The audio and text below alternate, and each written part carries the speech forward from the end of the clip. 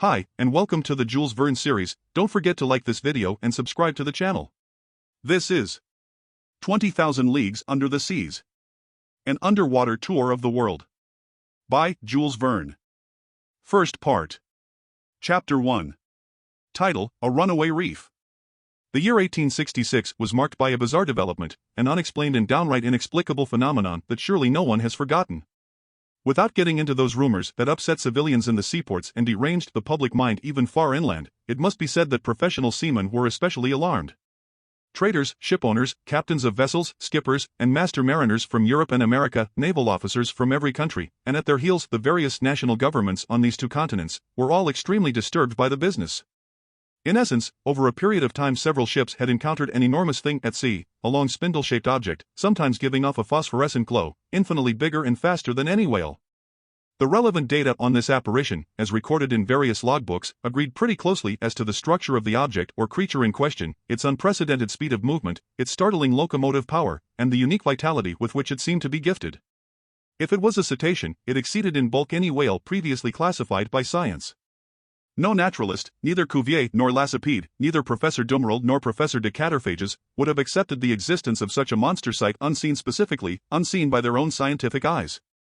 Striking an average of observations taken at different times, rejecting those timid estimates that gave the object a length of 200 feet, and ignoring those exaggerated views that saw it as a mile wide and 3 long, you could still assert that this phenomenal creature greatly exceeded the dimensions of anything then known to ichthyologists, if it existed at all. Now then, it did exist, this was an undeniable fact, and since the human mind dotes on objects of wonder, you can understand the worldwide excitement caused by this unearthly apparition. As for relegating it to the realm of fiction, that charge had to be dropped. In essence, on July 20, 1866, the steamer Governor Higginson, from the Calcutta and Burnack Steam Navigation Company, encountered this moving mass 5 miles off the eastern shores of Australia. Captain Baker at first thought he was in the presence of an unknown reef. He was even about to fix its exact position when 2 waterspouts shot out of this inexplicable object and sprang hissing into the air some 150 feet. So, unless this reef was subject to the intermittent eruptions of a geyser, the Governor Higginson had fair and honest dealings with some aquatic mammal, until then unknown, that could spurt from its blowholes waterspouts mixed with air and steam. Similar events were likewise observed in Pacific seas, on July 23 of the same year, by the Christopher Columbus from the West India and Pacific Steam Navigation Company. Consequently, this extraordinary cetacean could transfer itself from one locality to another with startling swiftness, since within an interval of just 3 days, the Governor Higginson and the Christopher Columbus had observed it at 2 positions on the chart separated by a distance of more than 700 nautical leagues. 15 days later and 2,000 leagues farther, the Helvetia from the Compagnie Nationale and the Shannon from the Royal Mail Line, running on opposite tacks in that part of the Atlantic lying between the United States and Europe, respectively signaled each other that the monster had been sighted in latitude 42 degrees 15 minutes north and longitude 60 degrees 35 minutes west of the meridian of Greenwich. From their simultaneous observations, they were able to estimate the mammal's minimum length at more than 350 English feet. This was because both the Shannon and the Helvetia were of smaller dimensions, although each measured 100 meters stem to stern. Now then, the biggest whales, those rorqual whales that frequent the waterways of the Aleutian Islands, have never exceeded a length of 56 meters if they reach even that. Author's note, about 106 meters. An English foot is only 30.4 centimeters. One after another, reports arrived that would profoundly affect public opinion. New observations taken by the transatlantic liner Perrier, the Inman line's Etna running afoul of the monster, an official report drawn up by officers on the French frigate Normandy, dead earnest reckonings obtained by the general staff of Commodore Fitzjames aboard the Lord Clyde. In light-hearted countries, people joked about this phenomenon, but such serious, practical countries as England, America, and Germany were deeply concerned. In every big city the monster was the latest rage. They sang about it in the coffee houses, they ridiculed it in the newspapers, they dramatized it in the theaters. The tabloids found it a fine opportunity for hatching all sorts of hoaxes.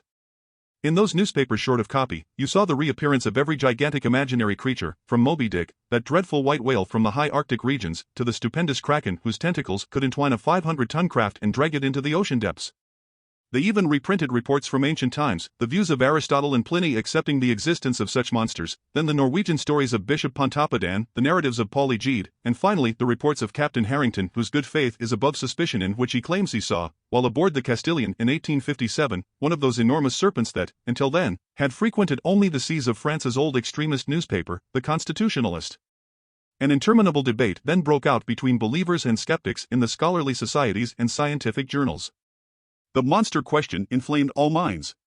During this memorable campaign, journalists making a profession of science battled with those making a profession of wit, spilling waves of ink and some of them even 2 or 3 drops of blood, since they went from sea serpents to the most offensive personal remarks. For 6 months the war seesawed. With inexhaustible zest, the popular press took potshots at feature articles from the Geographic Institute of Brazil, the Royal Academy of Science in Berlin, the British Association, the Smithsonian Institution in Washington, D.C., at discussions in the Indian Archipelago, in Cosmos published by Father Moigno, in Petermann's Midheilingen, and at Scientific Chronicles in the great French and foreign newspapers. When the monster's detractors cited a saying by the botanist Linnaeus that nature doesn't make leaps, witty writers in the popular periodicals parroted it, maintaining in essence that nature doesn't make lunatics, and ordering their contemporaries never to give the lie to nature by believing in krakens, sea serpents, Moby Dicks, and other all-out efforts from drunken seamen. Finally, in a much-feared satirical journal, an article by its most popular columnist finished off the monster for good, spurning it in the style of Hippolytus repulsing the amorous advances of his stepmother Phaedra, and giving the creature its quietus amid a universal burst of laughter. Wit had defeated science. During the first months of the year 1867, the question seemed to be buried, and it didn't seem due for resurrection, when new facts were brought to the public's attention. But now it was no longer an issue of a scientific problem to be solved, but a quite real and serious danger to be avoided. The question took an entirely new turn. The monster again became an islet, rock, or reef, but a runaway reef, unfixed and elusive. On March 5, 1867, the Moravian from the Montreal Ocean Company, lying during the night in latitude 27 degrees 30 minutes and longitude 72 degrees 15 minutes, ran its starboard quarter afoul of a rock marked on no charts of these waterways. Under the combined efforts of wind and 400 horsepower steam, it was traveling at a speed of 13 knots. Without the high quality of its hull, the Moravian would surely have split open from this collision and gone down together with those 237 passengers it was bringing back from Canada. This accident happened around 5 o'clock in the morning, just as day was beginning to break. The officers on watch rushed to the craft's stern. They examined the ocean with the most scrupulous care. They saw nothing except a strong eddy breaking 3 cable lengths out, as if those sheets of water had been violently churned. The site's exact bearings were taken, and the Moravian continued on course apparently undamaged. Had it run afoul of an underwater rock or the wreckage of some enormous derelict ship? They were unable to say. But when they examined its undersides in the service yard, they discovered that part of its keel had been smashed.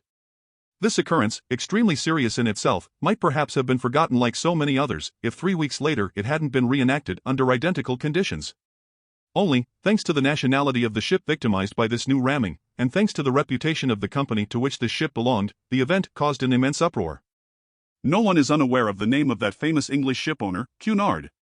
In 1840 this shrewd industrialist founded a postal service between Liverpool and Halifax, featuring 3 wooden ships with 400 horsepower paddle wheels and a burden of 1,162 metric tons.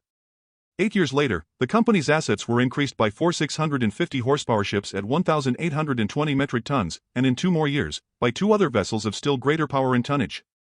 In 1853 the Cunard Company, whose mail-carrying charter had just been renewed, successively added to its assets the Arabia, the Persia, the China, the Scotia, the Java, and the Russia, all ships of top speed and, after the Great Eastern, the biggest ever to plow the seas. So in 1867 this company owned 12 ships, 8 with paddle wheels and 4 with propellers. If I give these highly condensed details, it is so everyone can fully understand the importance of this maritime transportation company, known the world over for its shrewd management.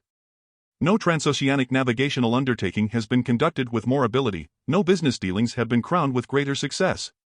In 26 years Cunard ships have made 2,000 Atlantic crossings without so much as a voyage cancelled, a delay recorded, a man, a craft, or even a letter lost.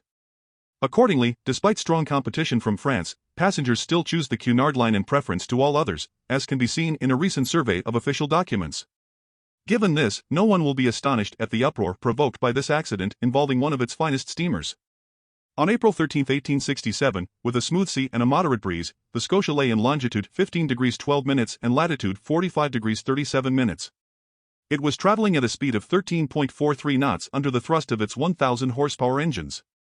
Its paddle wheels were churning the sea with perfect steadiness.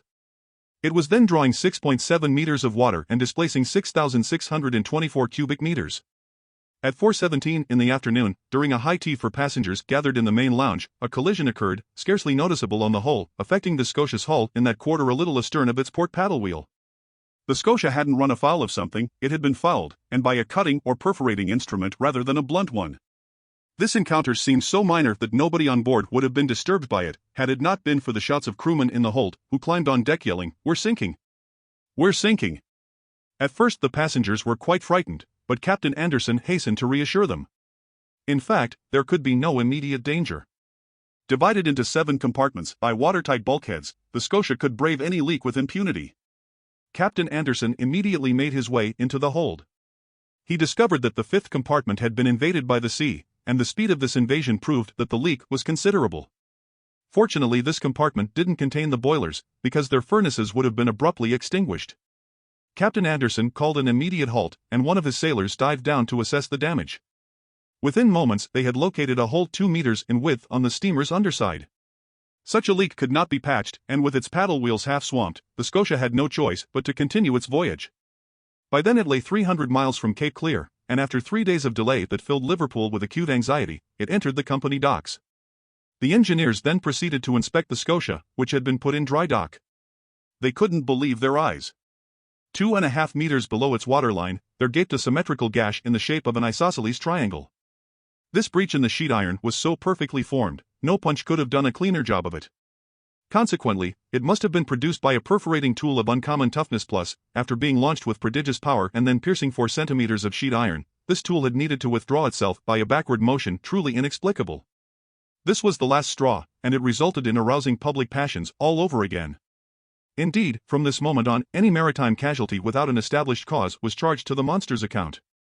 This outrageous animal had to shoulder responsibility for all derelict vessels, whose numbers are unfortunately considerable, since out of those 3,000 ships whose losses are recorded annually at the Marine Insurance Bureau, the figure for steam or sailing ships supposedly lost with all hands, in the absence of any news, amounts to at least 200. Now then, justly or unjustly, it was the monster who stood accused of their disappearance, and since, thanks to it, travel between the various continents had become more and more dangerous, the public spoke up and demanded straight out that, at all cost, the seas be purged of this fearsome cetacean. Chapter 2 title, The Pros and Cons. During the period in which these developments were occurring, I had returned from a scientific undertaking organized to explore the Nebraska Badlands in the United States. In my capacity as assistant professor at the Paris Museum of Natural History, I had been attached to this expedition by the French government. After spending 6 months in Nebraska, I arrived in New York laden with valuable collections near the end of March. My departure for France was set for early May. In the meantime, then, I was busy classifying my mineralogical, botanical, and zoological treasures when that incident took place with the Scotia. I was perfectly abreast of this question, which was the big news of the day, and how could I not have been? I had read and reread every American and European newspaper without being any farther along. This mystery puzzled me. Finding it impossible to form any views, I drifted from one extreme to the other. Something was out there, that much was certain, and any doubting Thomas was invited to place his finger on the Scotia's wound. When I arrived in New York, the question was at the boiling point. The hypothesis of a drifting islet or an elusive reef, put forward by people not quite in their right minds, was completely eliminated. And indeed, unless this reef had an engine in its belly, how could it move about with such prodigious speed? Also discredited was the idea of a floating hull or some other enormous wreckage, and again because of this speed of movement. So only 2 possible solutions to the question were left, creating 2 very distinct groups of supporters, on one side, those favoring a monster of colossal strength, on the other, those favoring an underwater boat of tremendous motor power. Now then, although the latter hypothesis was completely admissible, it couldn't stand up to inquiries conducted in both the New World and the Old. That a private individual had such a mechanism at his disposal was less than probable. Where and when had he built it, and how could he have built it in secret? Only some government could own such an engine of destruction, and in these disaster-filled times, when men taxed their ingenuity to build increasingly powerful aggressive weapons, it was possible that, unknown to the rest of the world, some nation could have been testing such a fearsome machine. The Chassepot rifle led to the torpedo, and the torpedo has led to this underwater battering ram, which in turn will lead to the world putting its foot down. At least I hope it will. But this hypothesis of a war machine collapsed in the face of formal denials from the various governments. Since the public interest was at stake and transoceanic travel was suffering, the sincerity of these governments could not be doubted. Besides, how could the assembly of this underwater boat have escaped public notice? Keeping a secret under such circumstances would be difficult enough for an individual, and certainly impossible for a nation whose every move is under constant surveillance by rival powers.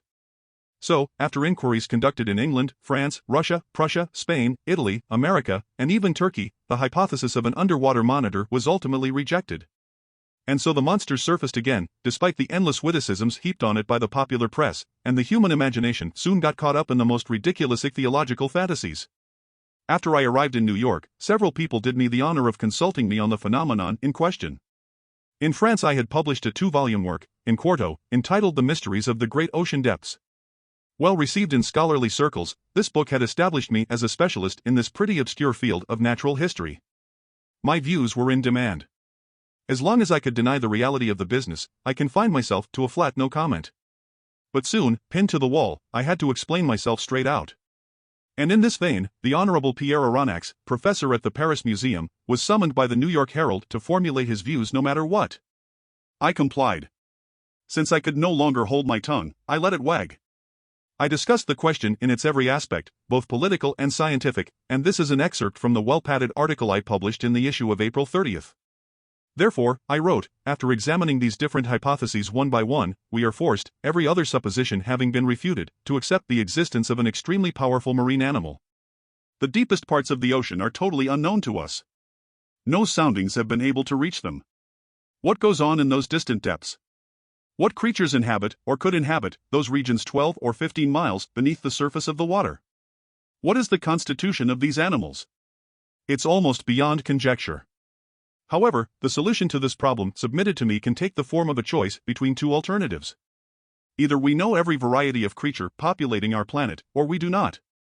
If we do not know every one of them, if nature still keeps ichthyological secrets from us, nothing is more admissible than to accept the existence of fish or cetaceans of new species or even new genera, animals with a basically cast-iron constitution that inhabit straight beyond the reach of our soundings, and which some development or other, an urge or a whim if you prefer, can bring to the upper level of the ocean for long intervals.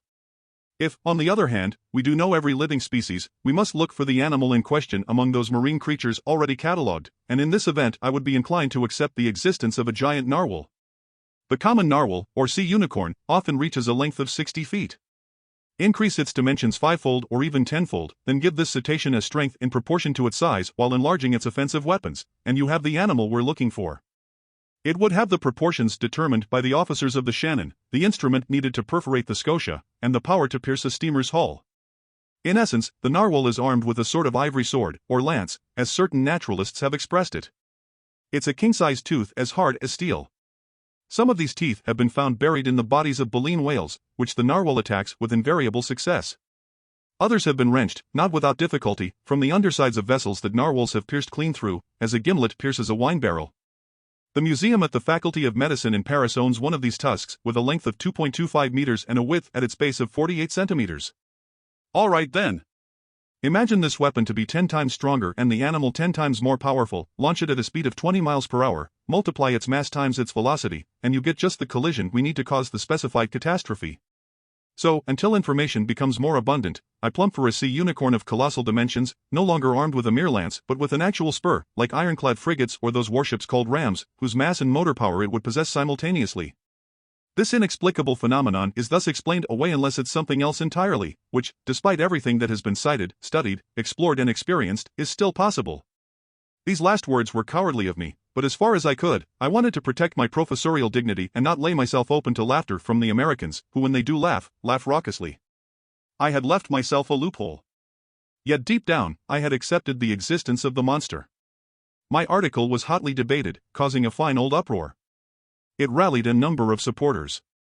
Moreover, the solution it proposed allowed for free play of the imagination. The human mind enjoys impressive visions of unearthly creatures. Now then, the sea is precisely their best medium, the only setting suitable for the breeding and growing of such giants next to which such land animals as elephants or rhinoceroses are mere dwarves. The liquid masses support the largest known species of mammals and perhaps conceal mollusks of incomparable size or crustaceans too frightful to contemplate, such as 100-meter lobsters or crabs weighing 200 metric tons. Why not? Formerly, in prehistoric days, land animals, quadrupeds, apes, reptiles, birds, were built on a gigantic scale. Our Creator cast them using a colossal mold that time has gradually made smaller. With its untold depths, couldn't the sea keep alive such huge specimens of life from another age, this sea that never changes while the land masses undergo almost continuous alteration? Couldn't the heart of the ocean hide the last remaining varieties of these titanic species, for whom years are centuries and centuries millennia? But I mustn't let these fantasies run away with me. Enough of these fairy tales that time has changed for me into harsh realities. I repeat, opinion had crystallized as to the nature of this phenomenon, and the public accepted without argument the existence of a prodigious creature that had nothing in common with the fabled sea serpent. Yet if some saw it purely as a scientific problem to be solved, more practical people, especially in America and England, were determined to purge the ocean of this daunting monster, to ensure the safety of transoceanic travel. The industrial and commercial newspapers dealt with the question chiefly from this viewpoint. The Shipping and Mercantile Gazette, the Lloyd's List, France's Packet Boat and Maritime and Colonial Review, all the rags devoted to insurance companies who threatened to raise their premium rates were unanimous on this point. Public opinion being pronounced, the states of the Union were the first in the field. In New York, preparations were underway for an expedition designed to chase this narwhal. A high-speed frigate, the Abraham Lincoln, was fitted out for putting to sea as soon as possible. The naval arsenals were unlocked for Commander Farragut, who pressed energetically forward with the arming of his frigate. But, as it always happens, just when a decision had been made to chase the monster put in no further appearances. For 2 months nobody heard a word about it. Not a single ship encountered it. Apparently, the unicorn had gotten wise to these plots being woven around it. People were constantly babbling about the creature, even via the Atlantic cable. Accordingly, the wags claimed that this slippery rascal had waylaid some passing telegram and was making the most of it. So the frigate was equipped for a far-off voyage and armed with fearsome fishing gear, but nobody knew where to steer it. And impatience grew until, on June 2, word came that the Tampico, a steamer on the San Francisco line sailing from California to Shanghai, had sighted the animal again, 3 weeks before in the northerly seas of the Pacific. This news caused intense excitement. Not even a 24-hour breather was granted to Commander Farragut. His provisions were loaded on board. His coal bunkers were overflowing. Not a crewman was missing from his post. To cast off, he needed only to fire and stoke his furnaces. Half a day's delay would have been unforgivable. But Commander Farragut wanted nothing more than to go forth. I received a letter 3 hours before the Abraham Lincoln left its Brooklyn pier. The letter read as follows, author's note, a pier is a type of wharf expressly set aside for an individual vessel. Pierre Aronnax, professor at the Paris Museum, 5th Avenue Hotel, New York. Sir, if you would like to join the expedition on the Abraham Lincoln, the government of the Union will be pleased to regard you as France's representative in this undertaking. Commander Farragut has a cabin at your disposal. Very cordially yours, J. B. Hobson, Secretary of the Navy. Chapter 3. Title, As Master Wishes. 3 seconds before the arrival of J. B. Hobson's letter, I no more dreamed of chasing the unicorn than of trying for the Northwest Passage. 3 seconds after reading this letter from the Honorable Secretary of the Navy, I understood at last that my true vocation, my sole purpose in life, was to hunt down this disturbing monster and rid the world of it. Even so, I had just returned from an arduous journey, exhausted and badly needing a rest. I wanted nothing more than to see my country again, my friends, my modest quarters by the botanical gardens, my dearly beloved collections. But now nothing could hold me back. I forgot everything else, and without another thought of exhaustion, friends, or collections, I accepted the American government's offer. Besides, I mused, all roads lead home to Europe, and our unicorn may be gracious enough to take me toward the coast of France. That fine animal may even let itself be captured in European seas as a personal favor to me, and I'll bring back to the Museum of Natural History at least half a meter of its ivory lance. But in the meantime I would have to look for this narwhal in the northern Pacific Ocean, which meant returning to France by way of the Antipodes. Conseil. I called in an impatient voice. Conseil was my manservant. A devoted lad who went with me on all my journeys, a gallant Flemish boy whom I genuinely liked and who returned the compliment, a born stoic, punctilious on principle, habitually hard-working, rarely startled by life's surprises, very skillful with his hands, efficient in his every duty, and despite his having a name that means counsel, never giving advice, not even the unsolicited kind. From rubbing shoulders with scientists in our little universe by the botanical gardens, the boy had come to know a thing or two. In Conseil I had a seasoned specialist in biological classification, an enthusiast who could run with acrobatic agility up and down the whole ladder of branches, groups, classes, subclasses, orders, families, genera, subgenera, species, and varieties. But there his science came to a halt. Classifying was everything to him, so he knew nothing else. Well versed in the theory of classification, he was poorly versed in its practical application, and I doubt that he could tell a sperm whale from a baleen whale. And yet, what a fine, gallant lad! For the past 10 years, Conseil had gone with me wherever science beckoned. Not once did he comment on the length or the hardships of a journey. Never did he object to buckling up his suitcase for any country whatever, China or the Congo, no matter how far off it was. He went here, there, and everywhere in perfect contentment. Moreover, he enjoyed excellent health that defied all ailments, owned solid muscles, but hadn't a nerve in him, not a sign of nerves the mental type, I mean. The lad was 30 years old, and his age to that of his employer was as 15 is to 20. Please forgive me for this underhanded way of admitting I had turned 40. But Conseil had one flaw. He was a fanatic on formality, and he only addressed me in the third person to the point where it got tiresome. Conseil, I repeated, while feverishly beginning my preparations for departure. To be sure, I had confidence in this devoted lad. Ordinarily, I never asked whether or not it suited him to go with me on my journeys, but this time an expedition was at issue that could drag on indefinitely, a hazardous undertaking whose purpose was to hunt an animal that could sink a frigate as easily as a walnut shell. There was good reason to stop and think, even for the world's most emotionless man. What would Conseil say? Conseil. I called a third time. Conseil appeared. Did master summon me? He said, entering. Yes, my boy. Get my things ready, get yours ready. We're departing in 2 hours. As master wishes, Conseil replied serenely. We haven't a moment to lose. Pack as much into my trunk as you can, my traveling kit, my suits, shirts, and socks, don't bother counting, just squeeze it all in hurry. What about master's collections? Conseil ventured to observe. We'll deal with them later. What? The Archaeotherium, Hyracotherium, Oreodonts, Chiropotamus, and master's other fossil skeletons? The hotel will keep them for us. What about master's live Babirusa? They'll feed it during our absence. Anyhow, we'll leave instructions to ship the whole menagerie to France. Then we aren't returning to Paris? Conseil asked. Yes, we are certainly, I replied evasively, but after we make a detour. Whatever detour master wishes. Oh, it's nothing really. A route slightly less direct, that's all. We're leaving on the Abraham Lincoln. As master thinks best, Conseil replied placidly. You see, my friend, it's an issue of the monster, the notorious narwhal. We're going to rid the seas of it. The author of a 2-volume work, in quarto, on the mysteries of the great ocean depths has no excuse for not setting sail with Commander Farragut. It's a glorious mission but also a dangerous one. We don't know where it will take us. These beasts can be quite unpredictable. But we're going just the same. We have a commander who's game for anything. What master does, I'll do, Conseil replied. But think it over, because I don't want to hide anything from you. This is one of those voyages from which people don't always come back. As master wishes. A quarter of an hour later, our trunks were ready. Conseil did them in a flash, and I was sure the lad hadn't missed a thing, because he classified shirts and suits as expertly as birds and mammals. The hotel elevator dropped us off in the main vestibule on the mezzanine. I went down a short stair leading to the ground floor. I settled my bill at that huge counter that was always under siege by a considerable crowd.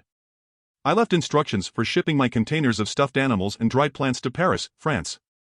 I opened a line of credit sufficient to cover the Babirusa and, Conseil at my heels, I jumped into a carriage. For a fare of 20 francs, the vehicle went down Broadway to Union Square, took 4th Avenue to its junction with Bowery Street, turned into Quatrenesset and halted at Pier 34. There the Cotrin ferry transferred men, horses, and carriage to Brooklyn, that great New York annex located on the left bank of the East River, and in a few minutes we arrived at the wharf next to which the Abraham Lincoln was vomiting torrents of black smoke from its 2 funnels. Our baggage was immediately carried to the deck of the frigate. I rushed aboard. I asked for Commander Farragut. One of the sailors led me to the afterdeck, where I stood in the presence of a smart-looking officer who extended his hand to me. Professor Pierre Aronnax, he said to me. The same, I replied. Commander Farragut? In person. Welcome aboard, Professor. Your cabin is waiting for you. I bowed, and letting the commander attend to getting underway, I was taken to the cabin that had been set aside for me. The Abraham Lincoln had been perfectly chosen and fitted out for its new assignment. It was a high-speed frigate furnished with superheating equipment that allowed the tension of its steam to build to 7 atmospheres. Under this pressure the Abraham Lincoln reached an average speed of 18.3 miles per hour, a considerable speed but still not enough to cope with our gigantic cetacean. The frigate's interior accommodations complemented its nautical virtues. I was well satisfied with my cabin, which was located in the stern and opened into the officers' mess. We'll be quite comfortable here, I told Conseil. With all due respect to master, Conseil replied, as comfortable as a hermit crab inside the shell of a whelk. I left Conseil to the proper stowing of our luggage and climbed on deck to watch the preparations for getting underway. Just then Commander Farragut was giving orders to cast off the last moorings holding the Abraham Lincoln to its Brooklyn pier. And so if I'd been delayed by a quarter of an hour or even less, the frigate would have gone without me, and I would have missed out on this unearthly, extraordinary, and inconceivable expedition, whose true story might well meet with some skepticism. But Commander Farragut didn't want to waste a single day, or even a single hour, in making for those seas where the animal had just been sighted. He summoned his engineer. "Are we up to pressure?" he asked the man. "Aye, sir," the engineer replied. "Go ahead, then," Commander Farragut called. At this order, which was relayed to the engine by means of a compressed air device, the mechanics activated the startup wheel. Steam rushed whistling into the gaping valves. Long horizontal pistons groaned and pushed the tie rods of the drive shaft. The blades of the propeller churned the waves with increasing speed, and the Abraham Lincoln moved out majestically amid a spectator-laden escort of some 100 ferries and tenders. **** Author's note: tenders are small steamboats that assist the big liners. The wharves of Brooklyn, and every part of New York bordering the East River, were crowded with curiosity seekers. Departing from 500,000 throats, 3 cheers burst forth in succession. Thousands of handkerchiefs were waving above these tightly packed masses, hailing the Abraham Lincoln until it reached the waters of the Hudson River, at the tip of the long peninsula that forms New York City. The frigate then went along the New Jersey coast, the wonderful right bank of this river, all loaded down with country homes, and passed by the forts to salutes from their biggest cannons.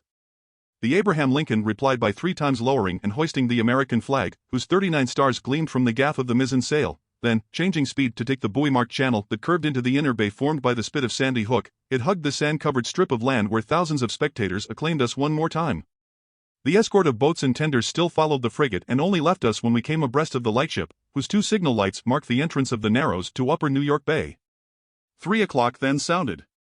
The harbor pilot went down into his dinghy and rejoined a little schooner waiting for him to leeward. The furnaces were stoked, the propeller churned the waves more swiftly, the frigate skirted the flat, yellow coast of Long Island, and at 8 o'clock in the evening, after the lights of Fire Island had vanished into the northwest, we ran at full steam onto the dark waters of the Atlantic. Chapter 4. Title: Ned Land. Commander Farragut was a good seaman, worthy of the frigate he commanded. His ship and he were one. He was its very soul. On the cetacean question no doubts arose in his mind, and he didn't allow the animal's existence to be disputed aboard his vessel. He believed in it as certain pious women believe in the Leviathan from the book of Job, out of faith, not reason. The monster existed, and he had vowed to rid the seas of it. The man was a sort of Knight of Rhodes, a latter-day Sir Dudon of Gozo, on his way to fight an encounter with the dragon devastating the island. Either Commander Farragut would slay the narwhal, or the narwhal would slay Commander Farragut. No middle of the road for these two. The ship's officers shared the views of their leader. They could be heard chatting, discussing, arguing, calculating the different chances of an encounter, and observing the vast expanse of the ocean. Voluntary watches from the crosstrees of the topgallant sail were self-imposed by more than one who would have cursed such toil under any other circumstances.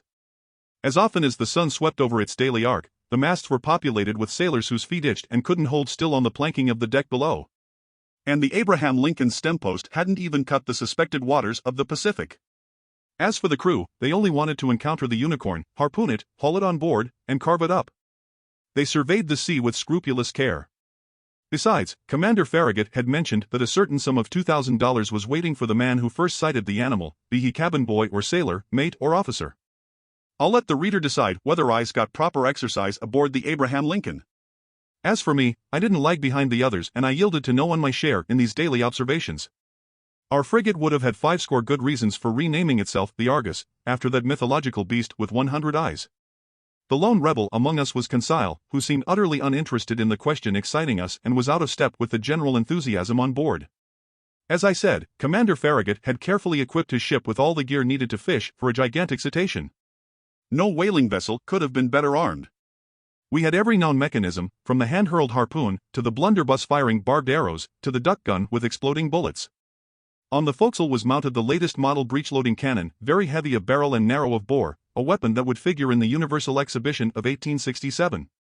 Made in America, this valuable instrument could fire a 4-kilogram conical projectile an average distance of 16 kilometers without the least bother. So the Abraham Lincoln wasn't lacking in means of destruction. But it had better still. It had Ned Land, the king of harpooners. Gifted with uncommon manual ability, Ned Land was a Canadian who had no equal in his dangerous trade.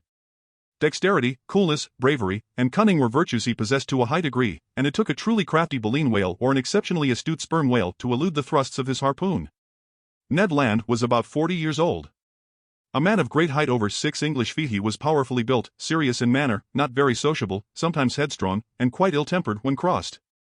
His looks caught the attention, and above all the strength of his gaze, which gave a unique emphasis to his facial appearance. Commander Farragut, to my thinking, had made a wise move in hiring on this man. With his eye and his throwing arm, he was worth the whole crew all by himself.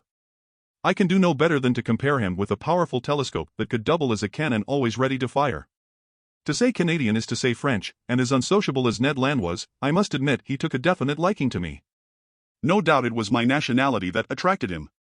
It was an opportunity for him to speak, and for me to hear, that old Rabelaisian dialect still used in some Canadian provinces. The harpooner's family originated in Quebec, and they were already a line of bold fishermen back in the days when this town still belonged to France. Little by little Ned developed a taste for chatting, and I loved hearing the tales of his adventures in the polar seas. He described his fishing trips and his battles with great natural lyricism. His tales took on the form of an epic poem, and I felt I was hearing some Canadian Homer reciting his Iliad of the high Arctic regions. I'm writing of this bold companion as I currently know him, because we become old friends, united in that permanent comradeship born and cemented during only the most frightful crises. Ah, my gallant Ned! I ask only to live 100 years more, the longer to remember you. And now, what were Ned Land's views on this question of a marine monster? I must admit that he flatly didn't believe in the unicorn, and alone on board, he didn't share the general conviction. He avoided even dealing with the subject, for which one day I felt compelled to take him to task. During the magnificent evening of June 25, in other words, 3 weeks after our departure, the frigate lay abreast of Cabo Blanco, 30 miles to leeward of the coast of Patagonia. We had crossed the Tropic of Capricorn, and the Strait of Magellan opened less than 700 miles to the south. Before 8 days were out, the Abraham Lincoln would plow the waves of the Pacific. Seated on the afterdeck, Ned Land and I chatted about one thing and another, staring at that mysterious sea whose depths to this day are beyond the reach of human eyes. Quite naturally, I led our conversation around to the giant unicorn, and I weighed our expedition's various chances for success or failure. Then, seeing that Ned just let me talk without saying much himself, I pressed him more closely. Ned, I asked him, how can you still doubt the reality of this cetacean we're after? Do you have any particular reasons for being so skeptical? The harpooner stared at me a while before replying, slapped his broad forehead in one of his standard gestures, closed his eyes as if to collect himself, and finally said, just maybe, Professor Aronnax. But Ned, you're a professional whaler, a man familiar with all the great marine mammals. Your mind should easily accept this hypothesis of an enormous cetacean, and you ought to be the last one to doubt it under these circumstances. That's just where you're mistaken, Professor, Ned replied. The common man may still believe in fabulous comets crossing outer space, or in prehistoric monsters living at the Earth's core, but astronomers and geologists don't swallow such fairy tales. It's the same with whalers. I've chased plenty of cetaceans, I've harpooned a good number, I've killed several. But no matter how powerful and well-armed they were, neither their tails or their tusks could puncture the sheet iron plates of a steamer. Even so, Ned, people mention vessels that narwhal tusks have run clean through. Wooden ships maybe, the Canadian replied. But I've never seen the like. So till I have proof to the contrary, I'll deny that baleen whales, sperm whales, or unicorns can do any such thing. Listen to me, Ned. No, Professor. I'll go along with anything you want except that. Some gigantic devilfish maybe. Even less likely, Ned. The devilfish is merely a mollusk, and even this name hints at its semi-liquid flesh, because it's Latin meaning soft one. The devilfish doesn't belong to the vertebrate branch, and even if it were 500 feet long, it would still be utterly harmless to ships like the Scotia or the Abraham Lincoln.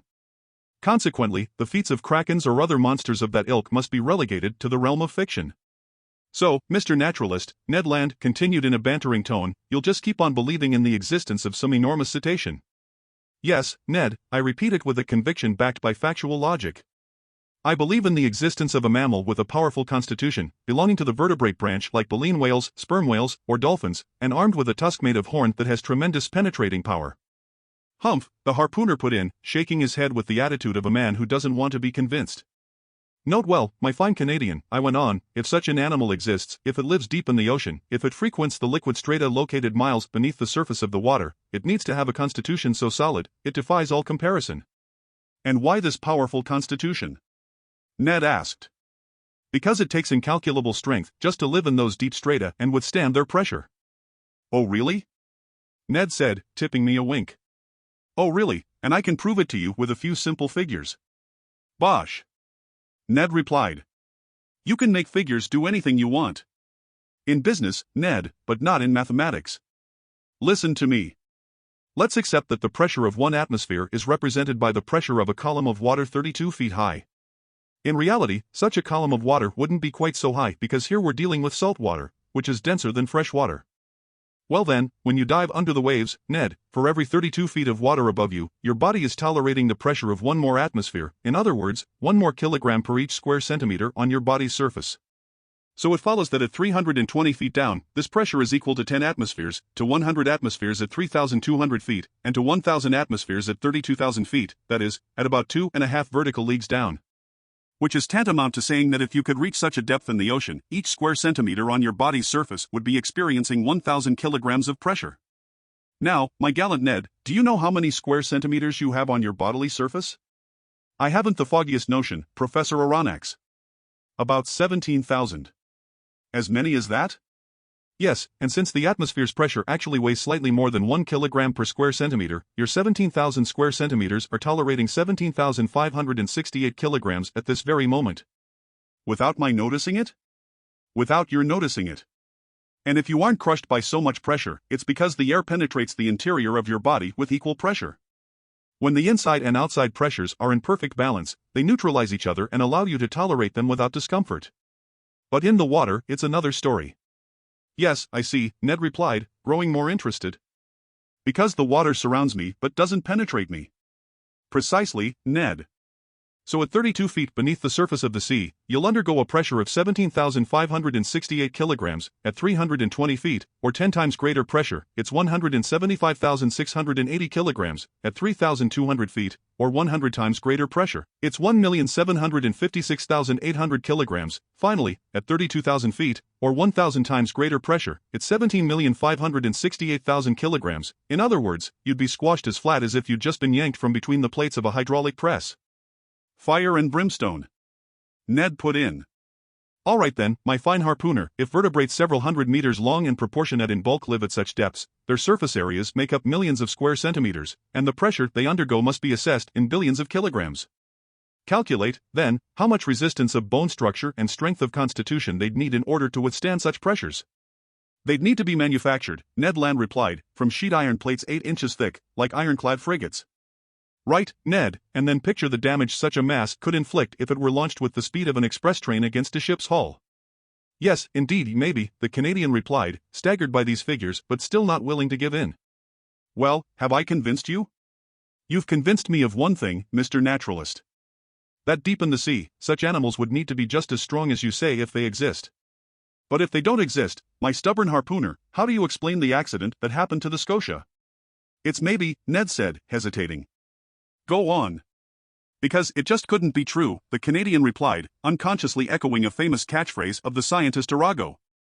But this reply proved nothing, other than how bull-headed the harpooner could be. That day I pressed him no further. The Scotia's accident was undeniable. Its hole was real enough that it had to be plugged up, and I don't think a hole's existence can be more emphatically proven. Now then, this hole didn't make itself, and since it hadn't resulted from underwater rocks or underwater machines, it must have been caused by the perforating tool of some animal. Now, for all the reasons put forward to this point, I believe that this animal was a member of the branch Vertebrata, class Mammalia, group Pisciforma, and finally, order Cetacea. As for the family in which it would be placed, baleen whale, sperm whale, or dolphin, the genus to which it belonged, and the species in which it would find its proper home, these questions had to be left for later. To answer them called for dissecting this unknown monster, to dissect it called for catching it, to catch it called for harpooning it, which was Ned Land's business, to harpoon it called for sighting it, which was the crew's business, and to sight it called for encountering it, which was a chancy business. Chapter 5. Title, At Random. For some while the voyage of the Abraham Lincoln was marked by no incident. But one circumstance arose that displayed Ned Land's marvelous skills and showed just how much confidence we could place in him. Off the Falkland Islands on June 30th, the frigate came in contact with a fleet of American whalers, and we learned that they hadn't seen the narwhal. But one of them, the captain of the Monroe, knew that Ned Land had shipped aboard the Abraham Lincoln and asked his help in hunting a baleen whale that was in sight. Anxious to see Ned Land at work, Commander Farragut authorized him to make his way aboard the Monroe. And the Canadian had such good luck that with a right and left shot, he harpooned not one whale but two, striking the first straight to the heart and catching the other after a few minutes' chase. Assuredly, if the monster ever had to deal with Ned Land's harpoon, I wouldn't bet on the monster. The frigate sailed along the east coast of South America with prodigious speed. By July 3 we were at the entrance to the Strait of Magellan, abreast of Cabo de las Virgenes.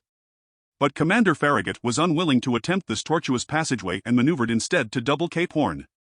The crew sided with him unanimously.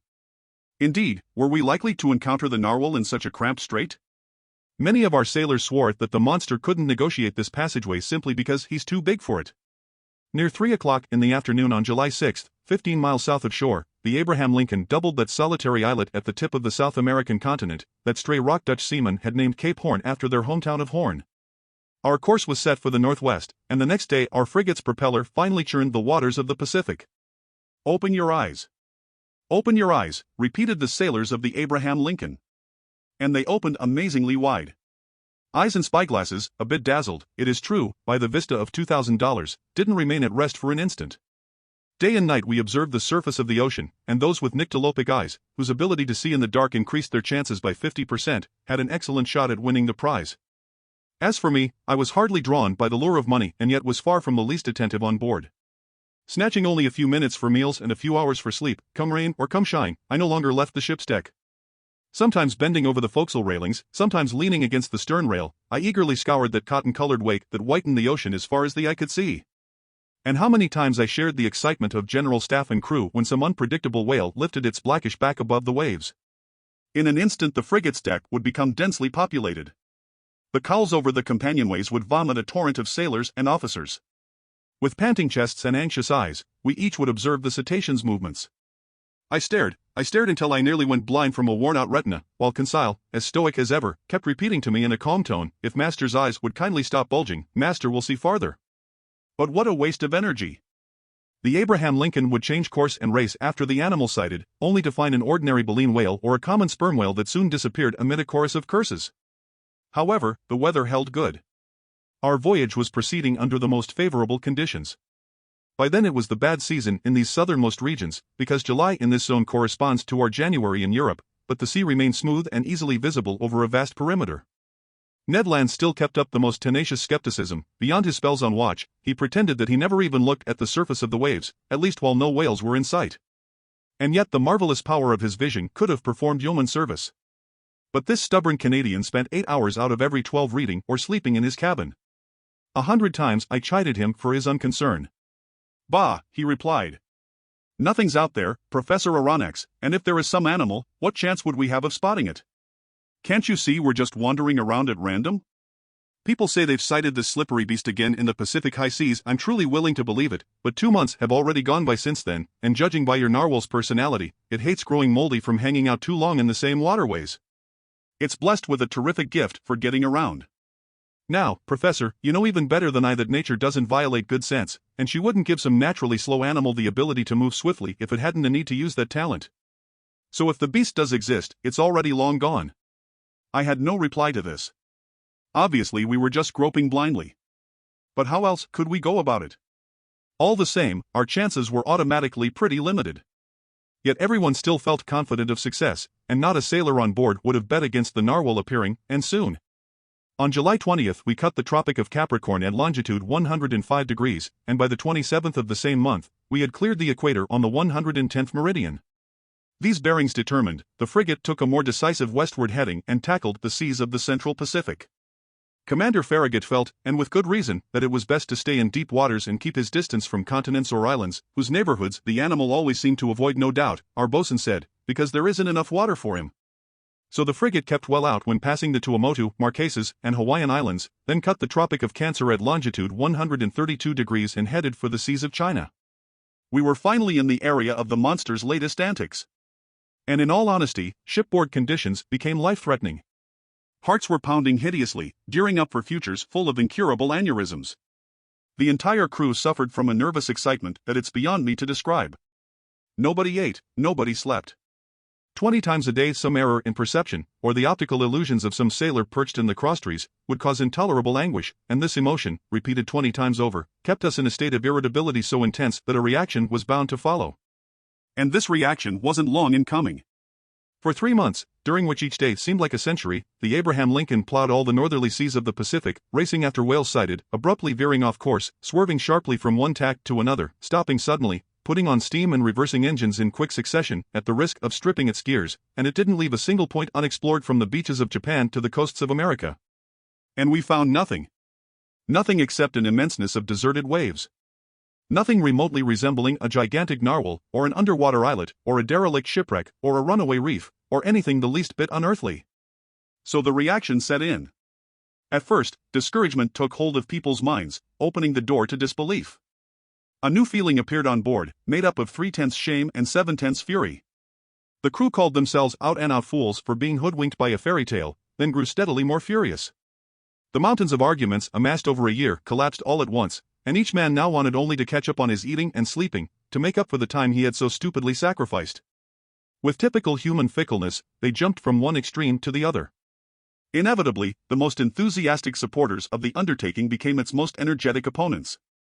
This reaction mounted upward from the bowels of the ship, from the quarters of the bunker hands to the mess room of the general staff, and for certain, if it hadn't been for Commander Farragut's characteristic stubbornness, the frigate would ultimately have put back to that cape in the south.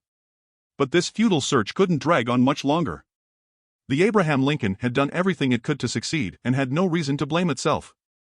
Never had the crew of an American naval craft shown more patience and zeal. They weren't responsible for this failure. There was nothing to do but go home. A request to this effect was presented to the commander. The commander stood his ground. His sailors couldn't hide their discontent, and their work suffered because of it. I'm unwilling to say that there was mutiny on board, but after a reasonable period of intransigence, Commander Farragut, like Christopher Columbus before him, asked for a grace period of just 3 days more. After this 3-day delay, if the monster hadn't appeared, our helmsman would give 3 turns of the wheel, and the Abraham Lincoln would chart a course toward European seas. This promise was given on November 2nd. It had the immediate effect of reviving the crew's failing spirits. The ocean was observed with renewed care. Each man wanted one last look with which to sum up his experience. Spyglasses functioned with feverish energy. A supreme challenge had been issued to the giant narwhal, and the latter had no acceptable excuse for ignoring this summons to appear. 2 days passed. The Abraham Lincoln stayed at half steam. On the off chance that the animal might be found in these waterways, 1,000 methods were used to spark its interest or rouse it from its apathy. Enormous sides of bacon were trailed in our wake, to the great satisfaction, I must say, of assorted sharks. While the Abraham Lincoln heaved to, its longboats radiated in every direction around it and didn't leave a single point of the sea unexplored. But the evening of November 4th arrived with this underwater mystery still unsolved. At noon the next day, November 5th, the agreed-upon delay expired. After a position fix, true to his promise, Commander Farragut would have to set his course for the southeast and leave the northerly regions of the Pacific decisively behind. By then the frigate lay in latitude 31 degrees 15 minutes north and longitude 136 degrees 42 minutes east. The shores of Japan were less than 200 miles to our leeward. Night was coming on. 8 o'clock had just struck. Huge clouds covered the moon's disk, then in its first quarter. The sea undulated placidly beneath the frigate's stempost. Just then I was in the bow, leaning over the starboard rail. Conseil, stationed beside me, stared straight ahead. Roosting in the shrouds, the crew examined the horizon, which shrank and darkened little by little. Officers were probing the increasing gloom with their night glasses. Sometimes the murky ocean sparkled beneath moonbeams that darted between the fringes of 2 clouds. Then all traces of light vanished into the darkness. Observing Conseil, I discovered that, just barely, the gallant lad had fallen under the general influence. At least so I thought. Perhaps his nerves were twitching with curiosity for the first time in history. "Come on, Conseil," I told him. "Here's your last chance to pocket the $2,000. "If master will permit my saying so," Conseil replied, "I never expected to win that prize, and the Union government could have promised $100,000 and been none the poorer." "You're right, Conseil, it turned out to be a foolish business after all, and we jumped into it too hastily. What a waste of time, what a futile expense of emotion. 6 months ago we could have been back in France in master's little apartment," Conseil answered. "In master's museum. And by now I would have classified master's fossils. And master's Babirusa would be ensconced in its cage at the zoo in the botanical gardens, and it would have attracted every curiosity seeker in town." "Quite so, Conseil, and what's more, I imagine that people will soon be poking fun at us." "To be sure," Conseil replied serenely, "I do think they'll have fun at master's expense." "And must it be said?" "It must be said, Conseil." "Well then, it will serve master right." "How true." When one has the honor of being an expert as Master is, one mustn't lay himself open to Conseil didn't have time to complete the compliment. In the midst of the general silence, a voice became audible. It was Ned Land's voice, and it shouted, "Ahoy! There's the thing in question, abreast of us, to leeward." Chapter 6. Title, At Full Steam. At this shout the entire crew rushed toward the harpooner commander, officers, mates, sailors, cabin boys, down to engineers leaving their machinery and stokers neglecting their furnaces. The order was given to stop, and the frigate merely coasted. By then the darkness was profound, and as good as the Canadian's eyes were, I still wondered how he could see and what he had seen. My heart was pounding fit to burst. But Ned Land was not mistaken, and we all spotted the object his hand was indicating. 2 cable lengths off the Abraham Lincoln's starboard quarter, the sea seemed to be lit up from underneath. This was no mere phosphorescent phenomenon, that much was unmistakable. Submerged some fathoms below the surface of the water, the monster gave off that very intense but inexplicable glow that several captains had mentioned in their reports. This magnificent radiance had to come from some force with a great illuminating capacity. The edge of its light swept over the sea in an immense, highly elongated oval, condensing at the center into a blazing core whose unbearable glow diminished by degrees outward. "It's only a cluster of phosphorescent particles," exclaimed one of the officers. "No, sir," I answered with conviction. "Not even angel wing clams or salps have ever given off such a powerful light. That glow is basically electric in nature. Besides, look. It's shifting. It's moving back and forth. It's darting at us." A universal shout went up from the frigate. "Quiet!" Commander Farragut said. "Helm hard to leeward. Reverse engines." Sailors rushed to the helm, engineers to their machinery. Under reverse steam immediately, the Abraham Lincoln beat to port, sweeping in a semicircle. "Right your helm. Engines forward," Commander Farragut called. These orders were executed, and the frigate swiftly retreated from this core of light. My mistake. It wanted to retreat, but the unearthly animal came at us with a speed double our own. We gasped. More stunned than afraid, we stood mute and motionless. The animal caught up with us, played with us. It made a full circle around the frigate then, doing 14 knots, and wrapped us in sheets of electricity that were like luminous dust. Then it retreated 2 or 3 miles, leaving a phosphorescent trail comparable to those swirls of steam that shoot behind the locomotive of an express train. Suddenly, all the way from the dark horizon where it had gone to gather momentum, the monster abruptly dashed toward the Abraham Lincoln with frightening speed, stopped sharply 20 feet from our side plates, and died out, not by diving under the water, since its glow did not recede gradually but all at once, as if the source of this brilliant emanation had suddenly dried up. Then it reappeared on the other side of the ship, either by circling around us or by gliding under our hull. At any instant a collision could have occurred that would have been fatal to us. Meanwhile I was astonished at the frigate's maneuvers. It was fleeing, not fighting. Built to pursue, it was being pursued, and I commented on this to Commander Farragut. His face, ordinarily so emotionless, was stamped with indescribable astonishment. "Professor Aronnax," he answered me, "I don't know what kind of fearsome creature I'm up against, and I don't want my frigate running foolish risks in all this darkness. Besides, how should we attack this unknown creature? How should we defend ourselves against it? Let's wait for daylight, and then we'll play a different role." "You've no further doubts, Commander, as to the nature of this animal?" "No, sir, it's apparently a gigantic narwhal, and an electric one to boot. Maybe," I added, "it's no more approachable than an electric eel or an electric ray." "Right," the commander replied. "And if it has their power to electrocute, it's surely the most dreadful animal ever conceived by our Creator. That's why I'll keep on my guard, sir." The whole crew stayed on their feet all night long. No one even thought of sleeping. Unable to compete with the monster's speed, the Abraham Lincoln slowed down and stayed at half steam. For its part, the narwhal mimicked the frigate, simply rode with the waves, and seemed determined not to forsake the field of battle. However, near midnight it disappeared, or to use a more appropriate expression, it went out, like a huge glowworm. Had it fled from us? We were duty-bound to fear so rather than hope so. But at 12:53 in the morning, a deafening hiss became audible, resembling the sound made by a waterspout expelled with tremendous intensity. By then Commander Farragut, Ned Land, and I were on the afterdeck, peering eagerly into the profound gloom. "Ned Land," the commander asked, "you've often heard whales bellowing?" "Often, sir, but never a whale like this, whose sighting earned me $2,000. "Correct, the prize is rightfully yours. But tell me, isn't that the noise cetaceans make when they spurt water from their blowholes?" "The very noise, sir, but this one's way louder. So there can be no mistake." there's definitely a whale lurking in our waters. With your permission, sir, the harpooner added, tomorrow at daybreak we'll have words with it. If it's in a mood to listen to you, Mr. Land, I replied in a tone far from convinced. Let me get within 4 harpoon lengths of it, the Canadian shot back, and it had better listen. But to get near it, the commander went on, I'd have to put a whaleboat at your disposal? Certainly, sir. That would be gambling with the lives of my men. And with my own, the harpooner replied simply. Near 2 o'clock in the morning, the core of light reappeared, no less intense, 5 miles to windward of the Abraham Lincoln. Despite the distance, despite the noise of wind and sea, we could distinctly hear the fearsome thrashings of the animal's tail, and even its panting breath. Seemingly, the moment this enormous narwhal came up to breathe at the surface of the ocean, air was sucked into its lungs like steam into the huge cylinders of a 2,000 horsepower engine. I said to myself. A cetacean as powerful as a whole cavalry regiment now, that's a whale of a whale. We stayed on the alert until daylight, getting ready for action.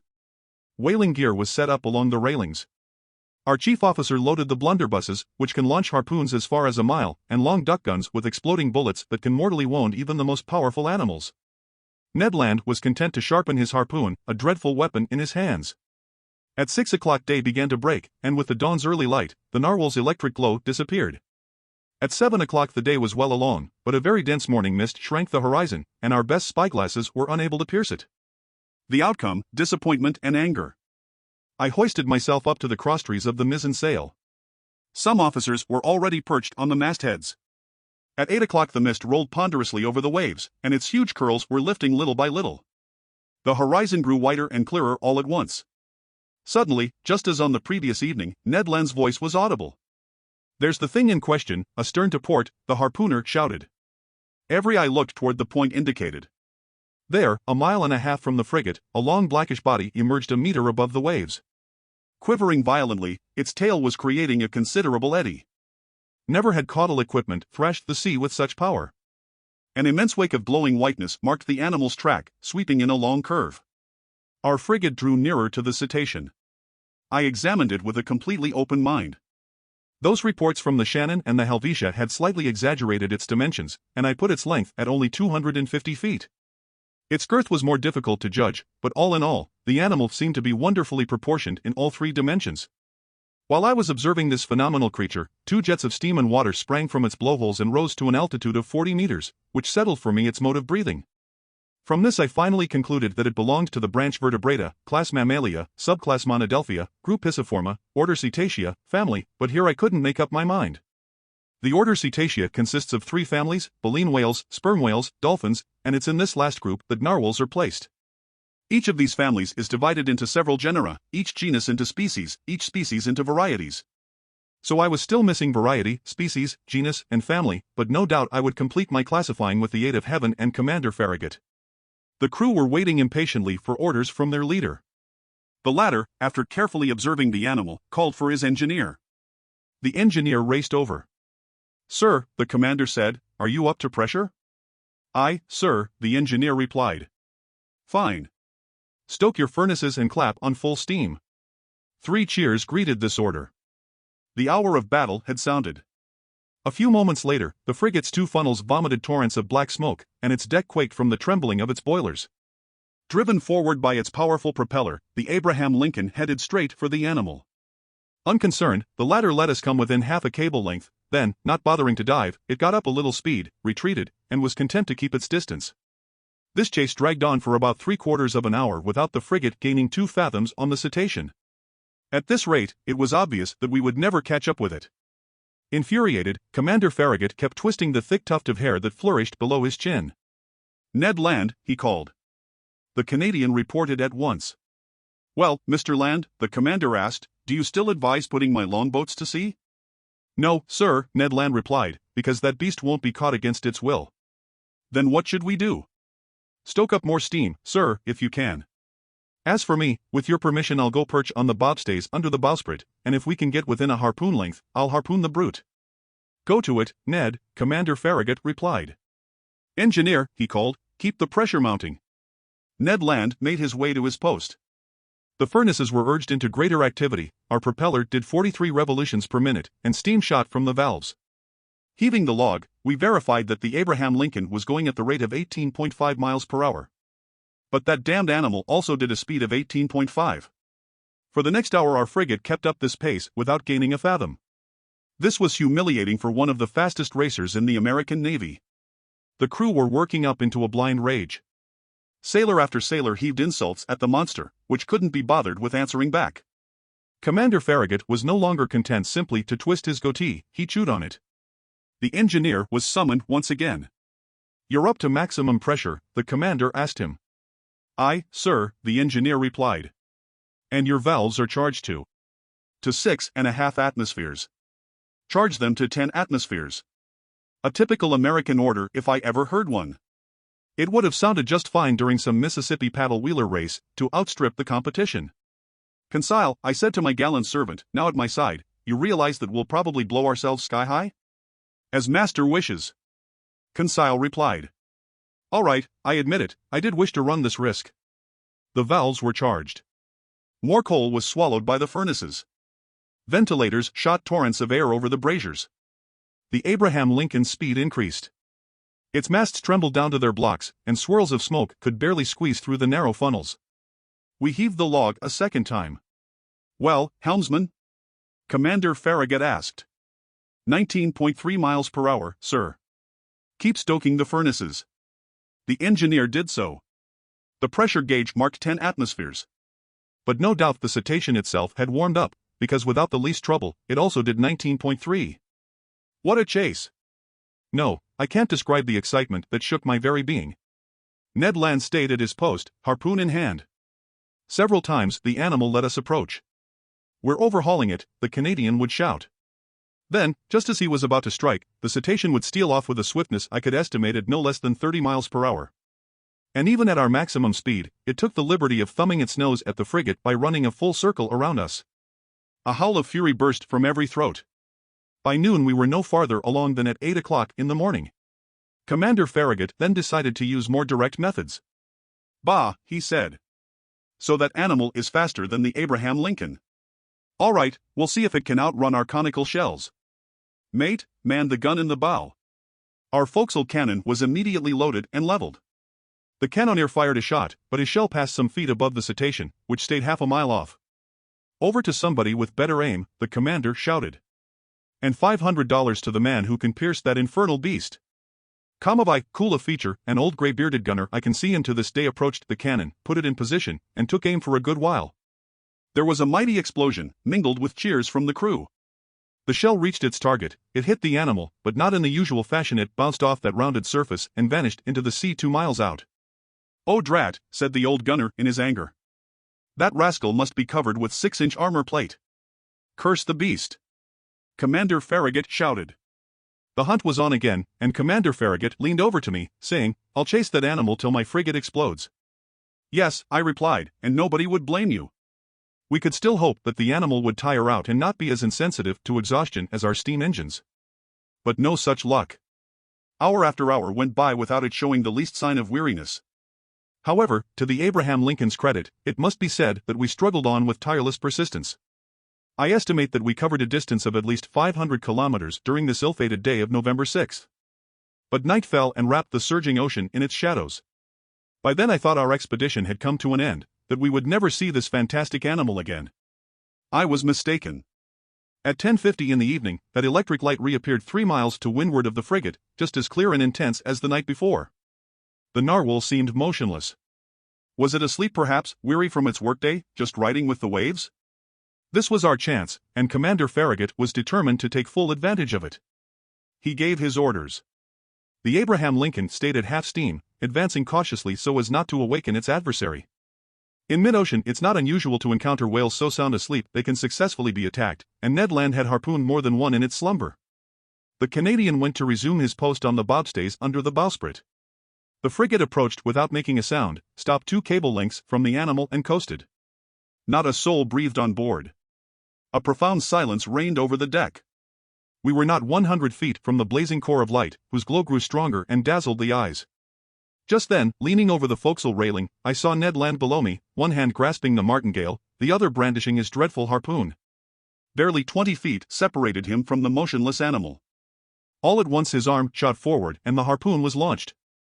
I heard the weapon collide resonantly, as if it had hit some hard substance. The electric light suddenly went out, and two enormous waterspouts crashed onto the deck of the frigate, racing like a torrent from stem to stern, toppling crewmen, breaking spare masts and yardarms from their lashings. A hideous collision occurred, and thrown over the rail with no time to catch hold of it, I was hurled into the sea. Chapter 7. Title: A Whale of Unknown Species. Although I was startled by this unexpected descent, I at least have a very clear recollection of my sensations during it. At first I was dragged about 20 feet under. I'm a good swimmer, without claiming to equal such other authors as Byron and Edgar Allan Poe, who were master divers, and I didn't lose my head on the way down. With two vigorous kicks of the heel, I came back to the surface of the sea. My first concern was to look for the frigate. Had the crew seen me go overboard? Was the Abraham Lincoln tacking about? Would Commander Farragut put a longboat to sea? Could I hope to be rescued? The gloom was profound. I glimpsed a black mass disappearing eastward, where its running lights were fading out in the distance. It was the frigate. I felt I was done for. Help! Help! I shouted, swimming desperately toward the Abraham Lincoln. My clothes were weighing me down. The water glued them to my body, they were paralyzing my movements. I was sinking. I was suffocating. Help! This was the last shout I gave. My mouth was filling with water. I struggled against being dragged into the depths. Suddenly my clothes were seized by energetic hands, I felt myself pulled abruptly back to the surface of the sea, and yes, I heard these words pronounced in my ear: "If Master would oblige me by leaning on my shoulder, Master will swim with much greater ease." With one hand I seized the arm of my loyal consile. "You," I said. "You." "Myself," Consile replied, "and at Master's command." "That collision threw you overboard along with me?" "Not at all. But being in Master's employ, I followed Master." The fine lad thought this only natural. "What about the frigate?" I asked. "The frigate?" Consile replied, rolling over on his back. "I think Master had best not depend on it to any great extent." "What are you saying?" "I'm saying that just as I jumped overboard, I heard the men at the helm shout, 'Our propeller and rudder are smashed.'" "Smashed?" "Yes, smashed by the monster's tusk. I believe it's the sole injury the Abraham Lincoln has sustained. But most inconveniently for us, the ship can no longer steer." "Then we're done for." "Perhaps," Consile replied serenely. "However, we still have a few hours before us, and in a few hours one can do a great many things." Consile's unflappable composure cheered me up. I swam more vigorously, but hampered by clothes that were as restricting as a cloak made of lead, I was managing with only the greatest difficulty. Consile noticed as much. "Master will allow me to make an incision," he said. And he slipped an open clasp knife under my clothes, slitting them from top to bottom with one swift stroke. Then he briskly undressed me while I swam for us both. I then did Consile the same favor, and we continued to navigate side by side. But our circumstances were no less dreadful. Perhaps they hadn't seen us go overboard, and even if they had, the frigate being undone by its rudder couldn't return to leeward after us. So we could count only on its longboats. Consile had coolly reasoned out this hypothesis and laid his plans accordingly. An amazing character, this boy, in mid-ocean, this stoic lad seemed right at home. So, having concluded that our sole chance for salvation lay in being picked up by the Abraham Lincoln's longboats, we had to take steps to wait for them as long as possible. Consequently, I decided to divide our energies so we wouldn't both be worn out at the same time, and this was the arrangement: while one of us lay on his back, staying motionless with arms crossed and legs outstretched, the other would swim and propel his partner forward. This towing role was to last no longer than 10 minutes, and by relieving each other in this way, we could stay afloat for hours, perhaps even until daybreak. Slim chance, but hope springs eternal in the human breast. Besides, there were two of us. Lastly, I can vouch as improbable as it seems that even if I had wanted to destroy all my illusions, even if I had been willing to give in to despair, I could not have done so. The cetacean had rammed our frigate at about 11 o'clock in the evening. I therefore calculated on 8 hours of swimming until sunrise. A strenuous task, but feasible, thanks to our relieving each other. The sea was pretty smooth and barely tired us. Sometimes I tried to peer through the dense gloom, which was broken only by the phosphorescent flickers coming from our movements. I stared at the luminous ripples breaking over my hands, shimmering sheets spattered with blotches of bluish gray. It seemed as if we'd plunged into a pool of quicksilver. Near 1 o'clock in the morning, I was overcome with tremendous exhaustion. My limbs stiffened in the grip of intense cramps. Conseil had to keep me going, and attending to our self-preservation became his sole responsibility. I soon heard the poor lad gasping, his breathing became shallow and quick. I didn't think he could stand such exertions for much longer. Go on. Go on. I told him. Leave master behind, he replied. Never. I'll drown before he does. Just then, past the fringes of a large cloud that the wind was driving eastward, the moon appeared. The surface of the sea glistened under its rays. That kindly light rekindled our strength. I held up my head again. My eyes darted to every point of the horizon. I spotted the frigate. It was 5 miles from us and formed no more than a dark, barely perceptible mass. But as for longboats, not a one in sight. I tried to call out. What was the use at such a distance? My swollen lips wouldn't let a single sound through.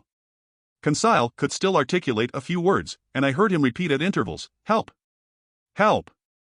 Ceasing all movement for an instant, we listened. And it may have been a ringing in my ear, from this organ filling with impeded blood, but it seemed to me that Conseil's shout had received an answer back. "Did you hear that?" I muttered. "Yes, yes." And Conseil hurled another desperate plea into space.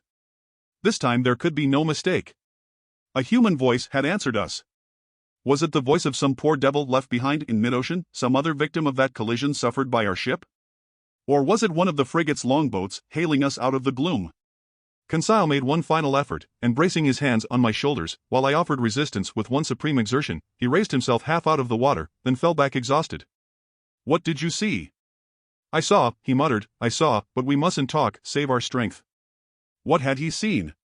Then, Lord knows why, the thought of the monster came into my head for the first time. But even so, that voice. Gone are the days when Jonas took refuge in the bellies of whales. Nevertheless, Conseil kept towing me.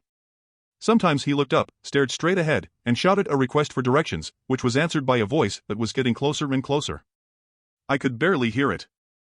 I was at the end of my strength, my fingers gave out, my hands were no help to me, my mouth opened convulsively, filling with brine, its coldness ran through me, I raised my head one last time, then I collapsed. Just then something hard banged against me. I clung to it. Then I felt myself being pulled upward, back to the surface of the water, my chest caved in, and I fainted. For certain, I came to quickly, because someone was massaging me so vigorously it left furrows in my flesh.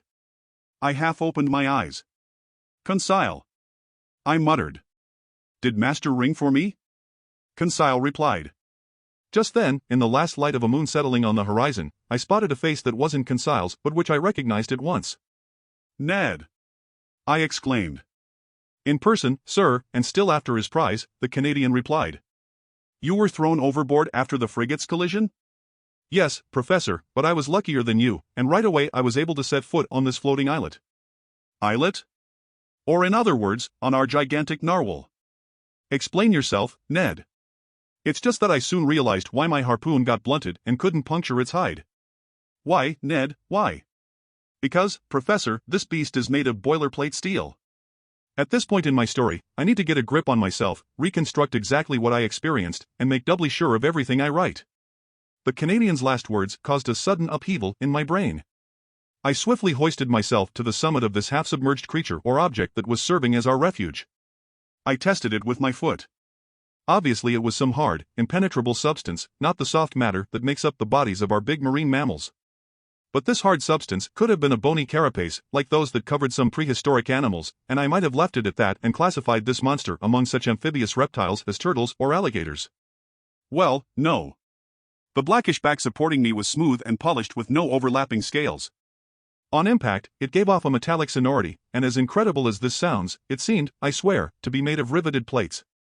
No doubts were possible. This animal, this monster, this natural phenomenon that had puzzled the whole scientific world, that had muddled and misled the minds of seamen in both hemispheres, was, there could be no escaping it, an even more astonishing phenomenon, a phenomenon made by the hand of man. Even if I had discovered that some fabulous, mythological creature really existed, it wouldn't have given me such a terrific mental jolt. It's easy enough to accept that prodigious things can come from our Creator. But to find, all at once, right before your eyes, that the impossible had been mysteriously achieved by man himself, this staggers the mind. But there was no question now. We were stretched out on the back of some kind of underwater boat that, as far as I could judge, boasted the shape of an immense steelfish. Ned Land had clear views on the issue. Conseil and I could only line up behind him. But then, I said, does this contraption contain some sort of locomotive mechanism, and a crew to run it? Apparently, the harpooner replied. And yet, for the 3 hours I've lived on this floating island, it hasn't shown a sign of life. This boat hasn't moved at all? No, Professor Aronnax. It just rides with the waves, but otherwise it hasn't stirred. But we know that it's certainly gifted with great speed. Now then, since an engine is needed to generate that speed, and a mechanic to run that engine, I conclude, we're saved. Humph. Ned Land put in, his tone denoting reservations. Just then, as if to take my side in the argument, a bubbling began astern of this strange submersible whose drive mechanism was obviously a propeller, and the boat started to move. We barely had time to hang on to its topside, which emerged about 80 centimeters above water. Fortunately, its speed was not excessive. So long as it navigates horizontally, Ned Land muttered, I've no complaints. But if it gets the urge to dive, I wouldn't give $2 for my hide. The Canadian might have quoted a much lower price. So it was imperative to make contact with whatever beings were confined inside the plating of this machine. I searched its surface for an opening or a hatch, a manhole, to use the official term, but the lines of rivets had been firmly driven into the sheet iron joints and were straight and uniform. Moreover, the moon then disappeared and left us in profound darkness. We had to wait for daylight to find some way of getting inside this underwater boat. So our salvation lay totally in the hands of the mysterious helmsman steering this submersible, and if it made a dive, we were done for. But aside from this occurring, I didn't doubt the possibility of our making contact with them. In fact, if they didn't produce their own air, they inevitably had to make periodic visits to the surface of the ocean to replenish their oxygen supply. Hence the need for some opening that put the boat's interior in contact with the atmosphere. As for any hope of being rescued by Commander Farragut, that had to be renounced completely. We were being swept westward, and I estimate that our comparatively moderate speed reached 12 miles per hour. The propeller churned the waves with mathematical regularity, sometimes emerging above the surface and throwing phosphorescent spray to great heights. Near 4 o'clock in the morning, the submersible picked up speed. We could barely cope with this dizzying rush, and the waves battered us at close range. Fortunately, Ned's hands came across a big mooring ring fastened to the topside of the sheet iron back, and we all held on for dear life. Finally, this long night was over. My imperfect memories won't let me recall my every impression of it. A single detail comes back to me. Several times, during various lulls of wind and sea, I thought I heard indistinct sounds, a sort of elusive harmony produced by distant musical chords. What was the secret behind this underwater navigating, whose explanation the whole world had sought in vain? What beings lived inside this strange boat? What mechanical force allowed it to move about with such prodigious speed? Daylight appeared. The morning mists surrounded us, but they soon broke up. I was about to proceed with a careful examination of the hull, whose topside formed a sort of horizontal platform, when I felt it sinking little by little. Oh, damnation! Ned Land shouted, stamping his foot on the resonant sheet iron. Open up there, you antisocial navigators! But it was difficult to make yourself heard above the deafening beats of the propeller. Fortunately, this submerging movement stopped. From inside the boat, there suddenly came noises of iron fastenings pushed roughly aside. One of the steel plates flew up, a man appeared, gave a bizarre yell, and instantly disappeared. A few moments later, 8 strapping fellows appeared silently, their faces like masks, and dragged us down into their fearsome machine. Chapter 8. Title, Mobilis in Mobili. This brutally executed capture was carried out with lightning speed. My companions and I had no time to collect ourselves. I don't know how they felt about being shoved inside this aquatic prison, but as for me, I was shivering all over. With whom were we dealing? Surely with some new breed of pirates, exploiting the sea after their own fashion. The narrow hatch had barely closed over me when I was surrounded by profound darkness. Saturated with the outside light, my eyes couldn't make out a thing. I felt my naked feet clinging to the steps of an iron ladder. Forcibly seized, Ned Land and Conseil were behind me. At the foot of the ladder, a door opened and instantly closed behind us with a loud clang. We were alone. Where? I couldn't say, could barely even imagine. All was darkness, but such utter darkness that after several minutes, my eyes were still unable to catch a single one of those hazy gleams that drift through even the blackest nights.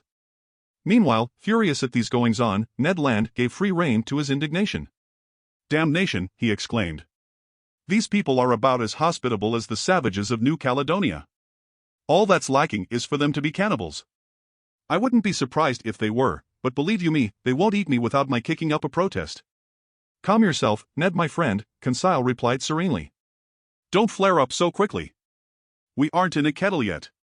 In a kettle, no, the Canadian shot back, but in an oven for sure. It's dark enough for one. Luckily my Bowie knife hasn't left me, and I can still see well enough to put it to use. The first one of these bandits who lays a hand on me. Author's note: a Bowie knife is a wide-bladed dagger that Americans are forever carrying around. Don't be so irritable, Ned, I then told the harpooner, and don't ruin things for us with pointless violence. Who knows whether they might be listening to us? Instead, let's try to find out where we are. I started moving, groping my way. After 5 steps I encountered an iron wall made of riveted boilerplate. Then, turning around, I bumped into a wooden table next to which several stools had been set. The floor of this prison lay hidden beneath thick, hempen matting that deadened the sound of footsteps. Its naked walls didn't reveal any trace of a door or window. Going around the opposite way, Conseil met up with me, and we returned to the middle of this cabin, which had to be 20 feet long by 10 wide. As for its height, not even Ned Land, with his great stature, was able to determine it. Half an hour had already gone by without our situation changing, when our eyes were suddenly spirited from utter darkness into blinding light. Our prison lit up all at once, in other words, it filled with luminescent matter so intense that at first I couldn't stand the brightness of it. From its glare and whiteness, I recognized the electric glow that had played around this underwater boat like some magnificent phosphorescent phenomenon. After involuntarily closing my eyes, I reopened them and saw that this luminous force came from a frosted half-globe curving out of the cabin's ceiling. Finally! It's light enough to see! Ned Land exclaimed, knife in hand, staying on the defensive. Yes, I replied, then ventured the opposite view. But as for our situation, we're still in the dark. Master must learn patience, said the emotionless Conseil. This sudden illumination of our cabin enabled me to examine its tiniest details. It contained only a table and 5 stools. Its invisible door must have been hermetically sealed. Not a sound reached our ears. Everything seemed dead inside this boat. Was it in motion, or stationary on the surface of the ocean, or sinking into the depths? I couldn't tell. But this luminous globe hadn't been turned on without good reason. Consequently, I hoped that some crewman would soon make an appearance. If you want to consign people to oblivion, you don't light up their dungeons. I was not mistaken. Unlocking noises became audible, a door opened, and 2 men appeared. One was short and stocky, powerfully muscled, broad-shouldered, robust of limbs, the head squat, the hair black and luxuriant, the mustache heavy, the eyes bright and penetrating, and his whole personality stamped with that southern-blooded zest that, in France, typifies the people of Provence. The philosopher Diderot has very aptly claimed that a man's bearing is the clue to his character, and this stocky little man was certainly a living proof of this claim. You could sense that his everyday conversation must have been packed with such vivid figures of speech as personification, symbolism, and misplaced modifiers. But I was never in a position to verify this because, around me, he used only an odd and utterly incomprehensible dialect. The second stranger deserves a more detailed description. A disciple of such character-judging anatomists as Grachellet or Engel could have read this man's features like an open book. Without hesitation, I identified his dominant qualities: self-confidence, since his head reared like a nobleman's above the arc formed by the lines of his shoulders, and his black eyes gazed with icy assurance; calmness, since his skin, pale rather than ruddy, indicated tranquility of blood; energy, shown by the swiftly knitting muscles of his brow; and finally courage, since his deep breathing denoted tremendous reserves of vitality. I might add that this was a man of great pride, that his calm, firm gaze seemed to reflect thinking on an elevated plane, and that the harmony of his facial expressions and bodily movements resulted in an overall effect of unquestionable candor according to the findings of physiognomists, those analysts of facial character. I felt involuntarily reassured in his presence, and this boded well for our interview.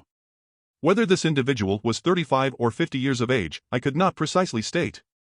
He was tall, his forehead broad, his nose straight, his mouth clearly etched, his teeth magnificent, his hands refined, tapered, and to use a word from palmistry, highly psychic, in other words, worthy of serving a lofty and passionate spirit. This man was certainly the most wonderful physical specimen I had ever encountered. One unusual detail: his eyes were spaced a little far from each other and could instantly take in nearly a quarter of the horizon. This ability, as I later verified, was strengthened by a range of vision even greater than Ned Land's.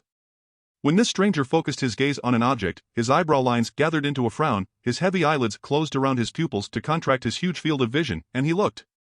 What a look! As if he could magnify objects shrinking into the distance, as if he could probe your very soul, as if he could pierce those sheets of water so opaque to our eyes and scan the deepest seas. Wearing caps made of sea otter fur, and shod in sealskin fishing boots, these 2 strangers were dressed in clothing made from some unique fabric that flattered the figure and allowed great freedom of movement. The taller of the 2, apparently the leader on board, examined us with the greatest care but without pronouncing a word. Then, turning to his companion, he conversed with him in a language I didn't recognize. It was a sonorous, harmonious, flexible dialect whose vowels seemed to undergo a highly varied accentuation. The other replied with a shake of the head and added 2 or 3 utterly incomprehensible words. Then he seemed to question me directly with a long stare. I replied in clear French that I wasn't familiar with his language, but he didn't seem to understand me, and the situation grew rather baffling. Still, master should tell our story, Conseil said to me. Perhaps these gentlemen will grasp a few words of it. I tried again, telling the tale of our adventures, clearly articulating my every syllable, and not leaving out a single detail. I stated our names and titles, then, in order, I introduced Professor Aronnax, his manservant Conseil, and Mr. Ned Land, harpooner. The man with calm, gentle eyes listened to me serenely, even courteously, and paid remarkable attention. But nothing in his facial expression indicated that he understood my story. When I finished, he didn't pronounce a single word. One resource still left was to speak English. Perhaps they would be familiar with this nearly universal language. But I only knew it, as I did the German language, well enough to read it fluently, not well enough to speak it correctly. Here, however, our overriding need was to make ourselves understood. Come on, it's your turn, I told the harpooner. Over to you, Mr. Land. Pull out of your bag of tricks the best English ever spoken by an Anglo-Saxon, and try for a more favorable result than mine. Ned needed no persuading and started our story all over again, most of which I could follow.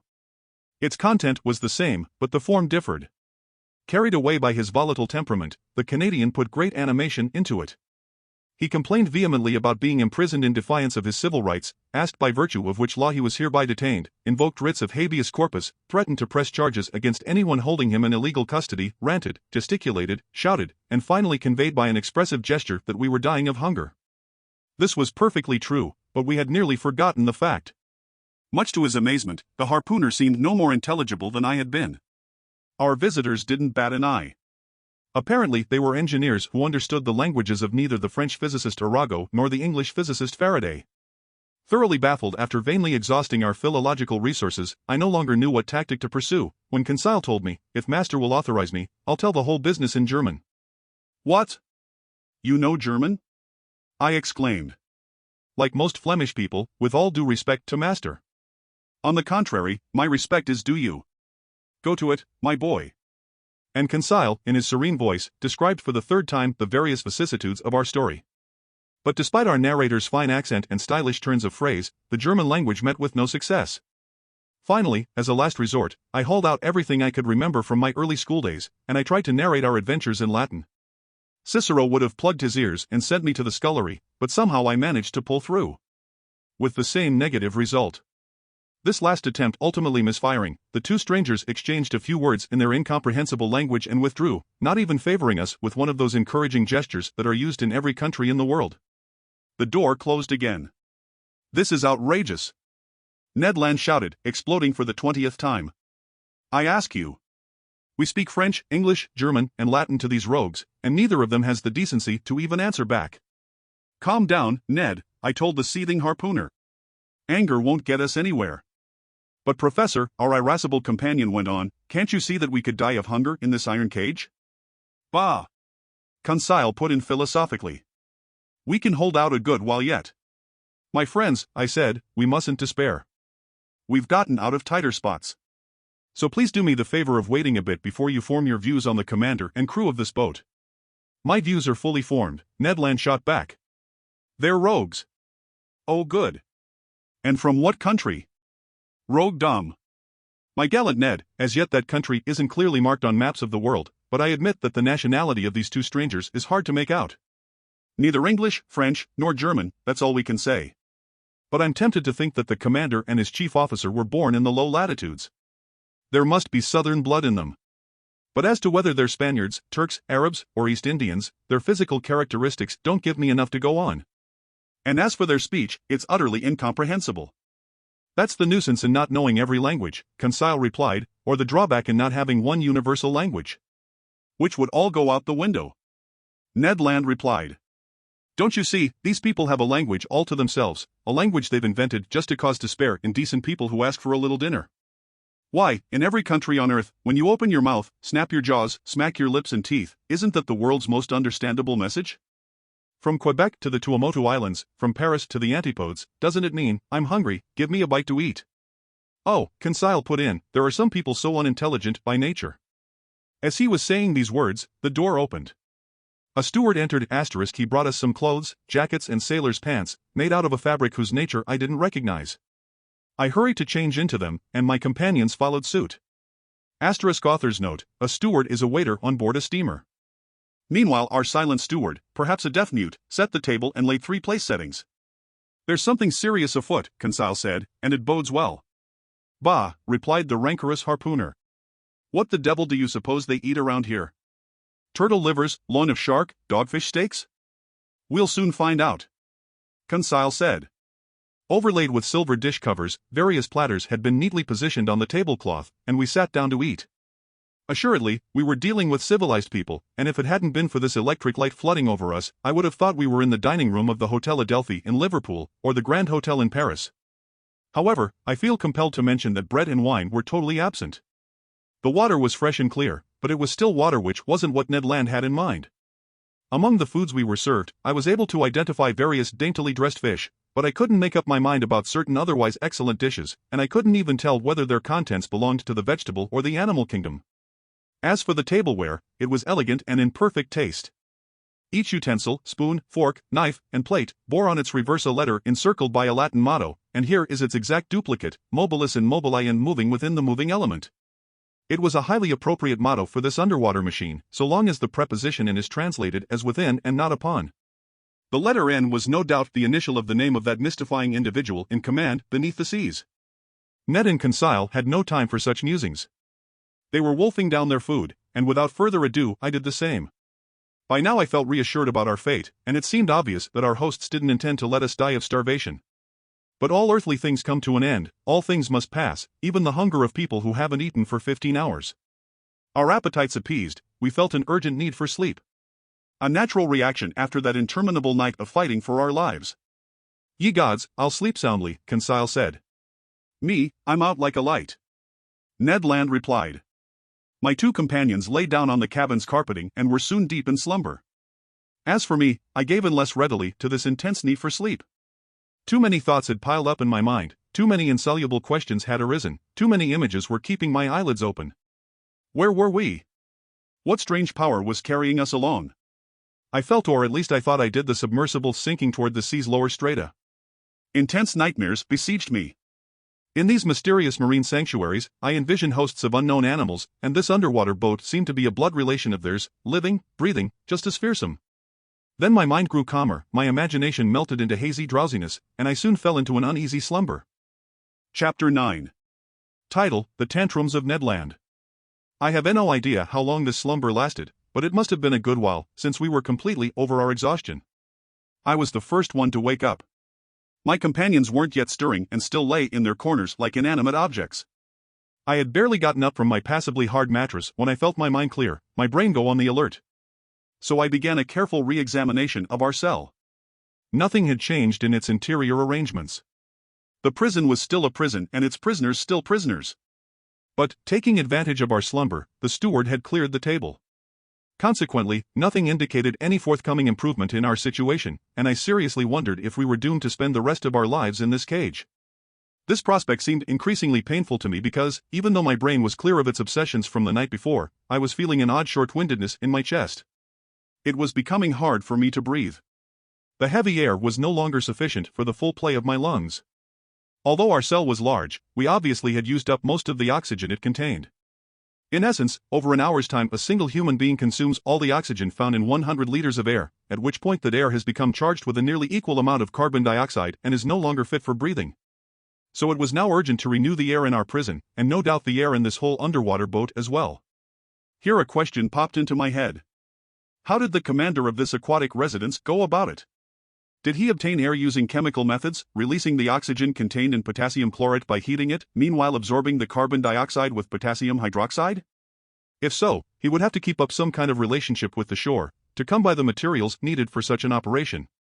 Did he simply limit himself to storing the air in high-pressure tanks and then dispense it according to his crew's needs? Perhaps. Or, proceeding in a more convenient, more economical, and consequently more probable fashion, was he satisfied with merely returning to breathe at the surface of the water like a cetacean, renewing his oxygen supply every 24 hours? In any event, whatever his method was, it seemed prudent to me that he used this method without delay. In fact, I had already resorted to speeding up my inhalations in order to extract from the cell what little oxygen it contained, when suddenly I was refreshed by a current of clean air, scented with a salty aroma. It had to be a sea breeze, life-giving, and charged with iodine. I opened my mouth wide, and my lungs glutted themselves on the fresh particles. At the same time, I felt a swaying, a rolling of moderate magnitude but definitely noticeable. This boat, this sheet iron monster, had obviously just risen to the surface of the ocean, there to breathe in good whale fashion. So the ship's mode of ventilation was finally established. When I had absorbed a chestful of this clean air, I looked for the conduit, the air carrier, if you prefer, that allowed this beneficial influx to reach us, and I soon found it. Above the door opened an air vent that let in a fresh current of oxygen, renewing the thin air in our cell. I had gotten to this point in my observations when Ned and Conseil woke up almost simultaneously, under the influence of this reviving air purification. They rubbed their eyes, stretched their arms, and sprang to their feet. "Did Master sleep well?" Conseil asked me with his perennial good manners. "Extremely well, my gallant lad," I replied. "And how about you, Mr. Ned Land?" "Like a log, Professor. But I must be imagining things, because it seems like I'm breathing a sea breeze." A seaman couldn't be wrong on this topic, and I told the Canadian what had gone on while he slept. "Good," he said. "That explains perfectly all that bellowing we heard, when our so-called narwhal lay in sight of the Abraham Lincoln." "Perfectly, Mr. Land. It was catching its breath. Only I've no idea what time it is, Professor Aronnax, unless maybe it's dinner time?" "Dinner time, my fine harpooner?" "I'd say at least breakfast time, because we've certainly woken up to a new day." "Which indicates," Conseil replied, "that we've spent 24 hours in slumber." "That's my assessment," I replied. "I won't argue with you," Ned Land answered. "But dinner or breakfast, that steward will be plenty welcome whether he brings the one or the other." "The one and the other," Conseil said. "Well put," the Canadian replied. "We deserve 2 meals, and speaking for myself, I'll do justice to them both." "All right, Ned, let's wait and see," I replied. "It's clear that these strangers don't intend to let us die of hunger, otherwise last evening's dinner wouldn't make any sense. Unless they're fattening us up." Ned shot back. "I object," I replied. "We have not fallen into the hands of cannibals." "Just because they don't make a habit of it," the Canadian replied in all seriousness, "doesn't mean they don't indulge from time to time. Who knows? Maybe these people have gone without fresh meat for a long while, and in that case 3 healthy, well-built specimens like the professor, his manservant, and me get rid of those ideas, Mr. Land," I answered the harpooner. "And above all, don't let them lead you to flare up against our hosts, which would only make our situation worse." "Anyhow," the harpooner said, "I'm as hungry as all Hades, and dinner or breakfast, not one puny meal has arrived." "Mr. Land," I answered, "we have to adapt to the schedule on board, and I imagine our stomachs are running ahead of the chief cook's dinner bell." "Well then, we'll adjust our stomachs to the chef's timetable," Conseil replied serenely. "There you go again, Conseil my friend," the impatient Canadian shot back. "You never allow yourself any displays of bile or attacks of nerves. You're everlastingly calm. You'd say your after-meal grace even if you didn't get any food for your before-meal blessing, and you'd starve to death rather than complain." "What good would it do?" Conseil asked. "Complaining doesn't have to do good, it just feels good. And if these pirates, I say pirates out of consideration for the professor's feelings, since he doesn't want us to call them cannibals, if these pirates think they're going to smother me in this cage without hearing what cuss words spice up my outbursts, they've got another thing coming. Look here, Professor Aronnax, speak frankly. How long do you figure they'll keep us in this iron box?" "To tell the truth, friend Land, I know little more about it than you do. But in a nutshell, what do you suppose is going on?" "My supposition is that sheer chance has made us privy to an important secret. Now then, if the crew of this underwater boat have a personal interest in keeping that secret, and if their personal interest is more important than the lives of 3 men, I believe that our very existence is in jeopardy. If such is not the case, then at the first available opportunity, this monster that has swallowed us will return us to the world inhabited by our own kind." "Unless they recruit us to serve on the crew," Conseil said, "and keep us here till the moment," Ned Land answered, "when some frigate that's faster or smarter than the Abraham Lincoln captures this den of buccaneers, then hangs all of us by the neck from the tip of a mainmast yardarm." "Well thought out, Mr. Land," I replied. "But as yet, I don't believe we've been tendered any enlistment offers. Consequently, it's pointless to argue about what tactics we should pursue in such a case. I repeat, let's wait, let's be guided by events, and let's do nothing, since right now there's nothing we can do." "On the contrary, Professor," the harpooner replied, not wanting to give in. "There is something we can do." "Oh? And what, Mr. Land?" "Break out of here." Breaking out of a prison on shore is difficult enough, but with an underwater prison, it strikes me as completely unworkable. Come now, Ned my friend, Conseil asked, how would you answer Master's objection? I refuse to believe that an American is at the end of his tether. Visibly baffled, the harpooner said nothing. Under the conditions in which fate had left us, it was absolutely impossible to escape. But a Canadian's wit is half French, and Mr. Ned Land made this clear in his reply. So, Professor Aronnax, he went on after thinking for a few moments, you haven't figured out what people do when they can't escape from their prison? No, my friend. Easy. They fix things so they stay there. Of course. Conseil put in. Since we're deep in the ocean, being inside this boat is vastly preferable to being above it or below it. But we fix things by kicking out all the jailers, guards, and wardens, Ned Land added. What's this, Ned? I asked. You'd seriously consider taking over this craft? Very seriously, the Canadian replied. It's impossible. And why is that, sir?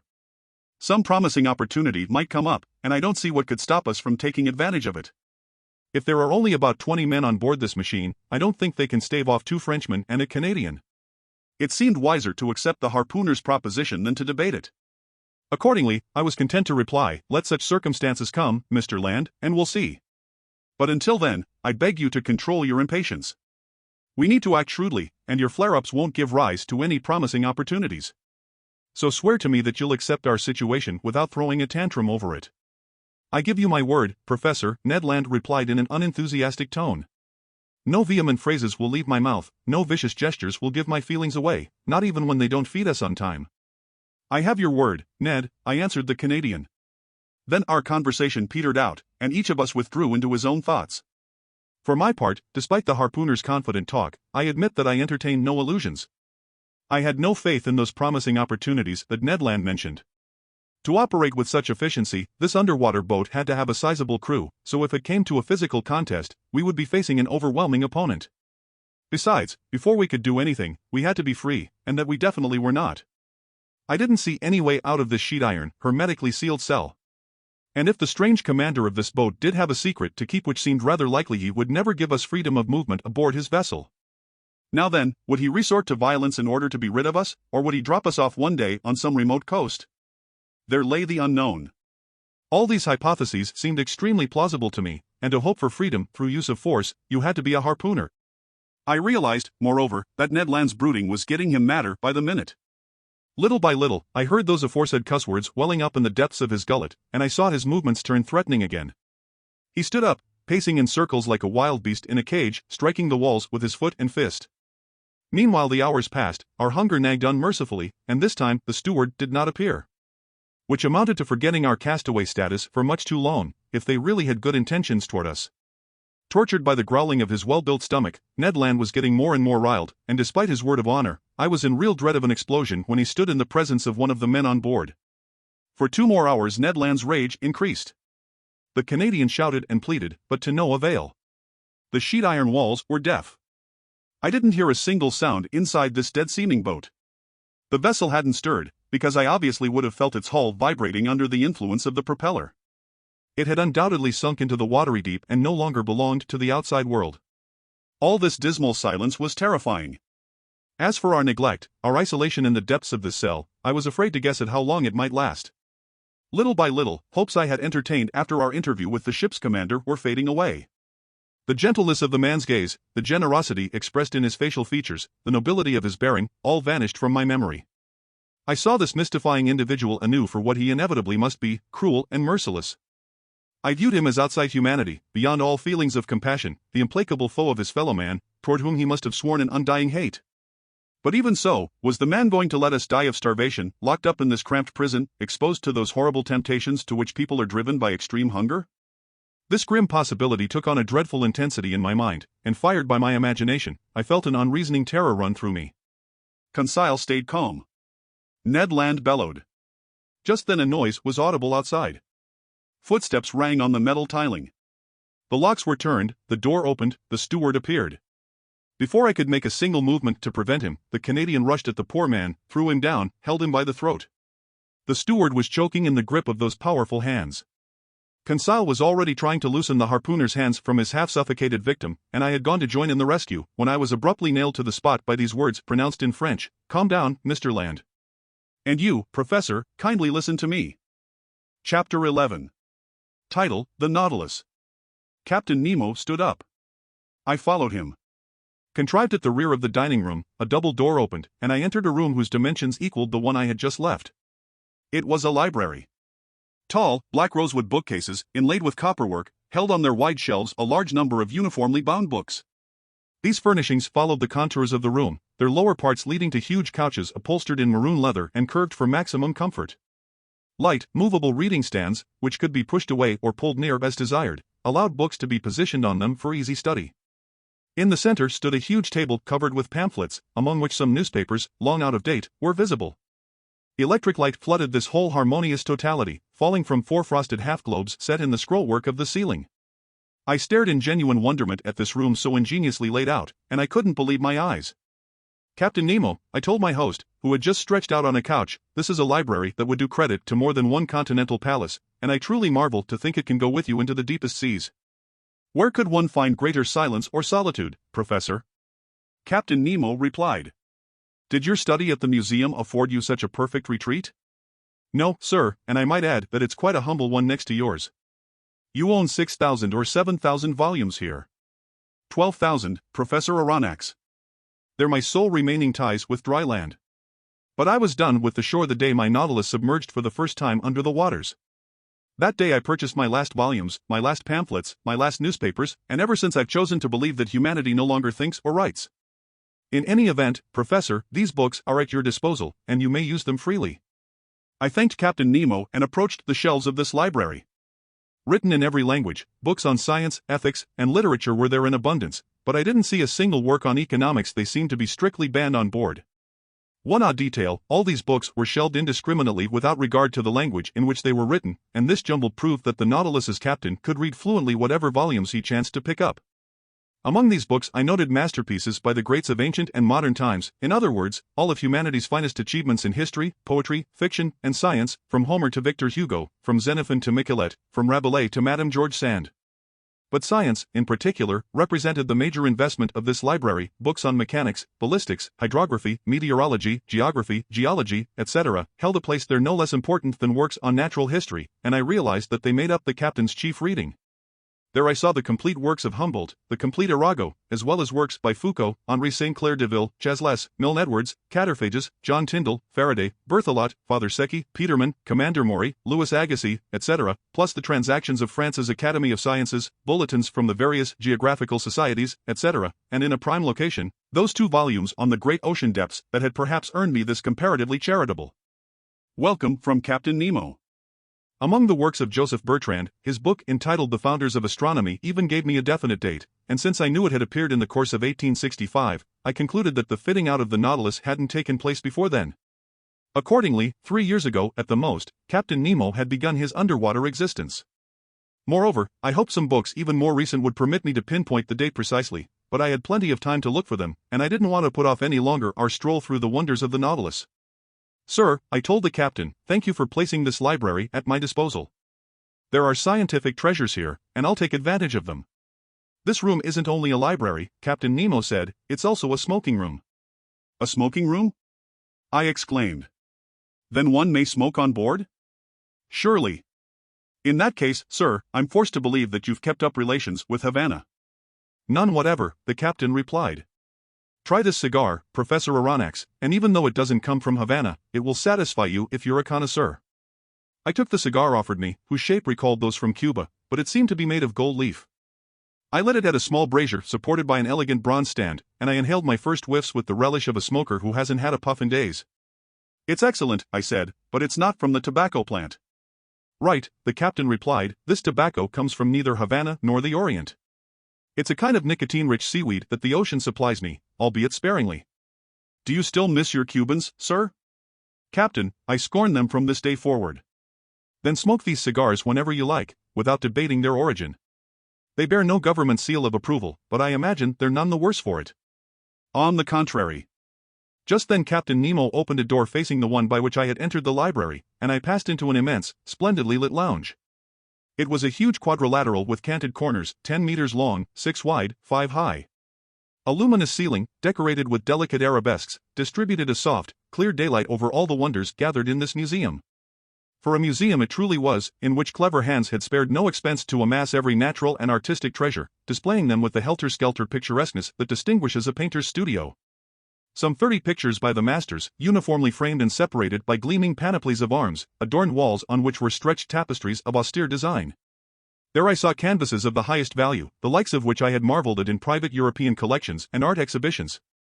The various schools of the old masters were represented by a Raphael Madonna, a Virgin by Leonardo da Vinci, a Nymph by Correggio, a Woman by Titian, an Adoration of the Magi by Veronese, an Assumption of the Virgin by Murillo, a Holbein portrait, a Monk by Velázquez, a Martyr by Ribera, a Village Fair by Rubens, 2 Flemish landscapes by Teniers, 3 little genre paintings by Gerard Dow, Metsu, and Paul Potter, 2 canvases by Géricault and Proudhon, plus seascapes by Bacquoisen and Vernet. Among the works of modern art were pictures signed by Delacroix, Ingres, Decamps, Troyat, Meissonier, Daubigny, etc., and some wonderful miniature statues in marble or bronze, modeled after antiquity's finest originals, stood on their pedestals in the corners of this magnificent museum. As the Nautilus's commander had predicted, my mind was already starting to fall into that promised state of stunned amazement. "Professor," this strange man then said, "you must excuse the informality with which I receive you, and the disorder reigning in this lounge." "Sir," I replied, "without prying into who you are, might I venture to identify you as an artist?" "A collector, sir, nothing more. Formerly I loved acquiring these beautiful works created by the hand of man. I sought them greedily, ferreted them out tirelessly, and I've been able to gather some objects of great value. They're my last mementos of those shores that are now dead for me. In my eyes, your modern artists are already as old as the ancients. They've existed for 2,000 or 3,000 years, and I mix them up in my mind. The masters are ageless. What about these composers?" I said, pointing to sheet music by Weber, Rossini, Mozart, Beethoven, Haydn, Meyerbeer, H. Rold, Wagner, Aubert, Gounod, Victor Mass, and a number of others scattered over a full-size piano organ, which occupied one of the wall panels in this lounge. "These composers," Captain Nemo answered me, "are the contemporaries of Orpheus, because in the annals of the dead, all chronological differences fade, and I'm dead, Professor, quite as dead as those friends of yours sleeping 6 feet under." Captain Nemo fell silent and seemed lost in reverie. I regarded him with intense excitement, silently analyzing his strange facial expression. Leaning his elbow on the corner of a valuable mosaic table, he no longer saw me, he had forgotten my very presence. I didn't disturb his meditations but continued to pass in review the curiosities that enriched this lounge. After the works of art, natural rarities predominated. They consisted chiefly of plants, shells, and other exhibits from the ocean that must have been Captain Nemo's own personal finds. In the middle of the lounge, a jet of water, electrically lit, fell back into a basin made from a single giant clam. The delicately festooned rim of the shell, supplied by the biggest mollusk in the class Acephala, measured about 6 meters in circumference, so it was even bigger than those fine giant clams given to King Fran Oisive by the Republic of Venice, and which the Church of Saint Sulpice in Paris has made into 2 gigantic holy water fonts. Around this basin, inside elegant glass cases fastened with copper bands, there were classified and labeled the most valuable marine exhibits ever put before the eyes of a naturalist. My professorial glee may easily be imagined. The zoophyte branch offered some very unusual specimens from its 2 groups, the polyps and the echinoderms. In the first group, organpipe coral, Gorgonian coral arranged into fan shapes, soft sponges from Syria, Isis coral from the Molucca Islands, seapen coral, wonderful coral of the genus Virgularia from the waters of Norway, various coral of the genus Umbellularia, Alcyonarian coral, then a whole series of those madrepores that my mentor Professor Milne Edwards has so shrewdly classified into divisions, and among which I noted the wonderful genus Flabellina as well as the genus Oculina from R. Union Island, plus a Neptune's chariot from the Caribbean Sea, every superb variety of coral, and in short, every species of these unusual polyparies that congregate to form entire islands that will one day turn into continents. Among the echinoderms, notable for being covered with spines, starfish, feather stars, sea lilies, free-swimming crinoids, brittle stars, sea urchins, sea cucumbers, etc., represented a complete collection of the individuals in this group.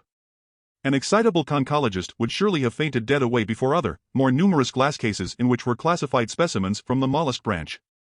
There I saw a collection of incalculable value that I haven't time to describe completely. Among these exhibits I'll mention, just for the record, an elegant royal hammershell from the Indian Ocean, whose evenly spaced white spots stood out sharply against a base of red and brown, an imperial spiny oyster, brightly colored, bristling with thorns, a specimen rare to European museums, whose value I estimated at 20,000 francs, a common hammershell from the seas near Queensland, very hard to come by, exotic cockles from Senegal, fragile white bivalve shells that a single breath could Pop like a soap bubble, several varieties of watering pot shell from Java, a sort of limestone tube fringed with leafy folds and much fought over by collectors, a whole series of top-shell snails, greenish-yellow ones fished up from American seas, others colored reddish-brown that patronized the waters off Queensland, the former coming from the Gulf of Mexico and notable for their overlapping shells, the latter some sun carrier shells found in the southernmost seas, finally and rarest of all, the magnificent spurred star shell from New Zealand, then some wonderful peperifer shells, several valuable species of Cytheric clams and Venus clams, the trellis wentletrap snail from Tranquebar on India's eastern shore, a marbled turban snail gleaming with mother-of-pearl, green parrot shells from the seas of China, the virtually unknown cone snail from the genus Cynodulus, every variety of cowrie used as money in India and Africa, a glory of the seas, the most valuable shell in the East Indies, finally, common periwinkles, delphinula snails, turret snails, violet snails, European cowries, volute snails, olive shells, mitre shells, helmet shells, murex snails, whelks, hark shells, spiky periwinkles, triton snails, horn shells, spindle shells, conch shells, spider conchs, limpets, glass snails, sea butterflies, every kind of delicate, fragile seashell that science has baptized with its most delightful names.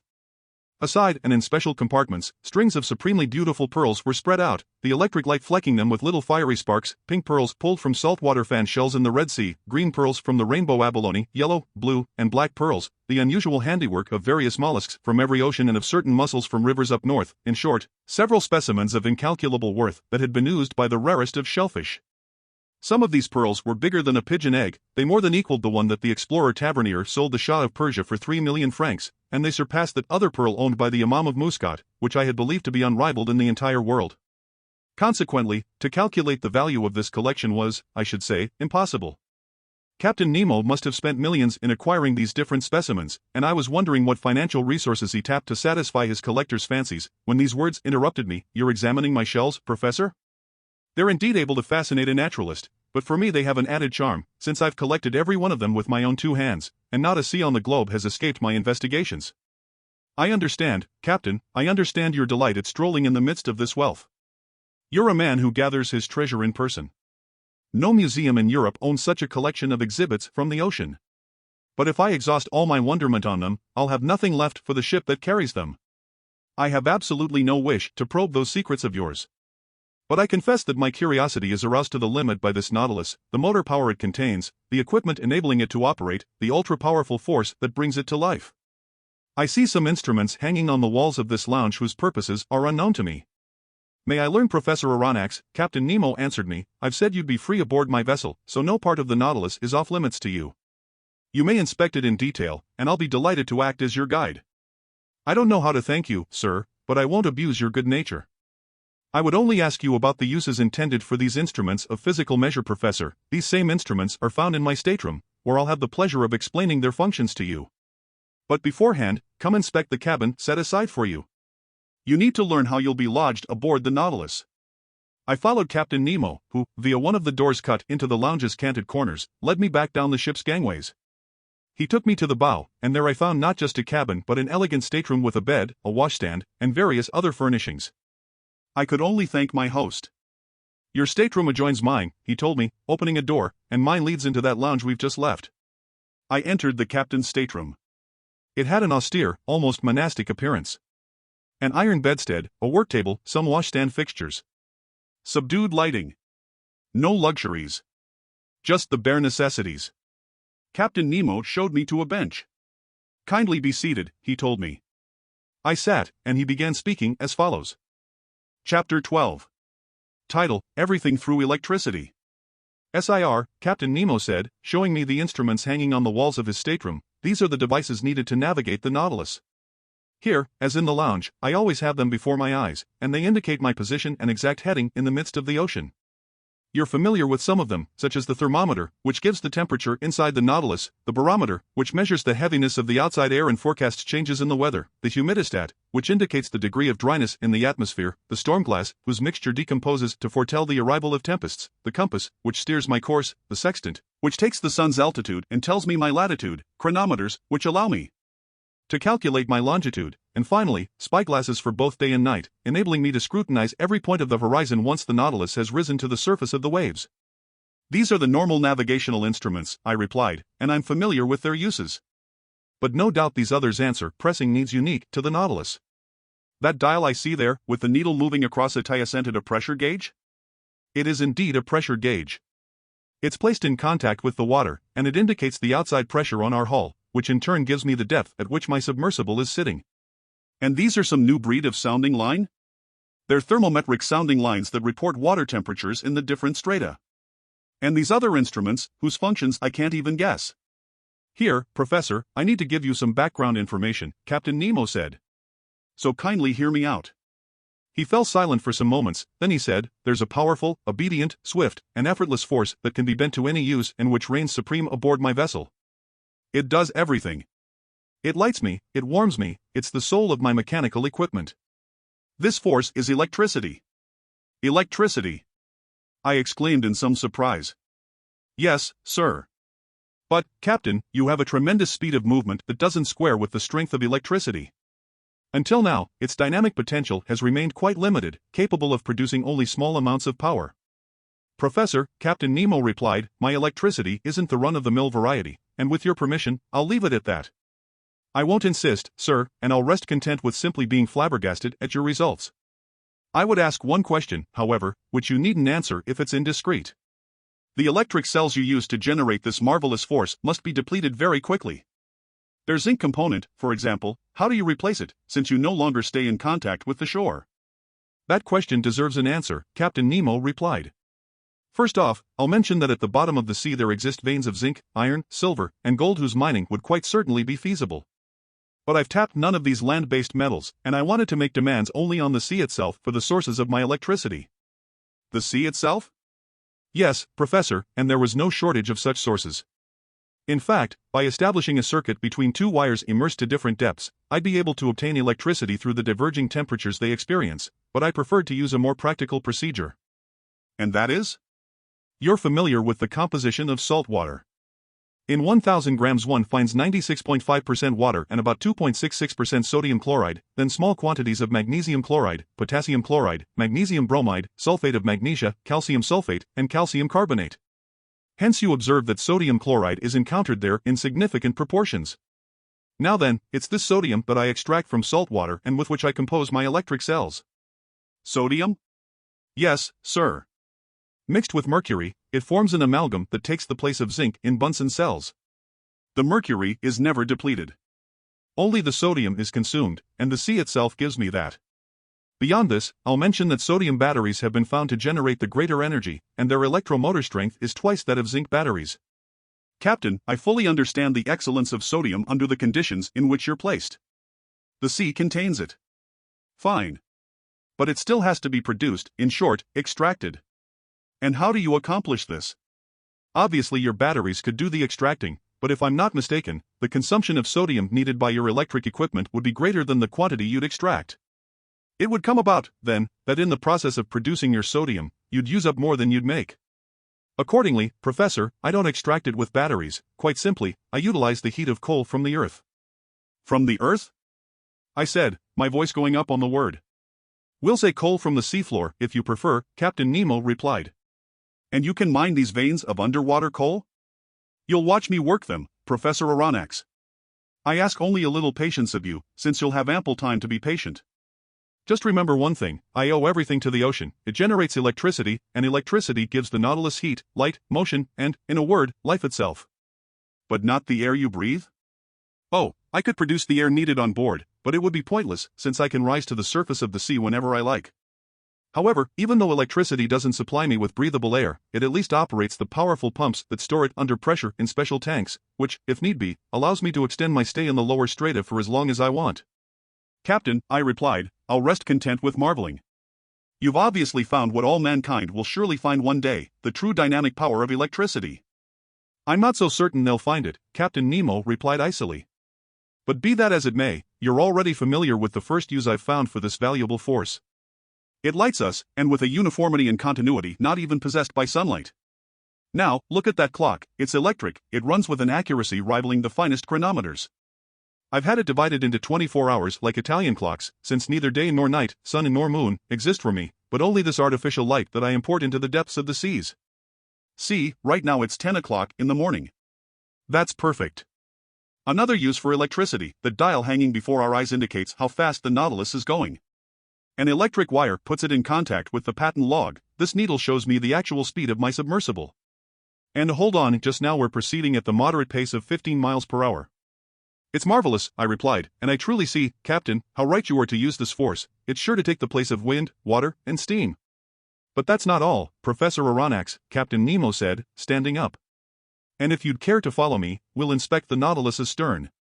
In essence, I was already familiar with the whole forward part of this underwater boat, and here are its exact subdivisions going from amidships to its spur, the dining room, 5 meters long and separated from the library by a watertight bulkhead. In other words, it couldn't be penetrated by the sea. The library, 5 meters long, the main lounge, 10 meters long, separated from the captain's stateroom by a second watertight bulkhead, the aforesaid stateroom, 5 meters long, mine, 2.5 meters long, and finally, air tanks 7.5 meters long and extending to the stem post. Total, a length of 35 meters. Doors were cut into the watertight bulkheads and were shut hermetically by means of India rubber seals, which ensured complete safety aboard the Nautilus in the event of a leak in any one section. I followed Captain Nemo down gangways located for easy transit, and I arrived amidships. There I found a sort of shaft heading upward between two watertight bulkheads. An iron ladder, clamped to the wall, led to the shaft's upper end. I asked the captain what this ladder was for. It goes to the skiff, he replied. What? You have a skiff? I replied in some astonishment. Surely. An excellent longboat, light and unsinkable, which is used for excursions and fishing trips. But when you want to set out, don't you have to return to the surface of the sea? By no means. The skiff is attached to the topside of the Nautilus's hull and is set in a cavity expressly designed to receive it. It's completely decked over, absolutely watertight, and held solidly in place by bolts. This ladder leads to a manhole cut into the Nautilus's hull and corresponding to a comparable hole cut into the side of the skiff. I insert myself through this double opening into the longboat. My crew close up the hole belonging to the Nautilus. I close up the one belonging to the skiff, simply by screwing it into place. I undo the bolts holding the skiff to the submersible, and the longboat rises with prodigious speed to the surface of the sea. I then open the deck paneling, carefully closed until that point. I up mast and hoist sail, or I take out my oars and I go for a spin. But how do you return to the ship? I don't, Professor Aronnax. The Nautilus returns to me. At your command? At my command. An electric wire connects me to the ship. I fire off a telegram, and that's that. Right, I said, tipsy from all these wonders, nothing to it. After passing the well of the companionway that led to the platform, I saw a cabin 2 meters long in which Conseil and Ned Land, enraptured with their meal, were busy devouring it to the last crumb. Then a door opened into the galley, 3 meters long and located between the vessel's huge storage lockers. There, even more powerful and obedient than gas, electricity did most of the cooking. Arriving under the stoves, wires transmitted to platinum griddles a heat that was distributed and sustained with perfect consistency. It also heated a distilling mechanism that, via evaporation, supplied excellent drinking water. Next to this galley was a bathroom, conveniently laid out, with faucets supplying hot or cold water at will. After the galley came the crew's quarters, 5 meters long. But the door was closed and I couldn't see its accommodations, which might have told me the number of men it took to operate the Nautilus. At the far end stood a fourth watertight bulkhead, separating the crew's quarters from the engine room. A door opened, and I stood in the compartment where Captain Nemo, indisputably a world-class engineer, had set up his locomotive equipment. Brightly lit, the engine room measured at least 20 meters in length. It was divided, by function, into 2 parts. The first contained the cells for generating electricity, the second the mechanism transmitting movement to the propeller. Right off, I detected an odor permeating the compartment that was sui generis. Captain Nemo noticed the negative impression it made on me. Latin, in a class by itself. That, he told me, is a gaseous discharge caused by our use of sodium, but it's only a mild inconvenience. In any event, every morning we sanitize the ship by ventilating it in the open air. Meanwhile, I examined the Nautilus's engine with a fascination easy to imagine. You observe, Captain Nemo told me, that I use Bunsen cells, not Ruhmkorff cells. The latter would be ineffectual. One uses fewer Bunsen cells, but they're big and strong, and experience has proven their superiority. The electricity generated here makes its way to the stern, where electromagnets of huge size activate a special system of levers and gears that transmit movement to the propeller's shaft. The latter has a diameter of 6 meters, a pitch of 7.5 meters, and can do up to 120 revolutions per minute. And that gives you a speed of 50 miles per hour. There lay a mystery, but I didn't insist on exploring it. How could electricity work with such power? Where did this nearly unlimited energy originate? Was it in the extraordinary voltage obtained from some new kind of induction coil? Could its transmission have been immeasurably increased by some unknown system of levers? This was the point I couldn't grasp. Author's note, and sure enough, there's now talk of such a discovery, in which a new set of levers generates considerable power. Did its inventor meet up with Captain Nemo? Captain Nemo, I said, I'll vouch for the results and not try to explain them. I've seen the Nautilus at work out in front of the Abraham Lincoln, and I know where I stand on its speed. But it isn't enough just to move, we have to see where we're going. We must be able to steer right or left, up or down.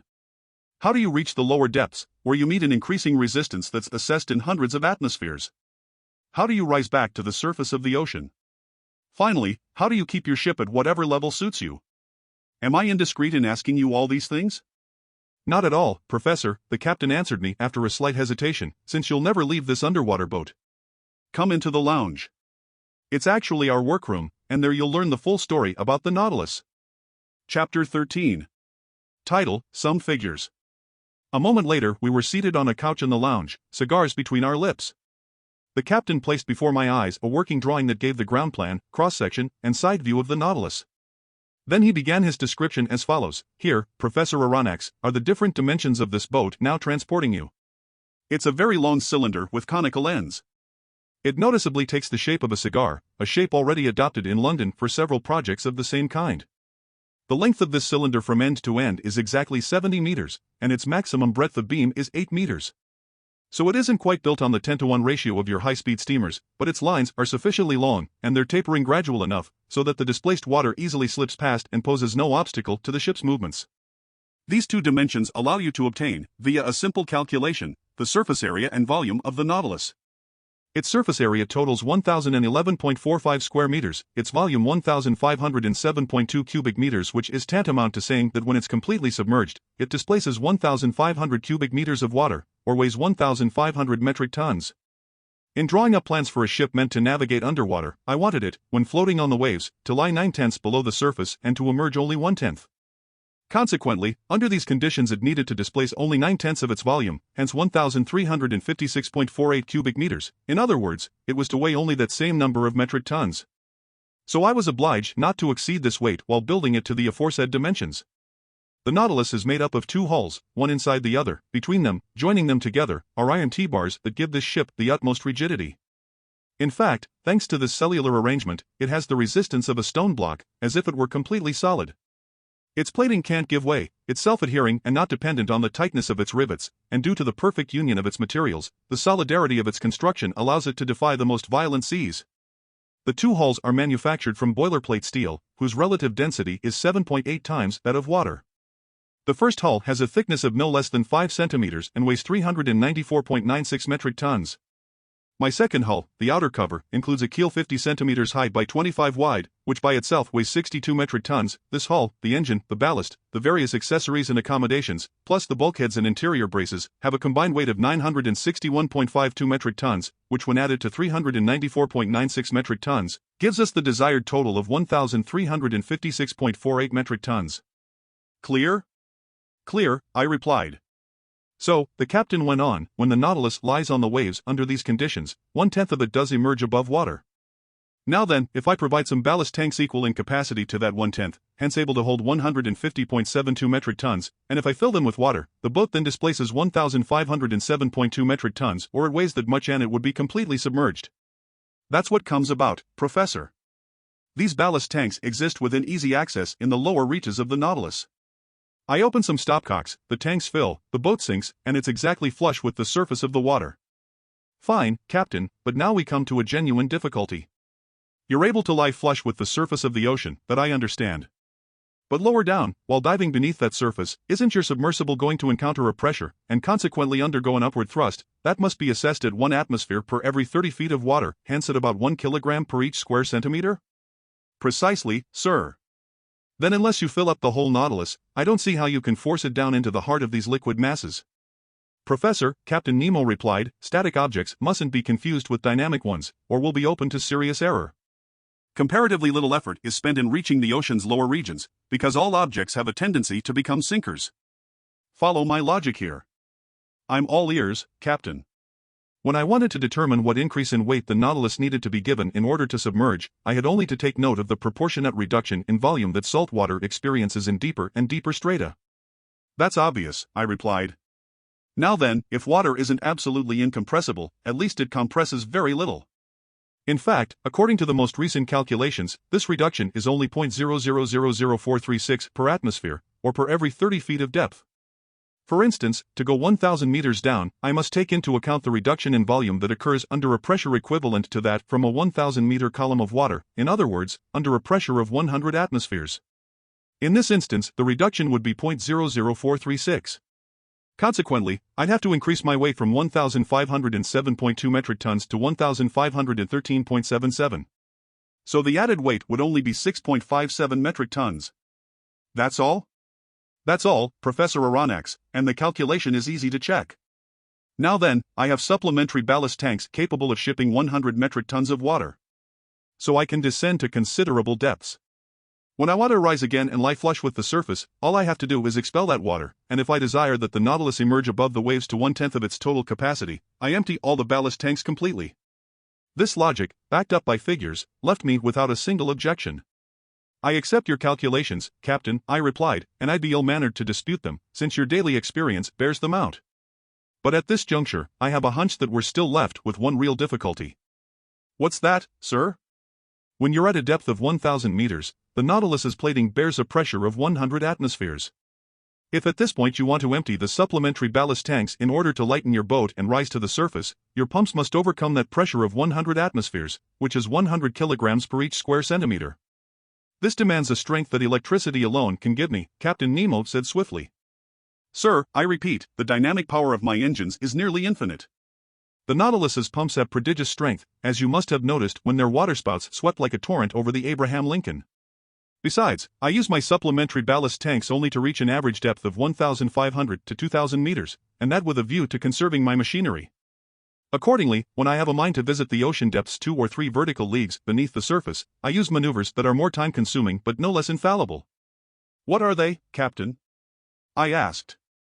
Here I'm naturally led into telling you how the Nautilus is maneuvered. I can't wait to find out. In order to steer this boat to port or starboard, in short, to make turns on a horizontal plane, I use an ordinary, wide-bladed rudder that's fastened to the rear of the sternpost and worked by a wheel and tackle. But I can also move the Nautilus upward and downward on a vertical plane by the simple method of slanting its 2 fins, which are attached to its sides at its center of flotation. These fins are flexible, able to assume any position, and can be operated from inside by means of powerful levers. If these fins stay parallel with the boat, the latter moves horizontally. If they slant, the Nautilus follows the angle of that slant and, under its propeller's thrust, either sinks on a diagonal as steep as it suits me, or rises on that diagonal. And similarly, if I want to return more swiftly to the surface, I throw the propeller in gear, and the water's pressure makes the Nautilus rise vertically, as an air balloon inflated with hydrogen lifts swiftly into the skies. Bravo, Captain! I exclaimed. But in the midst of the waters, how can your helmsman follow the course you've given him? My helmsman is stationed behind the windows of a pilothouse, which protrudes from the topside of the Nautilus's hull and is fitted with biconvex glass. Is glass capable of resisting such pressures? Perfectly capable. Though fragile on impact, crystal can still offer considerable resistance. In 1864, during experiments on fishing by electric light in the middle of the North Sea, glass panes less than 7 mm thick were seen to resist a pressure of 16 atmospheres, all the while letting through strong, heat-generating rays whose warmth was unevenly distributed. Now then, I use glass windows measuring no less than 21 centimeters at their centers, in other words, they've 30 times the thickness. Fair enough, Captain, but if we're going to sea, we need light to drive away the dark, and in the midst of the murky waters, I wonder how your helmsman can set astern of the pilothouse is a powerful electric reflector whose rays light up the sea for a distance of half a mile. Oh, bravo! Bravo 3 times over, Captain! That explains the phosphorescent glow from this so-called narwhal that so puzzled us scientists. Pertinent to this, I'll ask you if the Nautilus's running afoul of the Scotia, which caused such a great uproar, was the result of an accidental encounter? Entirely accidental, sir. I was navigating 2 meters beneath the surface of the water when the collision occurred. However, I could see that it had no dire consequences. None, sir. But as for your encounter with the Abraham Lincoln, Professor, that troubled me, because it's one of the best ships in the gallant American Navy, but they attacked me and I had to defend myself.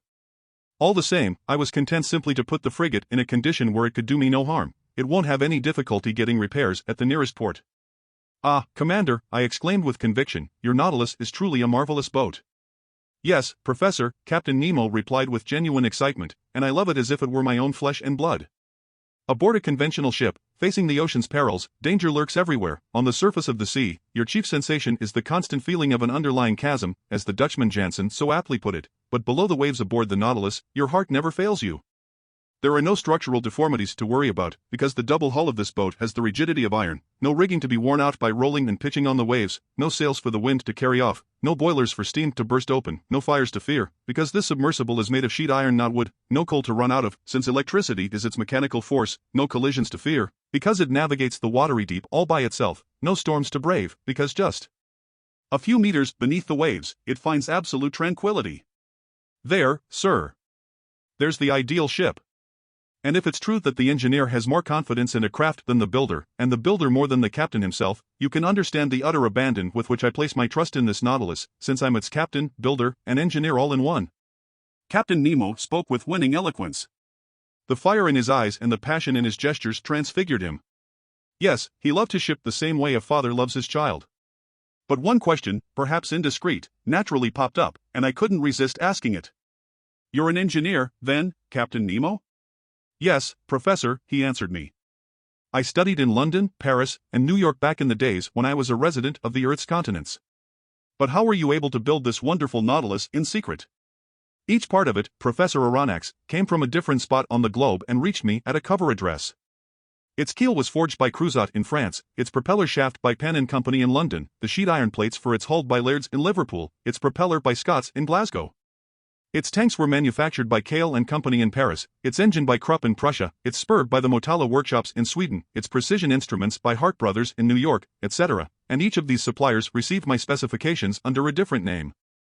But, I went on, once these parts were manufactured, didn't they have to be mounted and adjusted? Professor, I set up my workshops on a deserted islet in mid-ocean. Our Nautilus was completed by me and my workmen, in other words, by my gallant companions whom I've molded and educated. Then, when the operation was over, we burned every trace of our stay on that islet, which if I could have, I'd have blown up. From all this, may I assume that such a boat costs a fortune? An iron ship, Professor Aronnax, runs 1,125 francs per metric ton. Now then, the Nautilus has a burden of 1,500 metric tons. Consequently, it cost 1,687,000 francs, hence 2 million francs including its accommodations, and 4 million or 5 million with all the collections and works of art it contains. One last question, Captain Nemo. Ask, Professor. You're rich, then? Infinitely rich, sir, and without any trouble, I could pay off the 10 billion franc French national debt. I gaped at the bizarre individual who had just spoken these words. Was he playing on my credulity? Time would tell. Chapter 14. Title, The Black Current. The part of the planet Earth that the seas occupy has been assessed at 3,832,558 square millimeters, hence more than 38 billion hectares. This liquid mass totals 2,250,000,000 cubic miles and could form a sphere with a diameter of 60 leagues, whose weight would be 3 quintillion metric tons. To appreciate such a number, we should remember that a quintillion is to a billion what a billion is to one. In other words, there are as many billions in a quintillion as ones in a billion. Now then, this liquid mass nearly equals the total amount of water that has poured through all the Earth's rivers for the past 40,000 years. During prehistoric times, an era of fire was followed by an era of water. At first there was ocean everywhere. Then, during the Silurian period, the tops of mountains gradually appeared above the waves, islands emerged, disappeared beneath temporary floods, rose again, were fused to form continents, and finally the Earth's geography settled into what we have today. Solid matter had wrested from liquid matter some 37,657,000 square miles, hence 12,916,000,000 hectares. The outlines of the continents allow the seas to be divided into 5 major parts: the frozen Arctic and Antarctic Oceans, the Indian Ocean, the Atlantic Ocean, and the Pacific Ocean. The Pacific Ocean extends north to south between the 2 polar circles and east to west between America and Asia over an expanse of 145 degrees of longitude. It's the most tranquil of the seas, its currents are wide and slow-moving, its tides moderate, its rainfall abundant. And this was the ocean that I was first destined to cross under these strangest of auspices. If you don't mind, Professor, Captain Nemo told me, we'll determine our exact position and fix the starting point of our voyage. It's 15 minutes before noon. I'm going to rise to the surface of the water. The captain pressed an electric bell 3 times. The pumps began to expel water from the ballast tanks. On the pressure gauge, a needle marked the decreasing pressures that indicated the Nautilus's upward progress. Then the needle stopped. "Here we are," the captain said. I made my way to the central companionway, which led to the platform. I climbed its metal steps, passed through the open hatches, and arrived topside on the Nautilus. The platform emerged only 80 centimeters above the waves. The Nautilus's bow and stern boasted that spindle-shaped outline that had caused the ship to be compared appropriately to a long cigar. I noted the slight overlap of its sheet iron plates, which resembled the scales covering the bodies of our big land reptiles.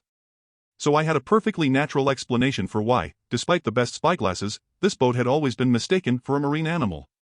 Near the middle of the platform, the skiff was half set in the ship's hull, making a slight bulge. Fore and aft stood 2 cupolas of moderate height, their sides slanting and partly inset with heavy biconvex glass, one reserved for the helmsman steering the Nautilus, the other for the brilliance of the powerful electric beacon lighting his way. The sea was magnificent, the skies clear. This long aquatic vehicle could barely feel the broad undulations of the ocean. A mild breeze out of the east rippled the surface of the water. Free of all mist, the horizon was ideal for taking sights. There was nothing to be seen. Not a reef, not an islet. No more Abraham Lincoln. A deserted immenseness. Raising his sextant, Captain Nemo took the altitude of the sun, which would give him his latitude. He waited for a few minutes until the orb touched the rim of the horizon. While he was taking his sights, he didn't move a muscle, and the instrument couldn't have been steadier in hands made out of marble. "Noon," he said. "Professor, whenever you're ready."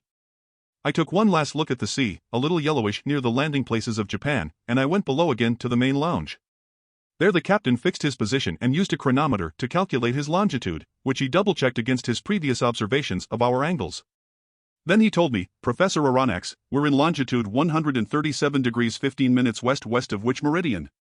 I asked quickly, hoping the captain's reply might give me a clue to his nationality. "Sir," he answered me, "I have chronometers variously set to the meridians of Paris, Greenwich, and Washington, D.C. But in your honor, I'll use the one for Paris." This reply told me nothing. I bowed, and the commander went on, "We're in longitude 137 degrees 15 minutes west of the meridian of Paris, and latitude 30 degrees 7 minutes north, in other words, about 300 miles from the shores of Japan. At noon on this day of November 8th, we hereby begin our voyage of exploration under the waters. May God be with us." I replied. "And now, Professor," the captain added, "I'll leave you to your intellectual pursuits. I've set our course east-northeast at a depth of 50 meters. Here are some large-scale charts on which you'll be able to follow that course. The lounge is at your disposal, and with your permission, I'll take my leave." Captain Nemo bowed. I was left to myself, lost in my thoughts. They all centered on the Nautilus's commander. Would I ever learn the nationality of this eccentric man who had boasted of having none? His sworn hate for humanity, a hate that perhaps was bent on some dreadful revenge, what had provoked it? Was he one of those unappreciated scholars, one of those geniuses embittered by the world, as Conseil expressed it, a latter-day Galileo, or maybe one of those men of science, like America's Commander Maury, whose careers were ruined by political revolutions? I couldn't say yet.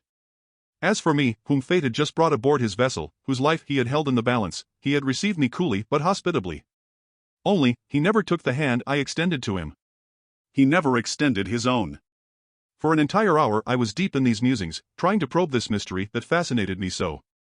Then my eyes focused on a huge world map displayed on the table, and I put my finger on the very spot where our just-determined longitude and latitude intersected. Like the continents, the sea has its rivers. These are exclusive currents that can be identified by their temperature and color, the most remarkable being the one called the Gulf Stream. Science has defined the global paths of 5 chief currents, one in the North Atlantic, a second in the South Atlantic, a third in the North Pacific, a fourth in the South Pacific, and a fifth in the Southern Indian Ocean. Also, it's likely that a 6th current used to exist in the Northern Indian Ocean, when the Caspian and Aral seas joined up with certain large Asian lakes to form a single uniform expanse of water. Now then, at the spot indicated on the world map, one of these seagoing rivers was rolling by, the Kuroshio of the Japanese, the Black Current, heated by perpendicular rays from the tropical sun. It leaves the Bay of Bengal, crosses the Strait of Malacca, goes up the shores of Asia, and curves into the North Pacific as far as the Aleutian Islands, carrying along trunks of camphor trees and other local items, the pure indigo of its warm waters sharply contrasting with the ocean's waves. It was this current the Nautilus was about to cross. I watched it on the map with my eyes, I saw it lose itself in the immenseness of the Pacific, and I felt myself swept along with it, when Ned Land and Conseil appeared in the lounge doorway. My two gallant companions stood petrified at the sight of the wonders on display. "Where are we?" the Canadian exclaimed. "In the Quebec Museum?" "Begging master's pardon," Conseil answered, "but this seems more like the Sommerart Artifacts exhibition." "My friends," I replied, signaling them to enter, "you're in neither Canada nor France, but securely aboard the Nautilus, 50 meters below sea level."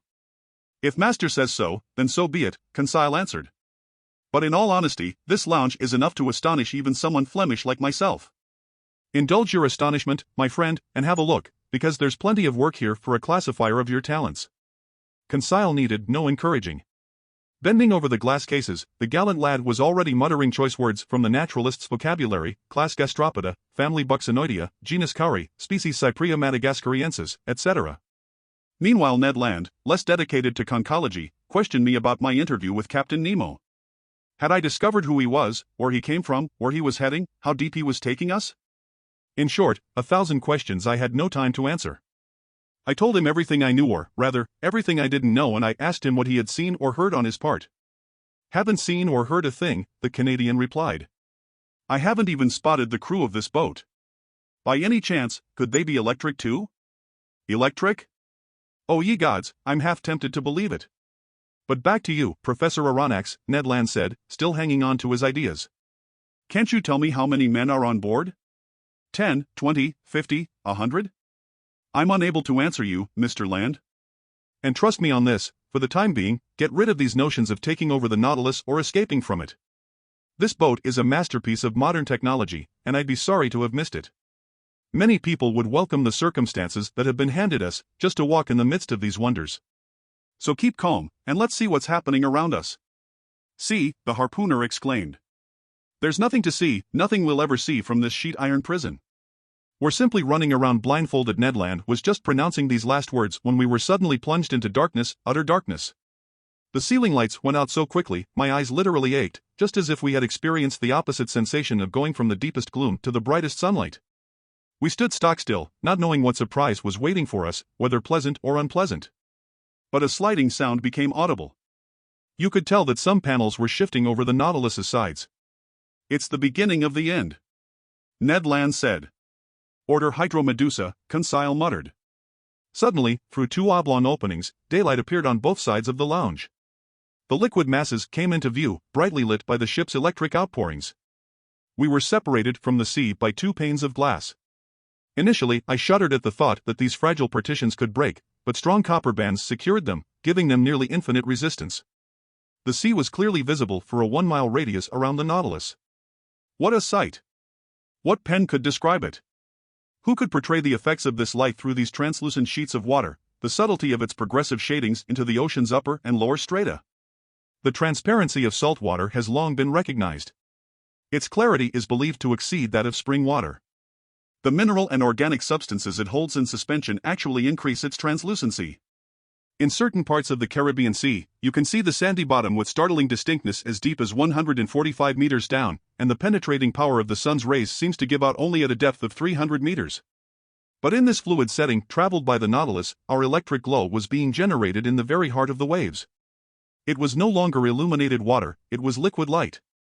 If we accept the hypotheses of the microbiologist Ehrenberg, who believes that these underwater depths are lit up by phosphorescent organisms, nature has certainly saved one of her most prodigious sights for residents of the sea, and I could judge for myself from the thousandfold play of the light. On both sides I had windows opening over these unexplored depths. The darkness in the lounge enhanced the brightness outside, and we stared as if this clear glass were the window of an immense aquarium. The Nautilus seemed to be standing still. This was due to the lack of landmarks. But streaks of water, parted by the ship's spur, sometimes threaded before our eyes with extraordinary speed. In wonderment, we leaned on our elbows before these show windows, and our stunned silence remained unbroken until Conseil said, "You wanted to see something, Ned my friend, well, now you have something to see." "How unusual," the Canadian put in, setting aside his tantrums and getaway schemes while submitting to this irresistible allure. "A man would go an even greater distance just to stare at such a sight." "Ah!" I exclaimed. "I see our captain's way of life. He's found himself a separate world that saves its most astonishing wonders just for him." "But where are the fish?" the Canadian ventured to observe. "I don't see any fish." "Why would you care, Ned my friend?" Conseil replied. "Since you have no knowledge of them." "Me? A fisherman. Ned Land exclaimed. And on this subject a dispute arose between the two friends, since both were knowledgeable about fish, but from totally different standpoints. Everyone knows that fish make up the fourth and last class in the vertebrate branch.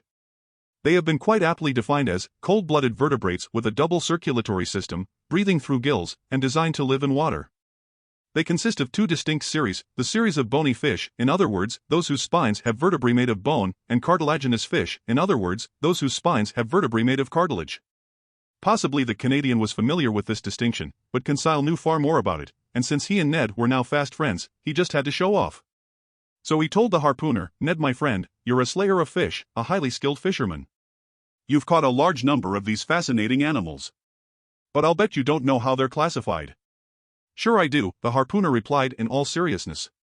"They're classified into fish we eat and fish we don't eat." Spoken like a true glutton, Conseil replied. "But tell me, are you familiar with the differences between bony fish and cartilaginous fish?" "Just maybe, Conseil." "And how about the subdivisions of these two large classes?" "I haven't the foggiest notion," the Canadian replied. "All right, listen and learn, Ned my friend. Bony fish are subdivided into 6 orders. Primo, the acanthopterygians, whose upper jaw is fully formed and free-moving, and whose gills take the shape of a comb. This order consists of 15 families, in other words, 3/4 of all known fish. Example, the common perch." "Pretty fair eating," Ned Land replied. "Secundo," Conseil went on, "the abdominals, whose pelvic fins hang under the abdomen to the rear of the pectorals but aren't attached to the shoulder bone, an order that's divided into 5 families and makes up the great majority of freshwater fish.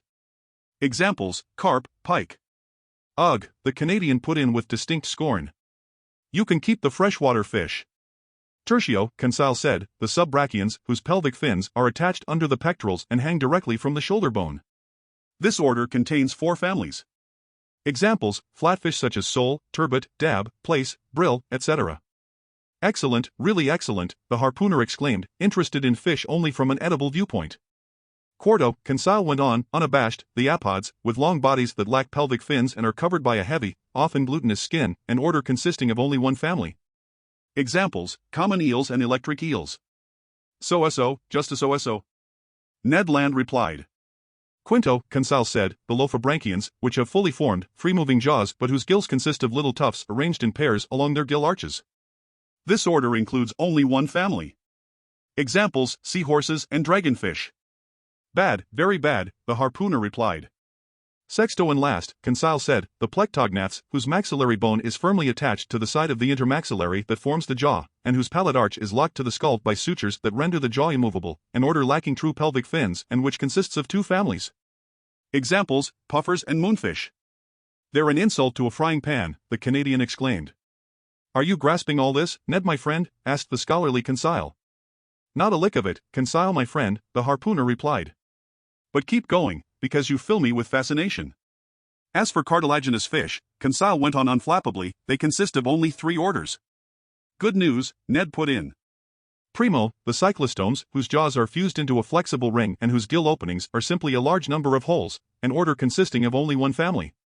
Example, the lamprey." "An acquired taste," Ned Land replied. "Secundo, the cetaceans, with gills resembling those of the cyclostomes but whose lower jaw is free-moving. This order, which is the most important in the class, consists of 2 families. Examples, the ray and the shark." "What?" Ned Land exclaimed. "Rays and man-eaters in the same order?" "Well, Conseil my friend, on behalf of the rays, I wouldn't advise you to put them in the same fish tank." "Tertio," Conseil replied, "the sturionians, whose gill opening is the usual single slit adorned with a gill cover, an order consisting of 4 genera.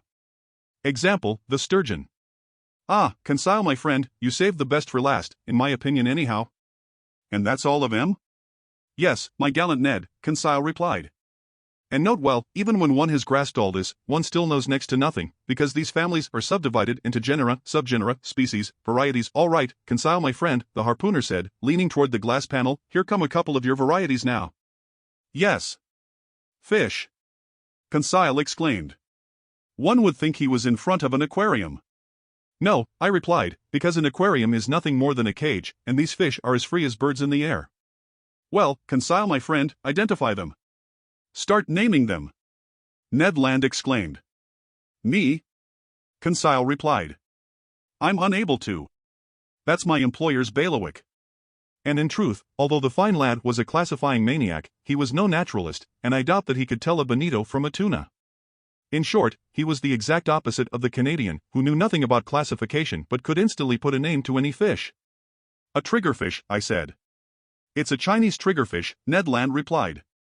Genus Mobilis, family Scleroderma, order Plectognatha, Conseil muttered. Assuredly, Ned and Conseil in combination added up to one outstanding naturalist. The Canadian was not mistaken. Cavorting around the Nautilus was a school of triggerfish with flat bodies, grainy skins, armed with stings on their dorsal fins, and with 4 prickly rows of quills quivering on both sides of their tails. Nothing could have been more wonderful than the skin covering them, white underneath, gray above, with spots of gold sparkling in the dark eddies of the waves. Around them, rays were undulating like sheets flapping in the wind, and among these I spotted, much to my glee, a Chinese ray, yellowish on its topside, a dainty pink on its belly, and armed with 3 stings behind its eyes, a rare species whose very existence was still doubted in Lac Timid's day, since that pioneering classifier of fish had seen one only in a portfolio of Japanese drawings. For 2 hours, a whole aquatic army escorted the Nautilus. In the midst of their leaping and cavorting, while they competed with each other in beauty, radiance, and speed, I could distinguish some green wrasse, bewhiskered mullet marked with pairs of black lines, white gobies from the genus Eleotris with curved caudal fins and violet spots on the back, wonderful Japanese mackerel from the genus Scomber with blue bodies and silver heads, glittering azure goldfish whose name by itself gives their full description, several varieties of porgy or gilthead. Some banded gilthead with fins variously blue and yellow, some with horizontal heraldic bars and enhanced by a black strip around their caudal area, some with color zones and elegantly corseted in their 6 waistbands, trumpetfish with flute-like beaks that looked like genuine seafaring woodcocks and were sometimes a meter long, Japanese salamanders, serpentine moray eels from the genus Echidna that were 6 feet long with sharp little eyes and a huge mouth bristling with teeth, etc. Our wonderment stayed at an all-time fever pitch. Our exclamations were endless. Ned identified the fish, Conseil classified them, and as for me, I was in ecstasy over the verve of their movements and the beauty of their forms. Never before had I been given the chance to glimpse these animals alive and at large in their native element. Given such a complete collection from the seas of Japan and China, I won't mention every variety that passed before our dazzled eyes. More numerous than birds in the air, these fish raced right up to us, no doubt attracted by the brilliant glow of our electric beacon. Suddenly daylight appeared in the lounge. The sheet iron panels slid shut. The magical vision disappeared. But for a good while I kept dreaming away, until the moment my eyes focused on the instruments hanging on the wall. The compass still showed our heading as east-northeast, the pressure gauge indicated a pressure of 5 atmospheres, corresponding to a depth of 50 meters, and the electric log gave our speed as 15 miles per hour. I waited for Captain Nemo. But he didn't appear. The clock marked the hour of 5. Ned Land and Conseil returned to their cabin. As for me, I repaired to my stateroom. There I found dinner ready for me. It consisted of turtle soup made from the daintiest hawksbill, a red mullet with white, slightly flaky flesh, whose liver, when separately prepared, makes delicious eating, plus one of imperial angelfish, whose flavor struck me as even better than salmon. I spent the evening in reading, writing, and thinking. Then drowsiness overtook me, I stretched out on my eelgrass mattress, and I fell into a deep slumber, while the Nautilus glided through the swiftly flowing black current. Chapter 15. Title: An Invitation in Writing. The next day, November 9th, I woke up only after a long, 12-hour slumber. Conseil, a creature of habit, came to ask how Master's night went, and to offer his services. He had left his Canadian friend sleeping like a man who had never done anything else. I let the gallant lad babble as he pleased, without giving him much in the way of a reply. I was concerned about Captain Nemo's absence during our session the previous afternoon, and I hoped to see him again today. Soon I had put on my clothes, which were woven from strands of seashell tissue. More than once their composition provoked comments from Conseil. I informed him that they were made from the smooth, silken filaments with which the fan mussel, a type of seashell quite abundant along Mediterranean beaches, attaches itself to rocks. In olden times, fine fabrics, stockings, and gloves were made from such filaments, because they were both very soft and very warm. So the Nautilus's crew could dress themselves at little cost, without needing a thing from cotton growers, sheep, or silkworms on shore. As soon as I was dressed, I made my way to the main lounge. It was deserted. I dove into studying the conchological treasures amassed inside the glass cases. I also investigated the huge plant albums that were filled with the rarest marine herbs, which, although they were pressed and dried, still kept their wonderful colors. Among these valuable water plants, I noted various seaweed, some Cladostophus verticillatus, peacock's tails, fig-leafed caulerpa, grain-bearing beauty bushes, delicate rose-tangled tinted scarlet, sea colander arranged into fan shapes, mermaid's cups that look like the caps of squat mushrooms and for years had been classified among the zoophytes, in short, a complete series of algae. The entire day passed without my being honored by a visit from Captain Nemo.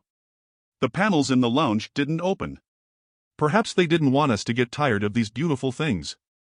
The Nautilus kept to an east-northeasterly heading, a speed of 12 miles per hour, and a depth between 50 and 60 meters. Next day, November 10th, the same neglect, the same solitude. I didn't see a soul from the crew. Ned and Conseil spent the better part of the day with me. They were astonished at the captain's inexplicable absence. Was this eccentric man ill? Did he want to change his plans concerning us? But after all, as Conseil noted, we enjoyed complete freedom, we were daintily and abundantly fed. Our host had kept to the terms of his agreement. We couldn't complain, and moreover, the very uniqueness of our situation had such generous rewards in store for us, we had no grounds for criticism. That day I started my diary of these adventures, which has enabled me to narrate them with the most scrupulous accuracy, and one odd detail, I wrote it on paper manufactured from marine eelgrass.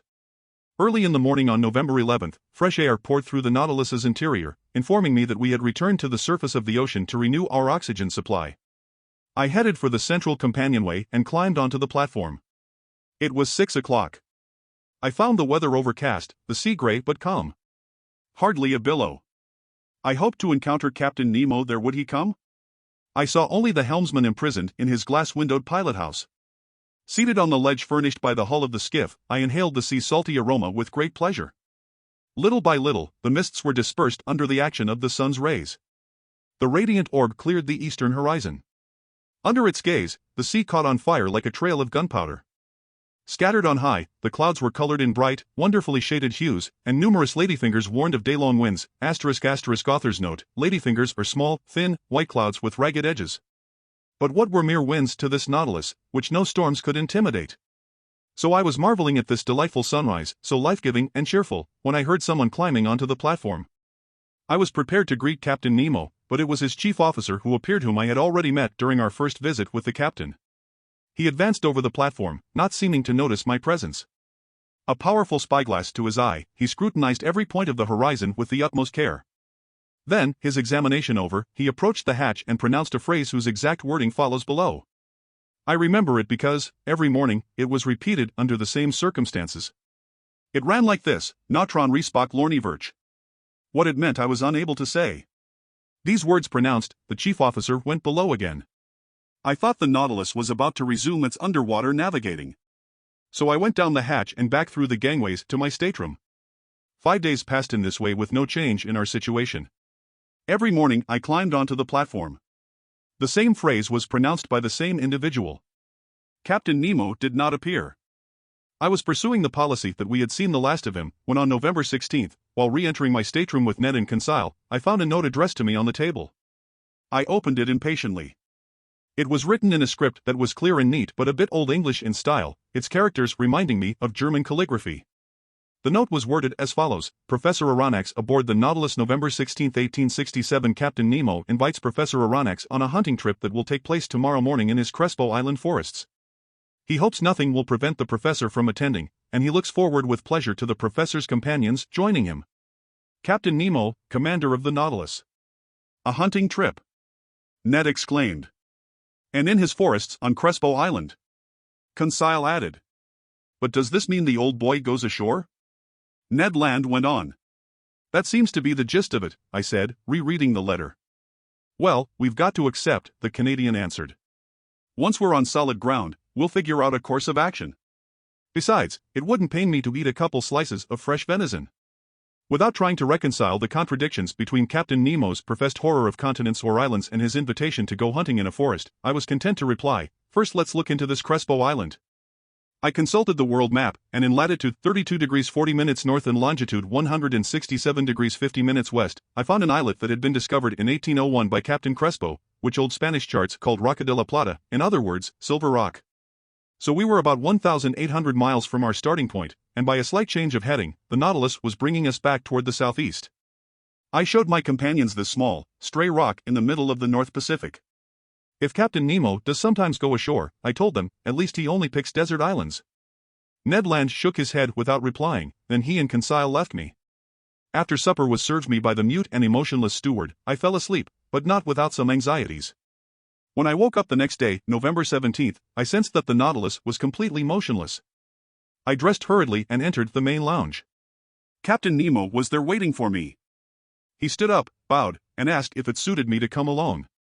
Since he made no allusion to his absence the past 8 days, I also refrained from mentioning it, and I simply answered that my companions and I were ready to go with him. Only, sir, I added, I'll take the liberty of addressing a question to you. Address away, Professor Aronnax, and if I'm able to answer, I will. Well then, Captain, how is it that you've severed all ties with the shore, yet you own forests on Crespo Island? Professor, the captain answered me, these forests of mine don't bask in the heat and light of the sun. They aren't frequented by lions, tigers, panthers, or other quadrupeds. They're known only to me. They grow only for me. These forests aren't on land, they're actual underwater forests. Underwater forests? I exclaimed. Yes, Professor. And you're offering to take me to them? Precisely. On foot? Without getting your feet wet. While hunting? While hunting. Rifles in hand? Rifles in hand. I stared at the Nautilus's commander with an air anything but flattering to the man. Assuredly, I said to myself, he's contracted some mental illness. He's had a fit that's lasted 8 days and isn't over even yet. What a shame. I liked him better eccentric than insane. These thoughts were clearly readable on my face, but Captain Nemo remained content with inviting me to follow him, and I did so like a man resigned to the worst. We arrived at the dining room, where we found breakfast served. Professor Aronnax, the captain told me, I beg you to share my breakfast without formality. We can chat while we eat. Because, although I promised you a stroll in my forests, I made no pledge to arrange for your encountering a restaurant there. Accordingly, eat your breakfast like a man who'll probably eat dinner only when it's extremely late. I did justice to this meal.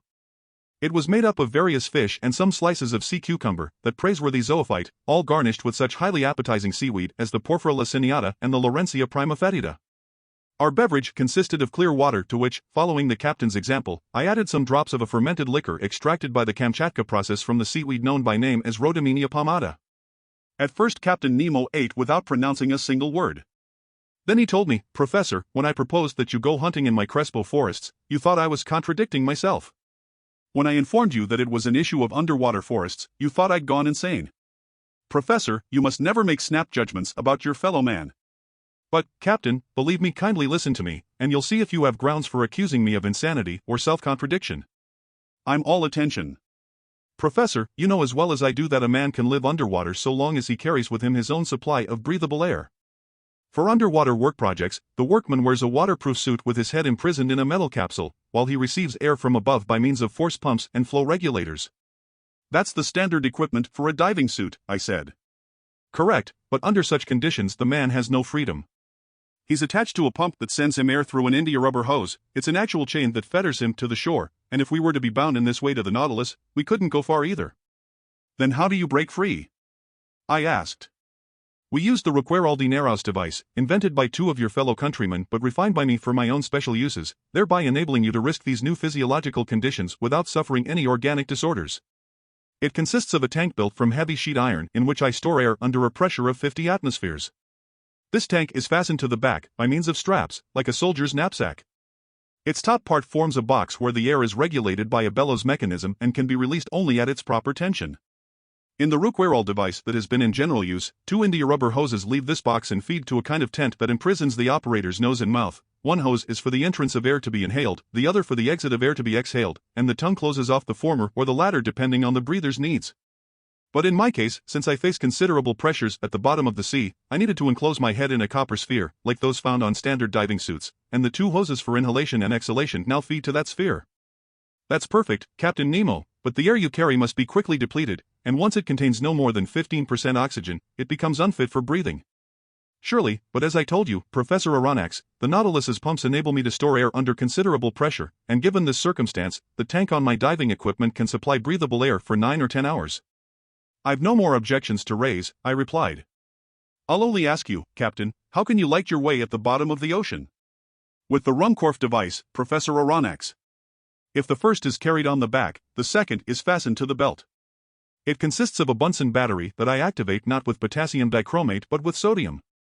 An induction coil gathers the electricity generated and directs it to a specially designed lantern. In this lantern one finds a glass spiral that contains only a residue of carbon dioxide gas. When the device is operating, this gas becomes luminous and gives off a continuous whitish light. Thus provided for, I breathe and I see. Captain Nemo, to my every objection you give such crushing answers, I'm afraid to entertain a single doubt. However, though I have no choice but to accept both the Ruquayrol and Ruhmkorff devices, I'd like to register some reservations about the rifle with which you'll equip me. But it isn't a rifle that uses gunpowder, the captain replied. Then it's an air gun? Surely. How can I make gunpowder on my ship when I have no saltpeter, sulfur, or charcoal? Even so, I replied, to fire underwater in a medium that's 855 times denser than air, you'd have to overcome considerable resistance. That doesn't necessarily follow. There are certain Fulton-style guns perfected by the Englishman Philippe Coles and Burley, the Frenchman Furcy, and the Italian Landi. They're equipped with a special system of airtight fastenings and can fire in underwater conditions. But I repeat, having no gunpowder, I've replaced it with air at high pressure, which is abundantly supplied me by the Nautilus's pumps. But this air must be swiftly depleted. Well, in a pinch can't my Ruquayrol tank supply me with more? All I have to do is draw it from an ad hoc spigot, besides, Professor Aronnax, you'll see for yourself that during these underwater hunting trips, we make no great expenditure of either air or bullets. Latin, a spigot, just for that purpose.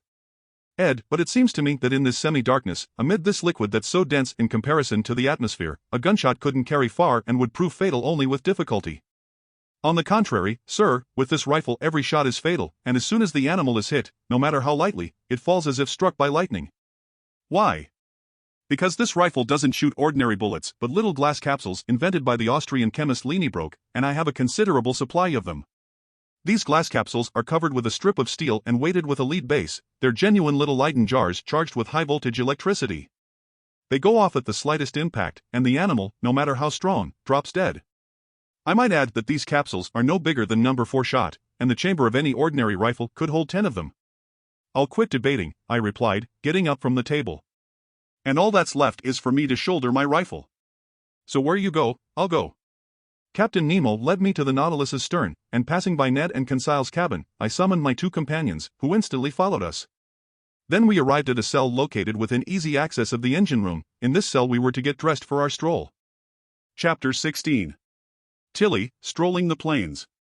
This cell, properly speaking, was the Nautilus's arsenal and wardrobe. Hanging from its walls, a dozen diving outfits were waiting for anybody who wanted to take a stroll. After seeing these, Ned Land exhibited an obvious distaste for the idea of putting one on.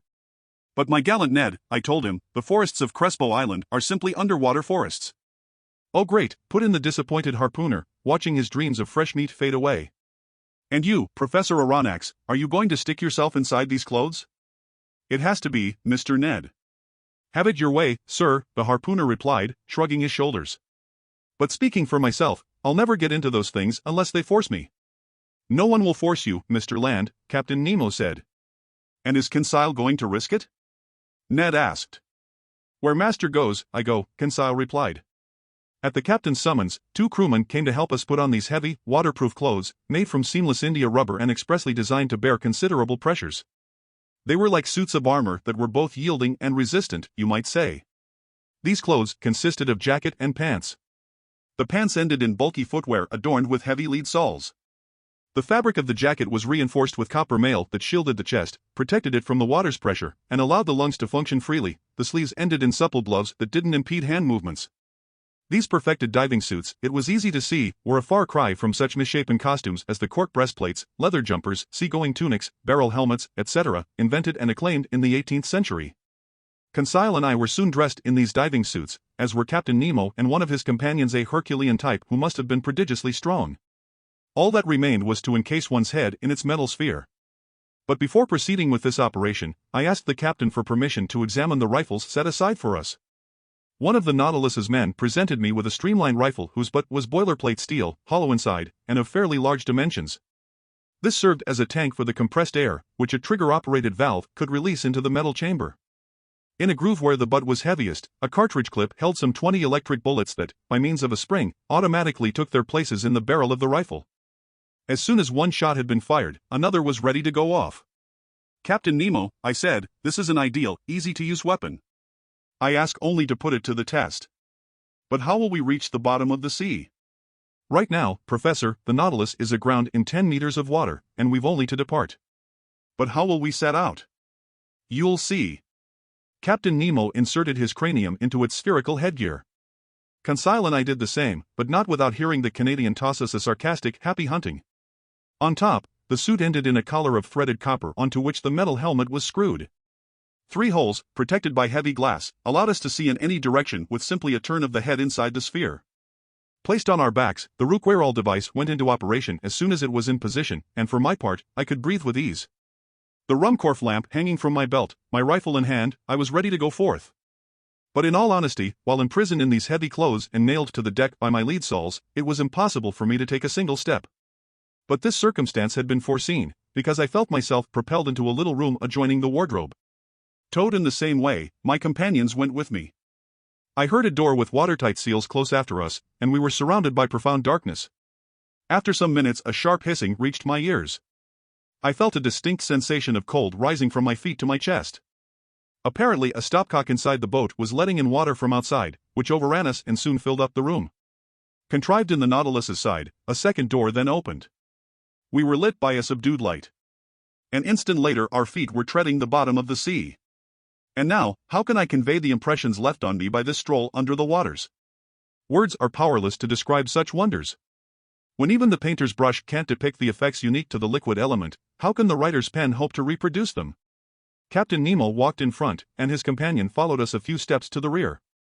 Conseil and I stayed next to each other, as if daydreaming that through our metal carapaces, a little polite conversation might still be possible.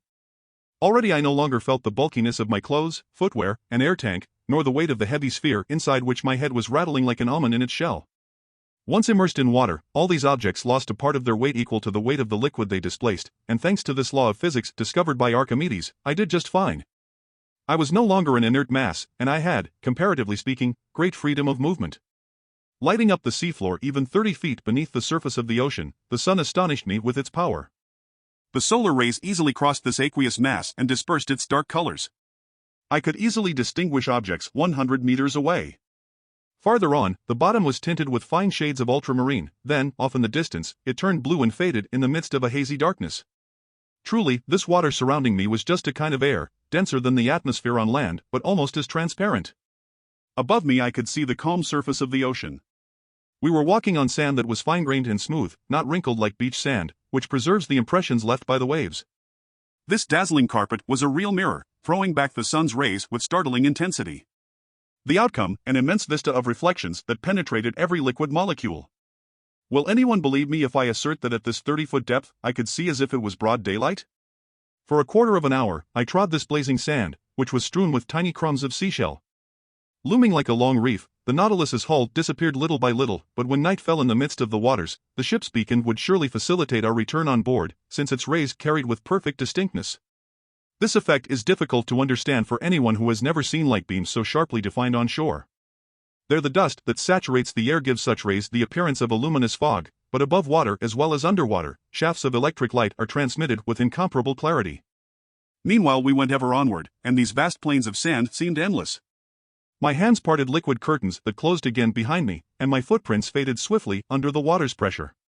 Soon, scarcely blurred by their distance from us, the forms of some objects took shape before my eyes. I recognized the lower slopes of some magnificent rocks carpeted by the finest zoophyte specimens, and right off, I was struck by an effect unique to this medium. By then it was 10 o'clock in the morning. The sun's rays hit the surface of the waves at a fairly oblique angle, decomposing by refraction as though passing through a prism, and when this light came in contact with flowers, rocks, buds, seashells, and polyps, the edges of these objects were shaded with all 7 hues of the solar spectrum. This riot of rainbow tints was a wonder, a feast for the eyes, a genuine kaleidoscope of red, green, yellow, orange, violet, indigo, and blue, in short, the whole palette of a color-happy painter. If only I had been able to share with Conseil the intense sensations rising in my brain, competing with him in exclamations of wonderment. If only I had known, like Captain Nemo and his companion, how to exchange thoughts by means of prearranged signals. So, for lack of anything better, I talked to myself, I declaimed inside this copper box that topped my head, spending more air on empty words than was perhaps advisable. Conseil, like me, had stopped before this splendid sight. Obviously, in the presence of these zoophyte and mollusk specimens, the fine lad was classifying his head off. Polyps and echinoderms abounded on the seafloor, various Isis coral, cornularian coral living in isolation, tufts of virginal genus Oculina formerly known by the name white coral, prickly fungus coral in the shape of mushrooms, sea anemone holding on by their muscular discs, providing a literal flowerbed adorned by jellyfish from the genus Porpita wearing collars of azure tentacles, and starfish that spangled the sand, including vein-like feather stars from the genus Asterophyton that were like fine lace embroidered by the hands of water nymphs, their festoons swaying to the faint undulations caused by our walking. It filled me with real chagrin to crush underfoot the gleaming mollusk samples that littered the seafloor by the thousands, concentric comb shells, hammer shells, coquina, seashells that actually hop around, topshell snails, red helmet shells, angel wingconchs, sea hares, and so many other exhibits from this inexhaustible ocean. But we had to keep walking, and we went forward while overhead there scud schools of Portuguese men of war that let their ultramarine tentacles drift in their wakes, medusas whose milky white or dainty pink parasols were festooned with azure tassels and shaded us from the sun's rays, plus jellyfish of the species Pelagia panapyra that, in the dark, would have strewn our path with phosphorescent glimmers. All these wonders I glimpsed in the space of a quarter of a mile, barely pausing, following Captain Nemo whose gestures kept beckoning me onward. Soon the nature of the seafloor changed. The plains of sand were followed by a bed of that viscous slime Americans call ooze, which is composed exclusively of seashells rich in limestone or silica. Then we crossed a prairie of algae, open sea plants that the waters hadn't yet torn loose, whose vegetation grew in wild profusion. Soft to the foot, these densely textured lawns would have rivaled the most luxuriant carpets woven by the hand of man. But while this greenery was sprawling under our steps, it didn't neglect us overhead. The surface of the water was crisscrossed by a floating arbor of marine plants belonging to that superabundant algae family that numbers more than 2,000 known species. I saw long ribbons of fucus drifting above me, some globular, others tubular, Laurentia, Cladostophus with the slenderest foliage, Rhodamenia palmata resembling the fan shapes of cactus. I observed that green-colored plants kept closer to the surface of the sea, while reds occupied a medium depth, which left blacks and browns in charge of designing gardens and flower beds in the ocean's lower strata. These algae are a genuine prodigy of creation, one of the wonders of world flora. This family produces both the biggest and smallest vegetables in the world. Because, just as 40,000 near-invisible buds have been counted in one 5 square millimeter space, so also have fucus plants been gathered that were over 500 meters long. We had been gone from the Nautilus for about an hour and a half. It was almost noon. I spotted this fact in the perpendicularity of the sun's rays, which were no longer refracted. The magic of these solar colors disappeared little by little, with emerald and sapphire shades vanishing from our surroundings altogether. We walked with steady steps that rang on the seafloor with astonishing intensity. The tiniest sounds were transmitted with a speed to which the ear is unaccustomed on shore. In fact, water is a better conductor of sound than air, and under the waves noises carry 4 times as fast. Just then the seafloor began to slope sharply downward. The light took on a uniform hue. We reached a depth of 100 meters, by which point we were undergoing a pressure of 10 atmospheres. But my diving clothes were built along such lines that I never suffered from this pressure. I felt only a certain tightness in the joints of my fingers, and even this discomfort soon disappeared. As for the exhaustion bound to accompany a 2-hour stroll in such unfamiliar trappings, it was nil. Helped by the water, my movements were executed with startling ease. Arriving at this 300-foot depth, I still detected the sun's rays, but just barely.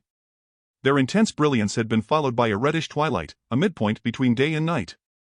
But we could see well enough to find our way, and it still wasn't necessary to activate the Ruhmkorff device. Just then Captain Nemo stopped. He waited until I joined him, then he pointed a finger at some dark masses outlined in the shadows a short distance away. It's the forest of Crespo Island, I thought, and I was not mistaken. Chapter 17. Title: An Underwater Forest. We had finally arrived on the outskirts of this forest, surely one of the finest in Captain Nemo's immense domains. He regarded it as his own and had laid the same claim to it that, in the first days of the world, the first men had to their forests on land. Besides, who else could dispute his ownership of this underwater property? What other, bolder pioneer would come, axe in hand, to clear away its dark underbrush? This forest was made up of big tree-like plants, and when we entered beneath their huge arches, my eyes were instantly struck by the unique arrangement of their branches, an arrangement that I had never before encountered. None of the weeds carpeting the seafloor, none of the branches bristling from the shrubbery, crept, or leaned, or stretched on a horizontal plane. They all rose right up toward the surface of the ocean. Every filament or ribbon, no matter how thin, stood ramrod straight. Fucus plants and creepers were growing in stiff perpendicular lines, governed by the density of the element that generated them. After I parted them with my hands, these otherwise motionless plants would shoot right back to their original positions. It was the regime of verticality. I soon grew accustomed to this bizarre arrangement, likewise to the comparative darkness surrounding us. The seafloor in this forest was strewn with sharp chunks of stone that were hard to avoid. Here the range of underwater flora seemed pretty comprehensive to me, as well as more abundant than it might have been in the Arctic or tropical zones, where such exhibits are less common. But for a few minutes I kept accidentally confusing the two kingdoms, mistaking zoophytes for water plants, animals for vegetables. And who hasn't made the same blunder? Flora and fauna are so closely associated in the underwater world. I observed that all these exhibits from the vegetable kingdom were attached to the seafloor by only the most makeshift methods. They had no roots and didn't care which solid objects secured them, sand, shells, husks, or pebbles. They didn't ask their hosts for sustenance, just a point of purchase. These plants are entirely self-propagating, and the principle of their existence lies in the water that sustains and nourishes them. In place of leaves, most of them sprouted blades of unpredictable shape, which were confined to a narrow gamut of colors consisting only of pink, crimson, green, olive, tan, and brown. There I saw again, but not yet pressed and dried like the Nautilus's specimens, some peacock's tails spread open like fans to stir up a cooling breeze, scarlet rosetangle, sea tangle stretching out their young and edible shoots, twisting strings of kelp from the genus Nereocystis that bloomed to a height of 15 meters, bouquets of mermaids' cups whose stems grew wider at the top, and a number of other open sea plants, all without flowers. It's an odd anomaly in this bizarre element, as one witty naturalist puts it. The animal kingdom blossoms, and the vegetable kingdom doesn't.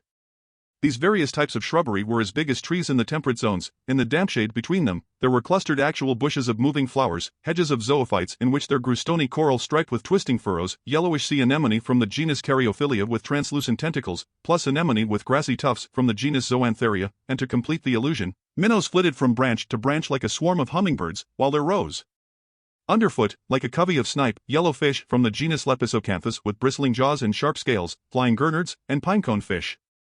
Near 1 o'clock, Captain Nemo gave the signal to halt. Speaking for myself, I was glad to oblige, and we stretched out beneath an arbor of winged kelp, whose long thin tendrils stood up like arrows. This short break was a delight.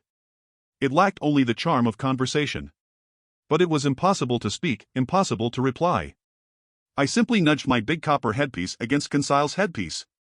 I saw a happy gleam in the gallant lad's eyes, and to communicate his pleasure, he jiggled around inside his carapace in the world's silliest way. After 4 hours of strolling, I was quite astonished not to feel any intense hunger. What kept my stomach in such a good mood I'm unable to say. But, in exchange, I experienced that irresistible desire for sleep that comes over every diver. Accordingly, my eyes soon closed behind their heavy glass windows and I fell into an uncontrollable doze, which until then I had been able to fight off only through the movements of our walking. Captain Nemo and his muscular companion were already stretched out in this clear crystal, setting us a fine naptime example. How long I was sunk in this torpor I cannot estimate, but when I awoke, it seemed as if the sun were settling toward the horizon. Captain Nemo was already up, and I had started to stretch my limbs, when an unexpected apparition brought me sharply to my feet. A few paces away, a monstrous, meter-high sea spider was staring at me with beady eyes, poised to spring at me. Although my diving suit was heavy enough to protect me from this animal's bites, I couldn't keep back a shudder of horror. Just then Conseil woke up, together with the Nautilus's sailor. Captain Nemo alerted his companion to this hideous crustacean, which a swing of the rifle but quickly brought down, and I watched the monster's horrible legs writhing in dreadful convulsions. This encounter reminded me that other, more daunting animals must be lurking in these dark reaches, and my diving suit might not be adequate protection against their attacks. Such thoughts hadn't previously crossed my mind, and I was determined to keep on my guard. Meanwhile I had assumed this rest period would be the turning point in our stroll, but I was mistaken, and instead of heading back to the Nautilus, Captain Nemo continued his daring excursion. The seafloor kept sinking, and its significantly steeper slope took us to greater depths. It must have been nearly 3 o'clock when we reached a narrow valley gouged between high, vertical walls and located 150 meters down. Thanks to the perfection of our equipment, we had thus gone 90 meters below the limit that nature had, until then, set on man's underwater excursions. I say 150 meters, although I had no instruments for estimating this distance. But I knew that the sun's rays, even in the clearest seas, could reach no deeper. So at precisely this point the darkness became profound. Not a single object was visible past 10 paces. Consequently, I had begun to grope my way when suddenly I saw the glow of an intense white light. Captain Nemo had just activated his electric device. His companion did likewise. Conseil and I followed suit. By turning a switch, I established contact between the induction coil and the glass spiral, and the sea, lit up by our 4 lanterns, was illuminated for a radius of 25 meters. Captain Nemo continued to plummet into the dark depths of this forest, whose shrubbery grew ever more sparse. I observed that vegetable life was disappearing more quickly than animal life. The open sea plants had already left behind the increasingly arid seafloor, where a prodigious number of animals were still swarming: zoophytes, articulates, mollusks, and fish.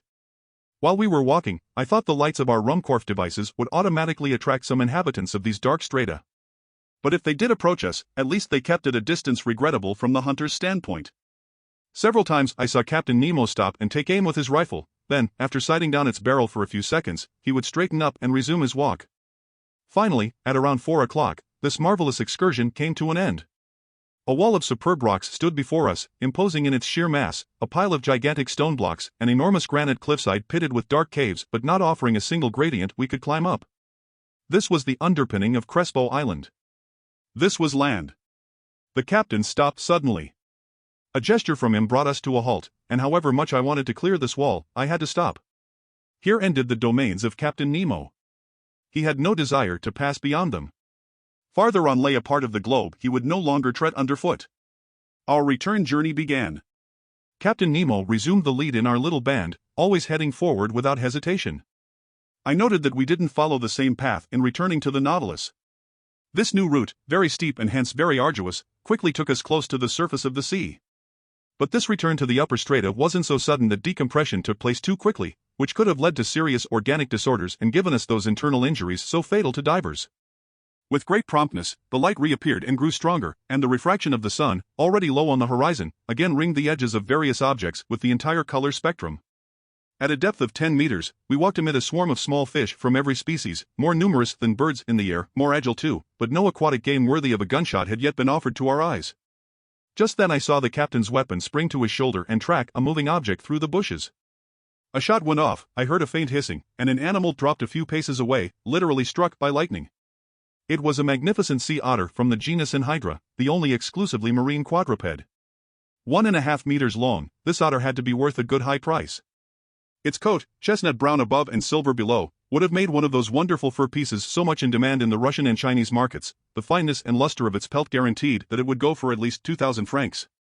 I was full of wonderment at this unusual mammal, with its circular head adorned by short ears, its round eyes, its white whiskers like those on a cat, its webbed and clawed feet, its bushy tail. Hunted and trapped by fishermen, this valuable carnivore has become extremely rare, and it takes refuge chiefly in the northernmost parts of the Pacific, where in all likelihood its species will soon be facing extinction. Captain Nemo's companion picked up the animal, loaded it on his shoulder, and we took to the trail again.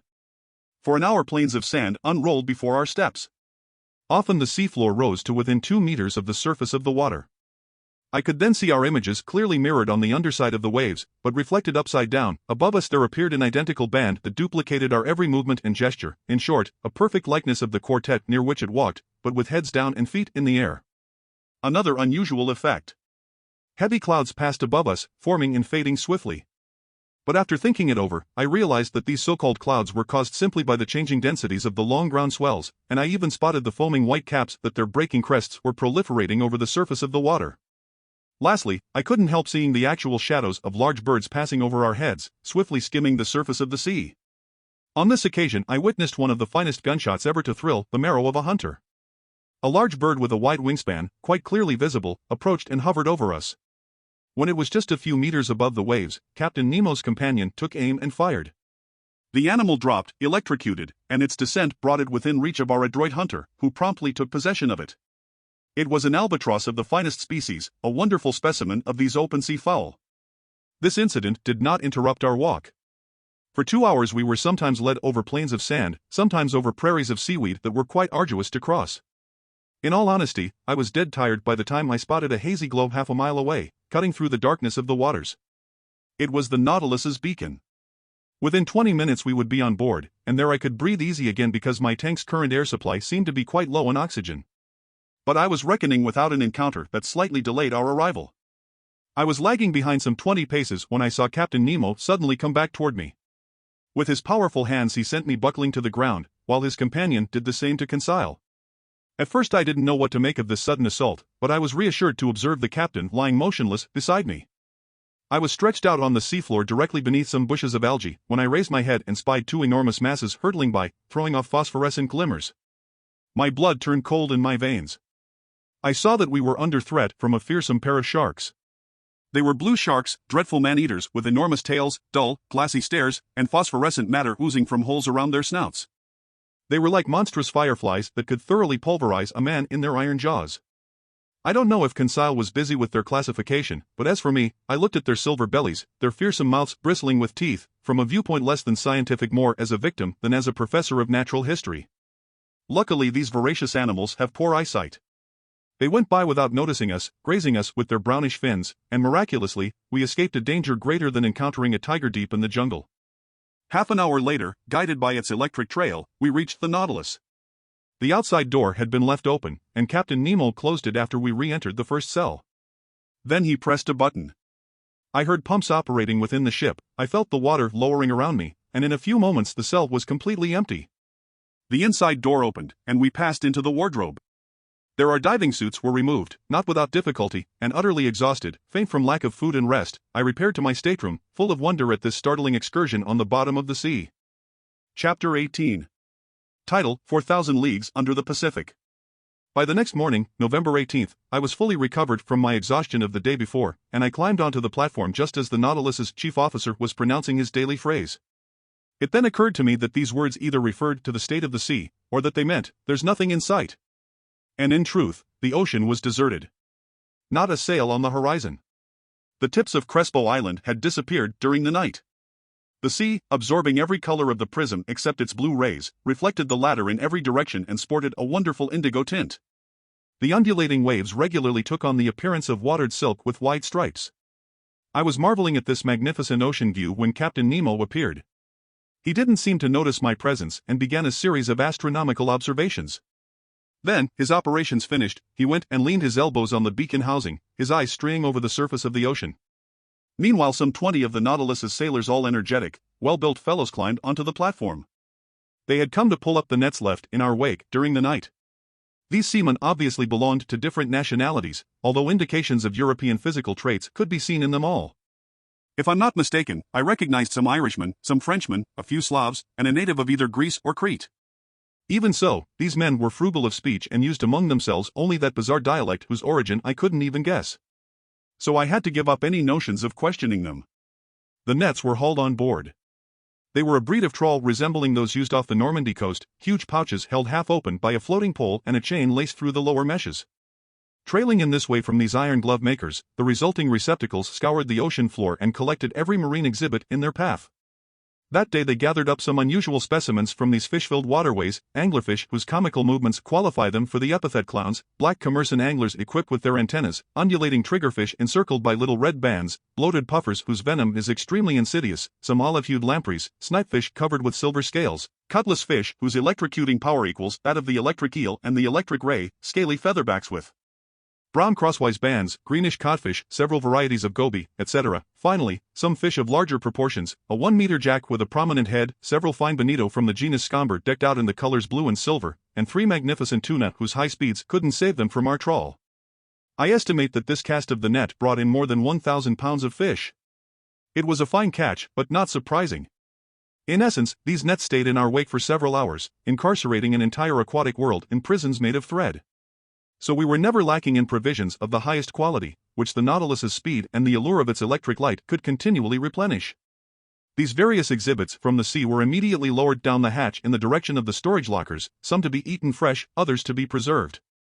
After its fishing was finished and its air supply renewed, I thought the Nautilus would resume its underwater excursion, and I was getting ready to return to my stateroom, when Captain Nemo turned to me and said without further preamble, "Look at this ocean, Professor. Doesn't it have the actual gift of life? Doesn't it experience both anger and affection? Last evening it went to sleep just as we did, and there it is, waking up after a peaceful night. No hellos or good mornings for this gent." You would have thought this eccentric individual was simply continuing a conversation we'd already started. "See," he went on. "It's waking up under the sun's caresses. It's going to relive its daily existence. What a fascinating field of study lies in watching the play of its organism. It owns a pulse and arteries, it has spasms, and I side with the scholarly Commander Maury, who discovered that it has a circulation as real as the circulation of blood in animals." I'm sure that Captain Nemo expected no replies from me, and it seemed pointless to pitch in with "Ah yes, exactly," or "how right you are." Rather, he was simply talking to himself, with long pauses between sentences. He was meditating out loud. Yes, he said, the ocean owns a genuine circulation, and to start it going, the creator of all things has only to increase its heat, salt, and microscopic animal life. In essence, heat creates the different densities that lead to currents and countercurrents. Evaporation, which is nil in the high Arctic regions and very active in equatorial zones, brings about a constant interchange of tropical and polar waters. What's more, I've detected those falling and rising currents that make up the ocean's true breathing. I've seen a molecule of salt water heat up at the surface, sink into the depths, reach maximum density at -2 degrees centigrade, then cool off, grow lighter, and rise again. At the poles you'll see the consequences of this phenomenon, and through this law of far-seeing nature, you'll understand why water can freeze only at the surface. As the captain was finishing his sentence, I said to myself, the pole.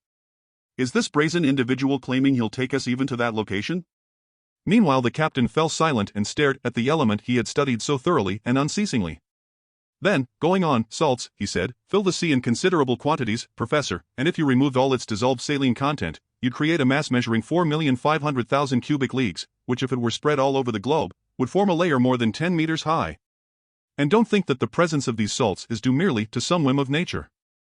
No. They make ocean water less open to evaporation and prevent winds from carrying off excessive amounts of steam, which, when condensing, would submerge the temperate zones. Salts play a leading role, the role of stabilizer for the general ecology of the globe. Captain Nemo stopped, straightened up, took a few steps along the platform, and returned to me. As for those billions of tiny animals, he went on, those infusoria that live by the millions in one droplet of water, 800,000 of which are needed to weigh 1 milligram, their role is no less important. They absorb the marine salts, they assimilate the solid elements in the water, and since they create coral and madrepores, they're the true builders of limestone continents. And so, after they've finished depriving our water drop of its mineral nutrients, the droplet gets lighter, rises to the surface, there absorbs more salts left behind through evaporation, gets heavier, sinks again, and brings those tiny animals new elements to absorb. The outcome, a double current, rising and falling, constant movement, constant life. More intense than on land, more abundant, more infinite, such life blooms in every part of this ocean, an element fatal to man, they say, but vital to myriads of animals and to me. When Captain Nemo spoke in this way, he was transfigured, and he filled me with extraordinary excitement. There, he added, out there lies true existence. And I can imagine the founding of nautical towns, clusters of underwater households that, like the Nautilus, would return to the surface of the sea to breathe each morning, free towns if ever there were, independent cities. Then again, who knows whether some tyrant. Captain Nemo finished his sentence with a vehement gesture. Then, addressing me directly, as if to drive away an ugly thought, Professor Aronnax, he asked me, do you know the depth of the ocean floor? At least, Captain, I know what the major soundings tell us. Could you quote them to me, so I can double-check them as the need arises? Here, I replied, are a few of them that stick in my memory. If I'm not mistaken, an average depth of 8,200 meters was found in the North Atlantic, and 2,500 meters in the Mediterranean. The most remarkable soundings were taken in the South Atlantic near the 35th parallel, and they gave 12,000 meters, 14,091 meters, and 15,149 meters. All in all, it's estimated that if the sea bottom were made level, its average depth would be about 7 kilometers. Well, Professor, Captain Nemo replied, we'll show you better than that, I hope. As for the average depth of this part of the Pacific, I'll inform you that it's a mere 4,000 meters. This said, Captain Nemo headed to the hatch and disappeared down the ladder. I followed him and went back to the main lounge. The propeller was instantly set in motion, and the log gave our speed as 20 miles per hour. Over the ensuing days and weeks, Captain Nemo was very frugal with his visits. I saw him only at rare intervals. His chief officer regularly fixed the positions I found reported on the chart, and in such a way that I could exactly plot the Nautilus's course. Conseil and Land spent the long hours with me. Conseil had told his friend about the wonders of our undersea stroll, and the Canadian was sorry he hadn't gone along. But I hoped an opportunity would arise for a visit to the forests of Oceania. Almost every day the panels in the lounge were open for some hours, and our eyes never tired of probing the mysteries of the underwater world. The Nautilus's general heading was southeast, and it stayed at a depth between 100 and 150 meters. However, from Lord knows what whim, one day it did a diagonal dive by means of its slanting fins, reaching straight located 2,000 meters underwater. The thermometer indicated a temperature of 4.25 degrees centigrade, which at this depth seemed to be a temperature common to all latitudes. On November 26, at 3 o'clock in the morning, the Nautilus cleared the Tropic of Cancer at longitude 172 degrees. On the 27th it passed in sight of the Hawaiian Islands, where the famous Captain Cook met his death on February 14, 1779. By then we had fared 4,860 leagues from our starting point. When I arrived on the platform that morning, I saw the island of Hawaii 2 miles to leeward, the largest of the 7 islands making up this group. I could clearly distinguish the tilled soil on its outskirts, the various mountain chains running parallel with its coastline, and its volcanoes, crowned by Mauna Kea, whose elevation is 5,000 meters above sea level. Among other specimens from these waterways, our nets brought up some peacock-tailed flabellarian coral, polyps flattened into stylish shapes and unique to this part of the ocean. The Nautilus kept to its southeasterly heading. On December 1st it cut the equator at longitude 142 degrees, and on the 4th of the same month, after a quick crossing marked by no incident, we raised the Marquesas Islands. 3 miles off, in latitude 8 degrees 57 minutes south and longitude 139 degrees 32 minutes west, I spotted Martin Point on Nukuhiva, chief member of this island group that belongs to France. I could make out only its wooded mountains on the horizon, because Captain Nemo hated to hug shore. There our nets brought up some fine fish samples, dolphin fish with azure fins, gold tails, and flesh that's unrivaled in the entire world, wrasse from the genus Hologymnosus that were nearly denuded of scales but exquisite in flavor, knife jaws with bony beaks, yellowish albacore that were as tasty as bonito, all fish worth classifying in the ship's pantry. After leaving these delightful islands to the protection of the French flag, the Nautilus covered about 2,000 miles from December 4th to the 11th. Its navigating was marked by an encounter with an immense school of squid, unusual mollusks that are near neighbors of the cuttlefish. French fishermen give them the name cuttlefish, and they belong to the class Cephalopoda, family Dibranchiata, consisting of themselves together with cuttlefish and argonauts. The naturalists of antiquity made a special study of them, and these animals furnished many ribald figures of speech for soapbox orators in the Greek marketplace, as well as excellent dishes for the tables of rich citizens, if we're to believe Athenaeus, a Greek physician predating Galen. It was during the night of December 9th to 10th that the Nautilus encountered this army of distinctly nocturnal mollusks. They numbered in the millions. They were migrating from the temperate zones toward zones still warmer, following the itineraries of herring and sardines. We stared at them through our thick glass windows. They swam backward with tremendous speed, moving by means of their locomotive tubes, chasing fish and mollusks, eating the little ones, eaten by the big ones, and tossing in indescribable confusion the 10 feet that nature has rooted in their heads like a hairpiece of pneumatic snakes. Despite its speed, the Nautilus navigated for several hours in the midst of this school of animals, and its nets brought up an incalculable number, among which I recognized all 9 species that Professor Orbigny has classified as native to the Pacific Ocean. During this crossing, the sea continually lavished us with the most marvelous sights. Its variety was infinite. It changed its setting and decor for the mere pleasure of our eyes, and we were called upon not simply to contemplate the works of our Creator in the midst of the liquid element, but also to probe the ocean's most daunting mysteries. During the day of December 11th, I was busy reading in the main lounge. Ned Land and Conseil were observing the luminous waters through the gaping panels. The Nautilus was motionless. Its ballast tanks full, it was sitting at a depth of 1,000 meters in a comparatively unpopulated region of the ocean where only larger fish put in occasional appearances. Just then I was studying a delightful book by Jean Mack, The Servants of the Stomach, and savoring its ingenious teachings, when Conseil interrupted my reading. "Would Master kindly come here for an instant?" he said to me in an odd voice. "What is it, Conseil?" "It's something that Master should see." I stood up, leaned on my elbows before the window, and I saw it. In the broad electric daylight, an enormous black mass, quite motionless, hung suspended in the midst of the waters. I observed it carefully, trying to find out the nature of this gigantic cetacean. Then a sudden thought crossed my mind. "A ship!" I exclaimed. "Yes," the Canadian replied, "a disabled craft that's sinking straight down." Ned Land was not mistaken. We were in the presence of a ship whose severed shrouds still hung from their clasps. Its hull looked in good condition, and it must have gone under only a few hours before. The stumps of 3 masts, chopped off 2 feet above the deck, indicated a flooding ship that had been forced to sacrifice its masting. But it had heeled sideways, filling completely, and it was listing to port even yet. A sorry sight, this carcass lost under the waves, but sorrier still was the sight on its deck, where, lashed with ropes to prevent their being washed overboard, some human corpses still lay. I counted 4 of them, 4 men, one still standing at the helm, then a woman, halfway out of a skylight on the afterdeck, holding a child in her arms. This woman was young. Under the brilliant lighting of the Nautilus's rays, I could make out her features, which the water hadn't yet decomposed. With a supreme effort, she had lifted her child above her head, and the poor little creature's arms were still twined around its mother's neck. The postures of the 4 seamen seemed ghastly to me, twisted from convulsive movements, as if making a last effort to break loose from the ropes that bound them to their ship.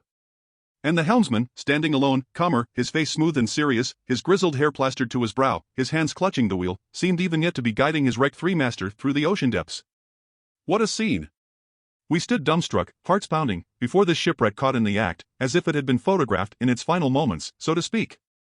And already I could see enormous sharks moving in, eyes ablaze, drawn by the lure of human flesh.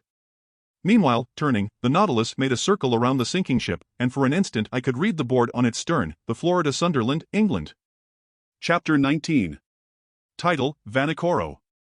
This dreadful sight was the first of a whole series of maritime catastrophes that the Nautilus would encounter on its run. When it plied more heavily traveled seas, we often saw wrecked hulls rotting in mid-water, and farther down, cannons, shells, anchors, chains, and 1,000 other iron objects rusting away.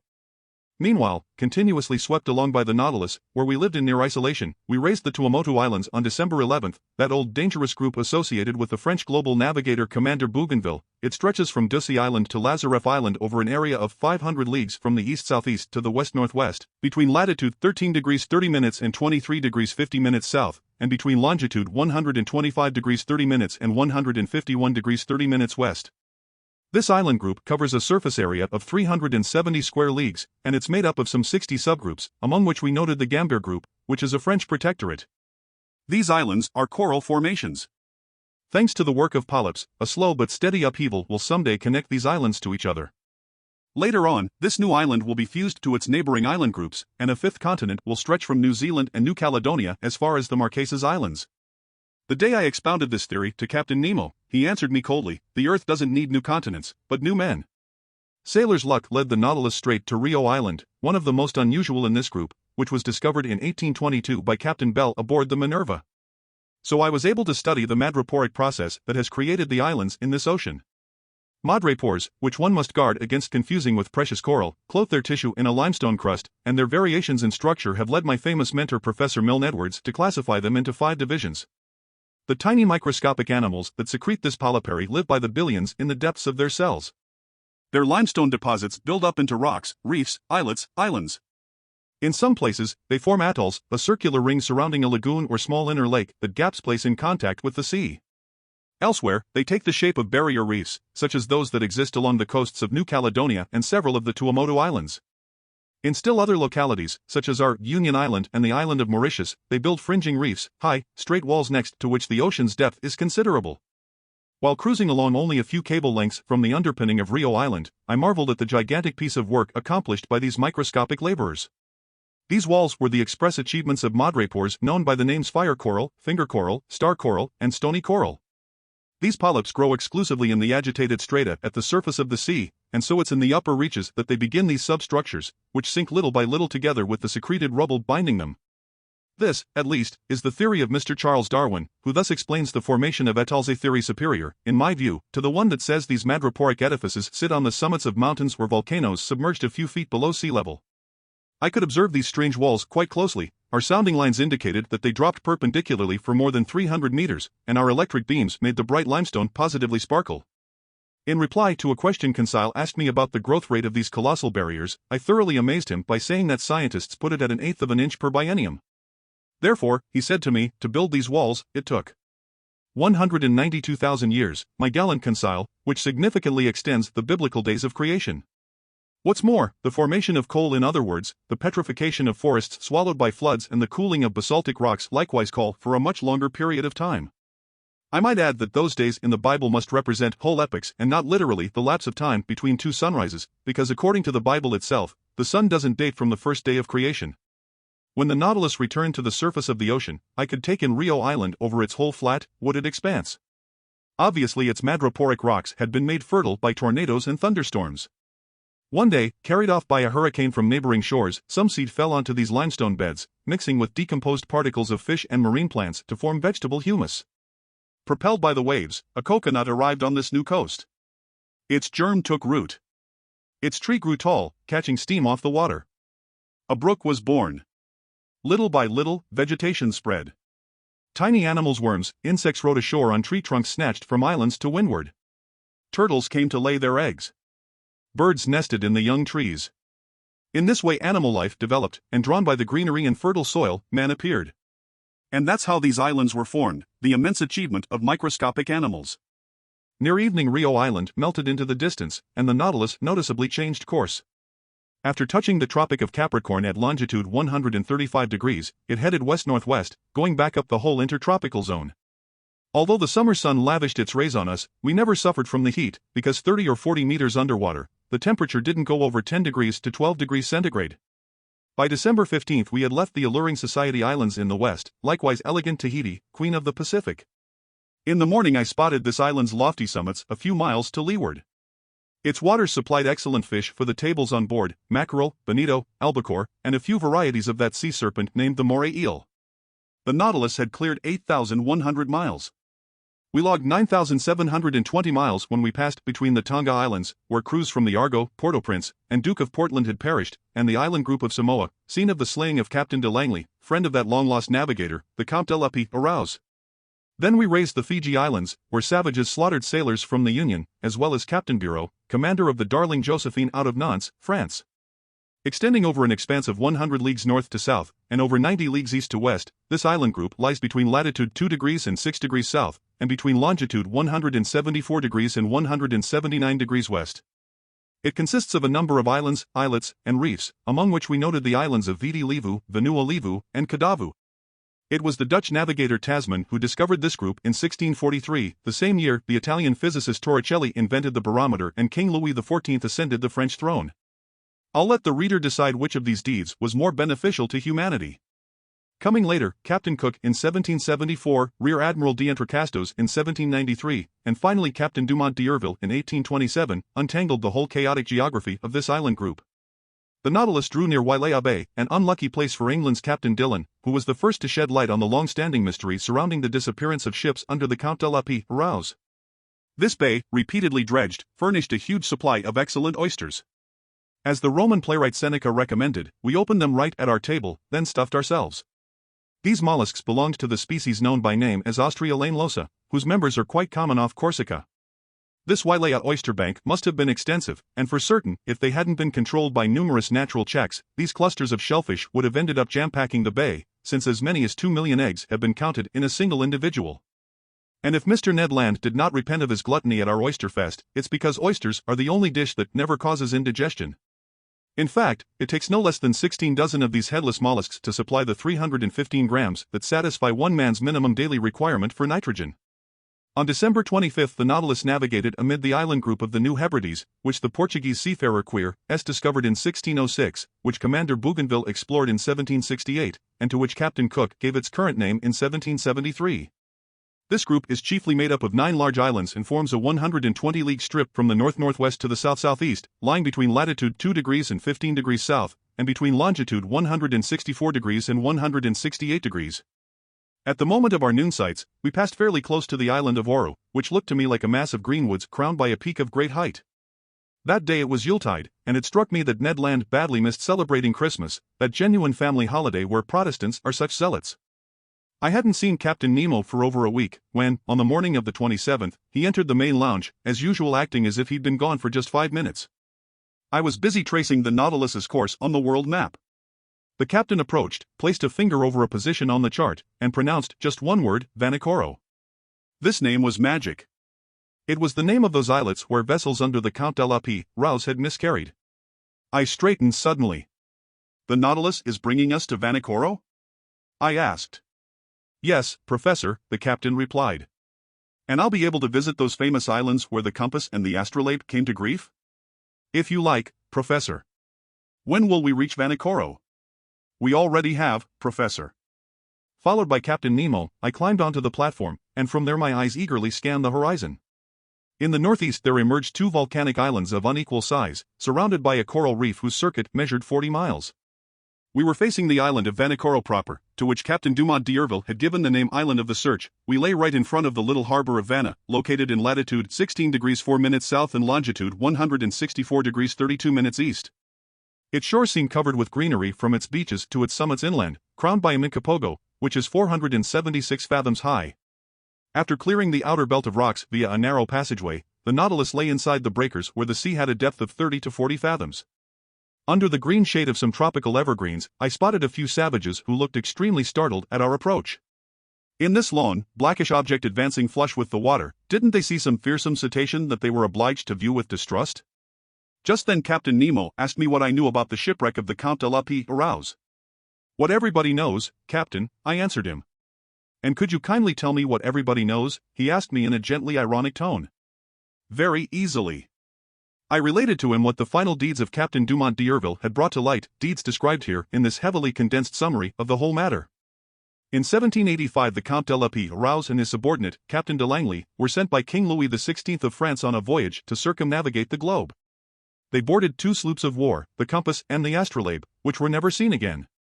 In 1791, justly concerned about the fate of these 2 sloops of war, the French government fitted out 2 large cargo boats, the Search and the Hope, which left Brest on September 28 under orders from Rear Admiral Bruni d'Entrecasteaux. 2 months later, testimony from a certain Commander Bowen, aboard the Albemarle, alleged that rubble from shipwrecked vessels had been seen on the coast of New Georgia. But d'Entrecasteaux was unaware of this news, which seemed a bit dubious anyhow, and headed toward the Admiralty Islands, which had been named in a report by one Captain Hunter as the site of the Count de la Rouse's shipwreck. They looked in vain. The Hope and the Search passed right by Vanikoro without stopping there, and overall, this voyage was plagued by misfortune, ultimately costing the lives of Rear Admiral d'Entrecasteaux, 2 of his subordinate officers, and several seamen from his crew.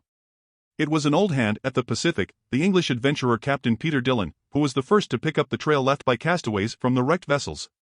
On May 15, 1824, his ship, the St. Patrick, passed by Tikopia Island, one of the New Hebrides. There a native boatman pulled alongside in a dugout canoe and sold Dillon a silver sword hilt bearing the imprint of characters engraved with a cutting tool known as a burin.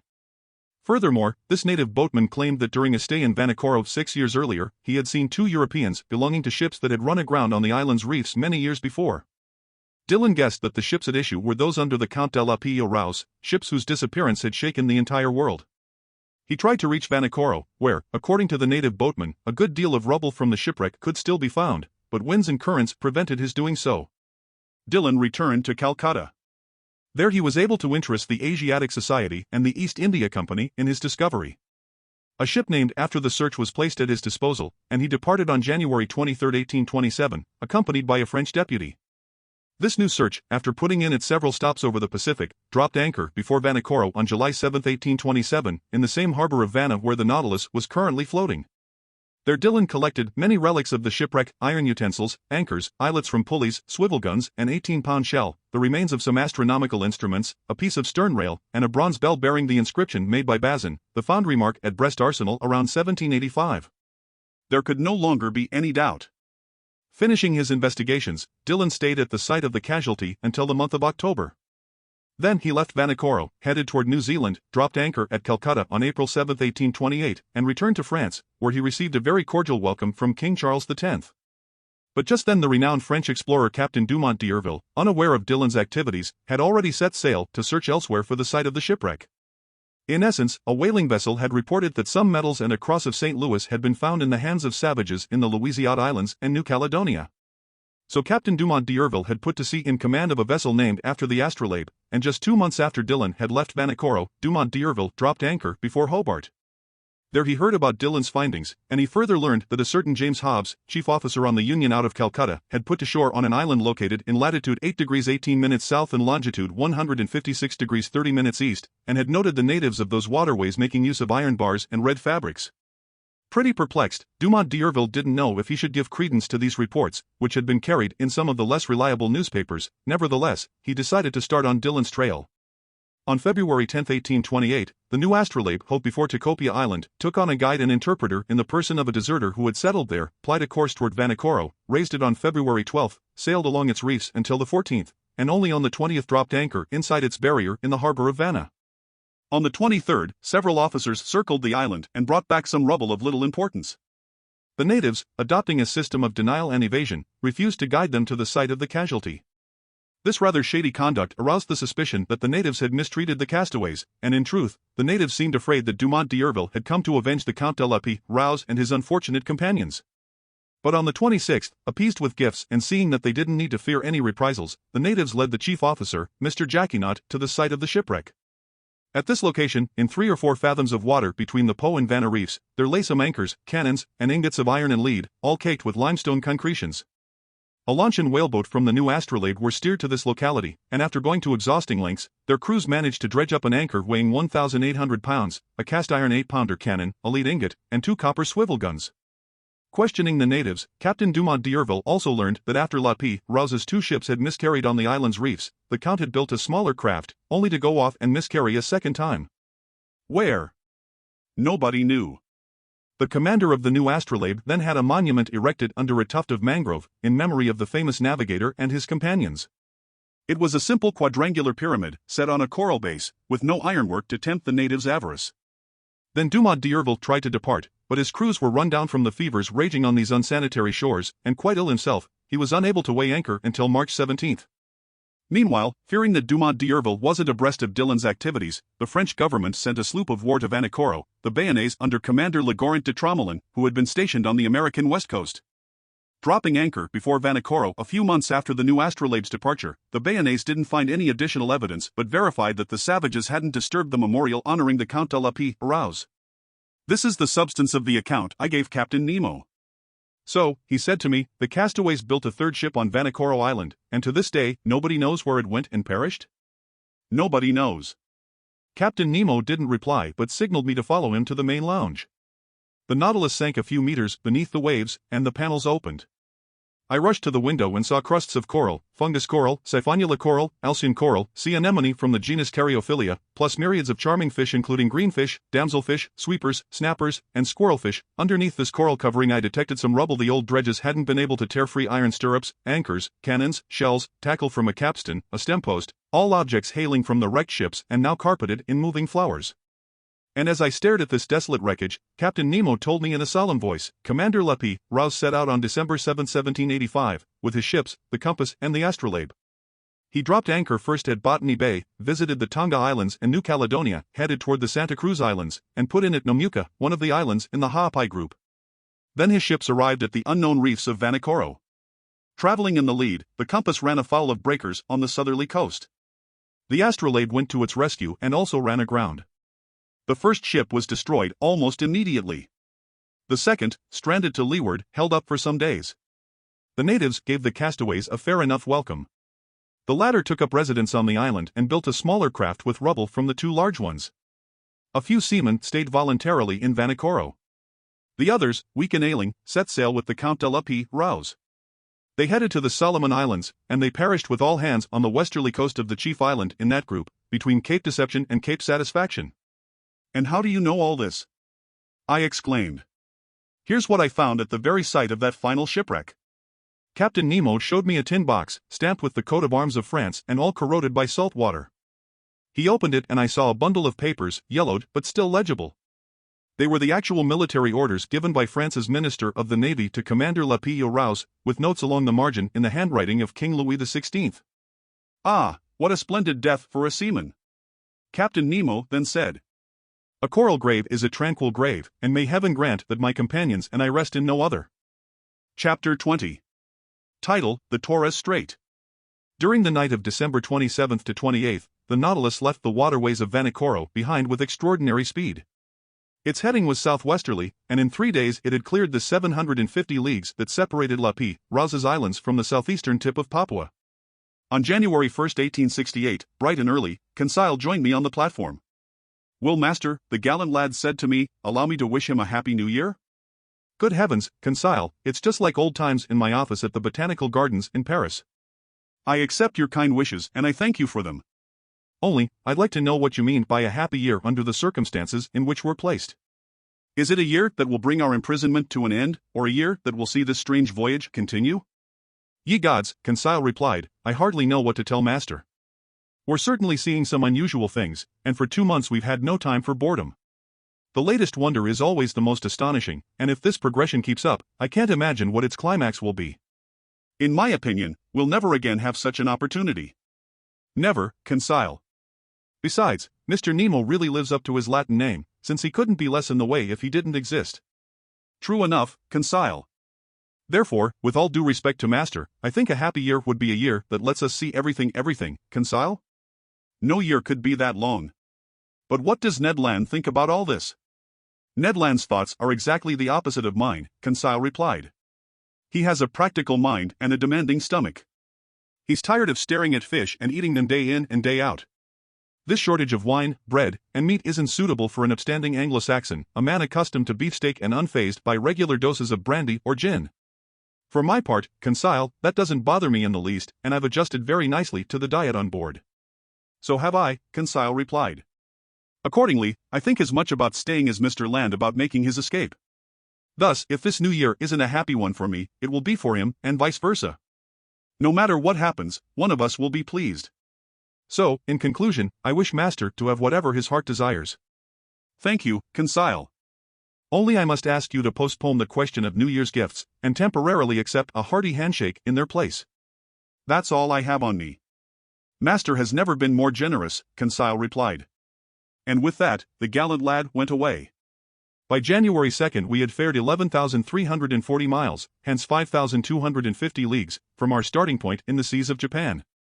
Before the Nautilus's spur there stretched the dangerous waterways of the Coral Sea, off the northeast coast of Australia. Our boat cruised along a few miles away from that daunting shoal where Captain Cook's ships well-nigh miscarried on June 10, 1770. The craft that Cook was aboard charged into some coral rock, and if his vessel didn't go down, it was thanks to the circumstance that a piece of coral broke off in the collision and plugged the very hole it had made in the hull. I would have been deeply interested in visiting this long, 360-league reef, against which the ever-surging sea broke with the fearsome intensity of thunderclaps. But just then the Nautilus's slanting fins took us to great depths, and I could see nothing of those high coral walls. I had to rest content with the various specimens of fish brought up by our nets. Among others I noted some longfin albacore, a species in the genus Scomber, as big as tuna, bluish on the flanks, and streaked with crosswise stripes that disappear when the animal dies. These fish followed us in schools and supplied our table with very dainty flesh. We also caught a large number of yellow-green gilthead, half a decimeter long and tasting like Dorado, plus some flying gurnards, authentic underwater swallows that, on dark nights, alternately streak air and water with their phosphorescent glimmers. Among mollusks and zoophytes, I found in our trawls meshes various species of alcyonarian coral, sea urchins, hammer shells, spurred star shells, wentletrap snails, horn shells, glass snails. The local flora was represented by fine floating algae, sea tangle, and kelp from the genus Macrocystis, saturated with the mucilage their pores perspire, from which I selected a wonderful Nemastoma gelinearoidea, classifying it with the natural curiosities in the museum. On January 4th, 2 days after crossing the Coral Sea, we raced the coast of Papua. On this occasion Captain Nemo told me that he intended to reach the Indian Ocean via the Torres Strait. This was the extent of his remarks. Ned saw with pleasure that this course would bring us, once again, closer to European seas. The Torres Strait is regarded as no less dangerous for its bristling reefs than for the savage inhabitants of its coasts. It separates Queensland from the huge island of Papua, also called New Guinea. Papua is 400 leagues long by 130 leagues wide, with a surface area of 40,000 geographic leagues. It's located between latitude 0 degrees 19 minutes and 10 degrees 2 minutes south, and between longitude 128 degrees 23 minutes and 146 degrees 15 minutes. At noon, while the chief officer was taking the sun's altitude, I spotted the summits of the Arfuk Mountains, rising in terraces and ending in sharp peaks. Discovered in 1511 by the Portuguese Francisco Serrano, these shores were successively visited by Don Jorge de Menezes in 1526, by Juan de Grijalva in 1527, by the Spanish General Alvaro de Saavedra in 1528, by Inigo Ortiz in 1545, by the Dutchman Schouten in 1616, by Nicolas Sruick in 1753, by Tasman, Dampier, Fumel, Carteret, Edwards, Bougainville, Cook, McClure, and Thomas Forrest, by Rear Admiral d'Entrecasteaux in 1792, by Louis Isidore Duperrey in 1823, and by Captain Dumont d'Urville in 1827. It's the heartland of the blacks who occupy all Malaysia, Mr. de Rienzi has said, and I hadn't the foggiest inkling that sailor's luck was about to bring me face to face with these daunting Andaman aborigines. So the Nautilus hove before the entrance to the world's most dangerous strait, a passageway that even the boldest navigators hesitated to clear, the strait that Luis Vaz de Torres faced on returning from the South Seas in Melanesia, the strait in which sloops of war under Captain Dumont d'Urville ran aground in 1840 and nearly miscarried with all hands. And even the Nautilus, rising superior to every danger in the sea, was about to become intimate with its coral reefs. The Torres Strait is about 34 leagues wide, but it's obstructed by an incalculable number of islands, islets, breakers, and rocks that make it nearly impossible to navigate. Consequently, Captain Nemo took every desired precaution in crossing it. Floating flush with the water, the Nautilus moved ahead at a moderate pace. Like a cetacean's tail, its propeller churned the waves slowly. Taking advantage of this situation, my two companions and I found seats on the ever-deserted platform. In front of us stood the pilot house, and unless I'm extremely mistaken, Captain Nemo must have been inside, steering his Nautilus himself. Under my eyes I had the excellent charts of the Torres Strait that had been surveyed and drawn up by the hydrographic engineer Vincent Dumoulin and Sub-Lieutenant, now Admiral, Coupvent Dubois, who were part of Dumont d'Urville's general staff during his final voyage to circumnavigate the globe. These, along with the efforts of Captain King, are the best charts for untangling the snarl of this narrow passageway, and I consulted them with scrupulous care. Around the Nautilus the sea was boiling furiously.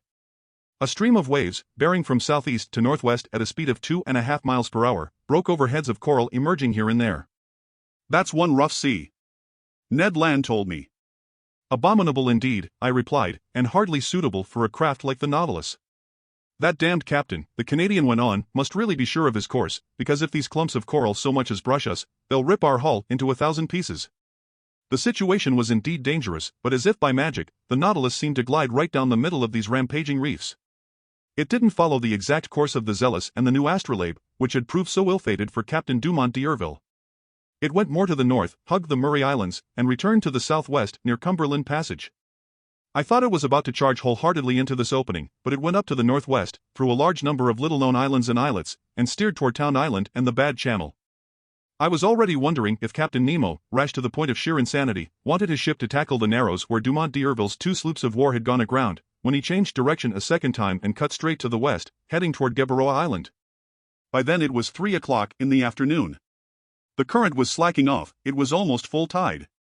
The Nautilus drew near this island, which I can see to this day with its remarkable fringe of screw pines.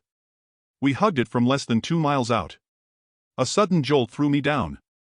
The Nautilus had just struck a reef, and it remained motionless, listing slightly to port. When I stood up, I saw Captain Nemo and his chief officer on the platform.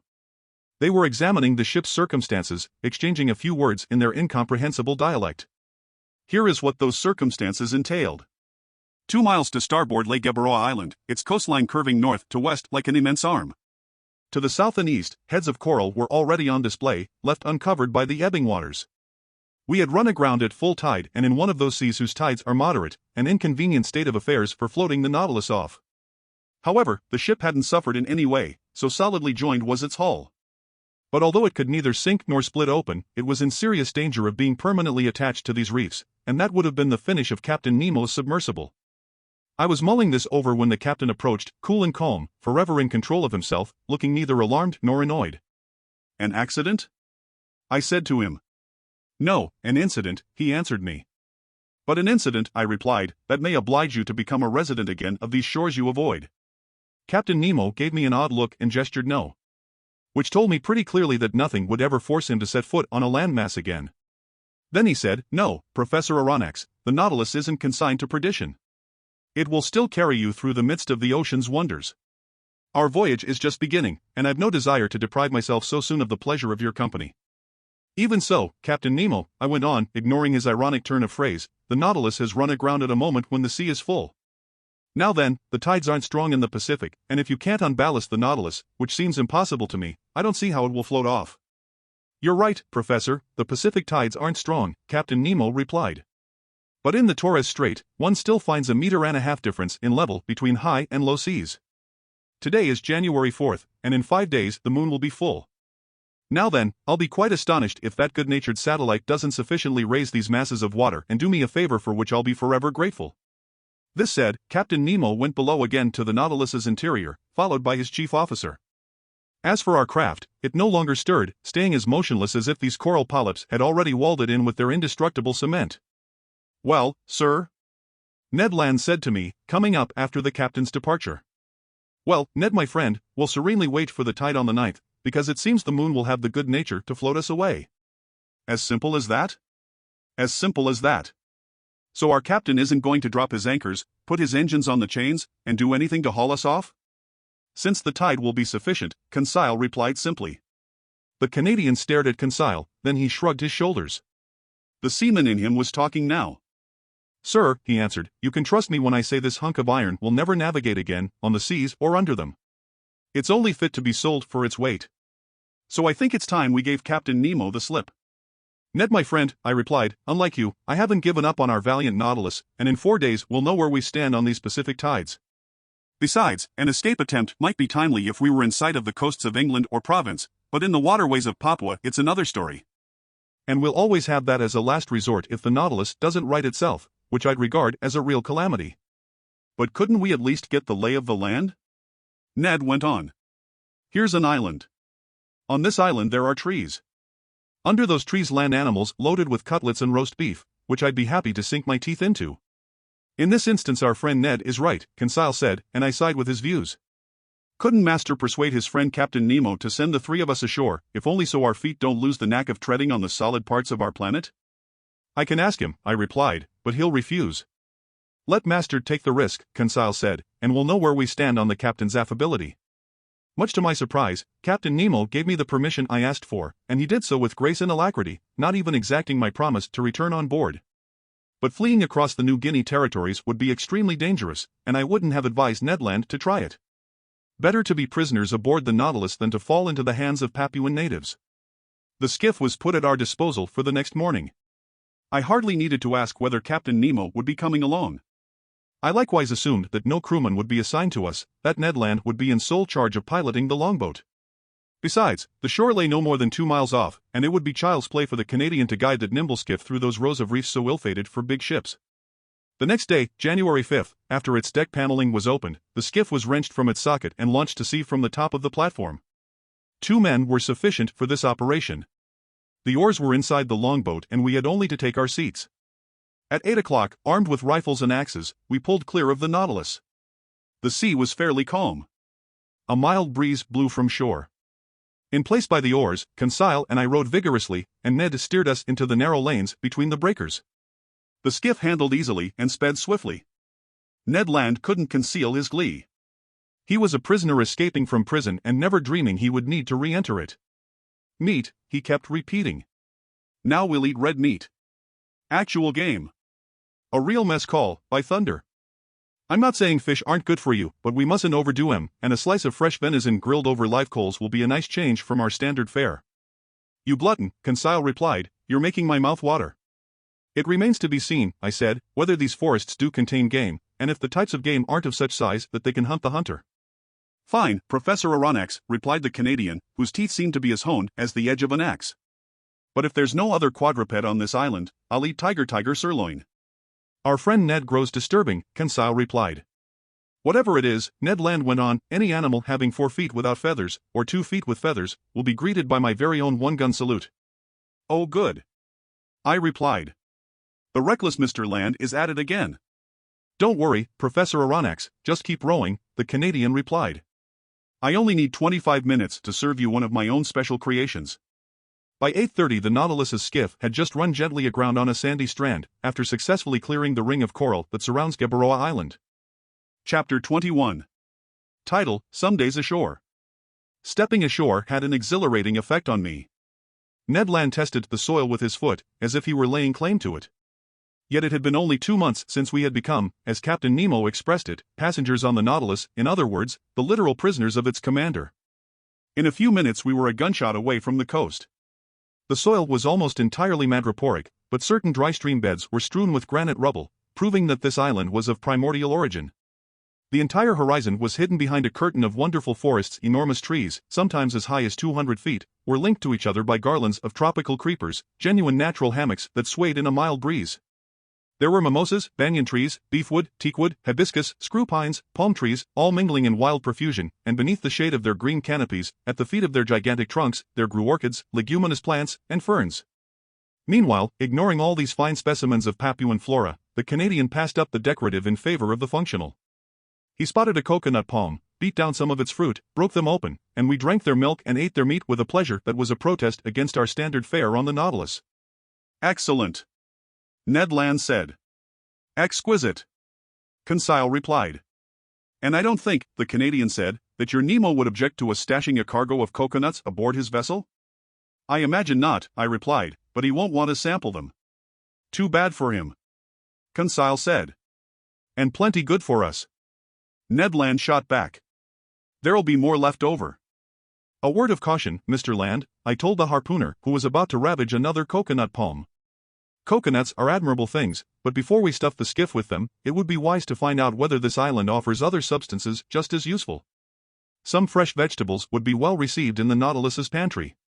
Master is right, Conseil replied, and I propose that we set aside 3 places in our longboat, one for fruit, another for vegetables, and a third for venison, of which I still haven't glimpsed the tiniest specimen. Don't give up so easily, Conseil, the Canadian replied. So let's continue our excursion, I went on, but keep a sharp lookout.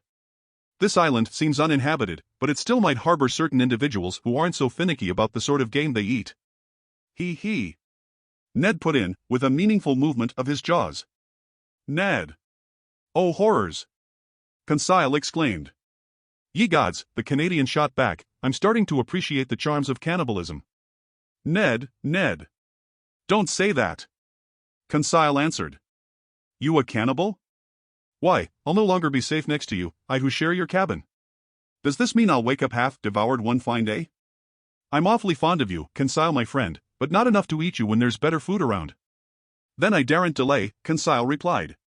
The hunt is on. We absolutely must bag some game to placate this man-eater, or one of these mornings master won't find enough pieces of his manservant to serve him. While exchanging this chit-chat, we entered beneath the dark canopies of the forest, and for 2 hours we explored it in every direction. We couldn't have been luckier in our search for edible vegetation, and some of the most useful produce in the tropical zones supplied us with a valuable foodstuff missing on board. I mean the breadfruit tree, which is quite abundant on Geberoa Island, and there I chiefly noted the seedless variety that in Malaysia is called rima. This tree is distinguished from other trees by a straight trunk 40 feet high. To the naturalist's eye, its gracefully rounded crown, formed of big multi-lobed leaves, was enough to denote the artocarpus that has been so successfully transplanted to the Mascarene Islands east of Madagascar. From its massive greenery, huge globular fruit stood out, a decimeter wide and furnished on the outside with creases that assumed a hexangular pattern. It's a handy plant that nature gives to regions lacking in wheat. Without needing to be cultivated, it bears fruit 8 months out of the year. Ned Land was on familiar terms with this fruit. He had already eaten it on his many voyages and knew how to cook its edible substance. So the very sight of it aroused his appetite, and he couldn't control himself. Sir, he told me, I'll die if I don't sample a little breadfruit pasta. Sample some, Ned my friend, sample all you like. We're here to conduct experiments, let's conduct them. It won't take a minute, the Canadian replied. Equipped with a magnifying glass, he lit a fire of deadwood that was soon crackling merrily. Meanwhile Conseil and I selected the finest artocarpus fruit. Some still weren't ripe enough, and their thick skins covered white, slightly fibrous pulps. But a great many others were yellowish and gelatinous, just begging to be picked. This fruit contained no pits. Conseil brought a dozen of them to Ned Land, who cut them into thick slices and placed them over a fire of live coals, all the while repeating, "You'll see, sir, how tasty this bread is." Especially since we've gone without baked goods for so long, Conseil said. It's more than just bread, the Canadian added. It's a dainty pastry. You've never eaten any, sir? No, Ned. All right, get ready for something downright delectable. If you don't come back for seconds, I'm no longer the king of harpooners. After a few minutes, the parts of the fruit exposed to the fire were completely toasted. On the inside there appeared some white pasta, a sort of soft bread center whose flavor reminded me of artichoke. This bread was excellent, I must admit, and I ate it with great pleasure. Unfortunately, I said, this pasta won't stay fresh, so it seems pointless to make a supply for on board. By thunder, sir! Ned Land exclaimed. There you go, talking like a naturalist, but meantime I'll be acting like a baker. Conseil, harvest some of this fruit to take with us when we go back. And how will you prepare it? I asked the Canadian. I'll make a fermented batter from its pulp that'll keep indefinitely without spoiling. When I want some, I'll just cook it in the galley on board. It'll have a slightly tart flavor, but you'll find it excellent. So, Mr. Ned, I see that this bread is all we need. Not quite, Professor, the Canadian replied. We need some fruit to go with it, or at least some vegetables. Then let's look for fruit and vegetables. When our breadfruit harvesting was done, we took to the trail to complete this dryland dinner. We didn't search in vain, and near noontime we had an ample supply of bananas.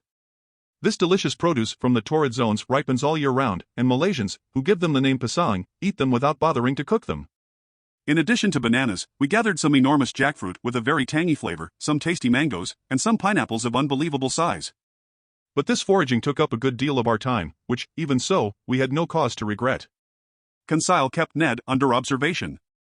The harpooner walked in the lead, and during his stroll through this forest, he gathered with sure hands some excellent fruit that should have completed his provisions. So, Conseil asked, you have everything you need, Ned my friend? Humph, the Canadian put in. What? You're complaining? All this vegetation doesn't make a meal, Ned replied. Just side dishes, dessert. But where's the soup course?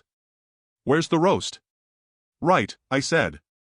Ned promised us cutlets, which seems highly questionable to me.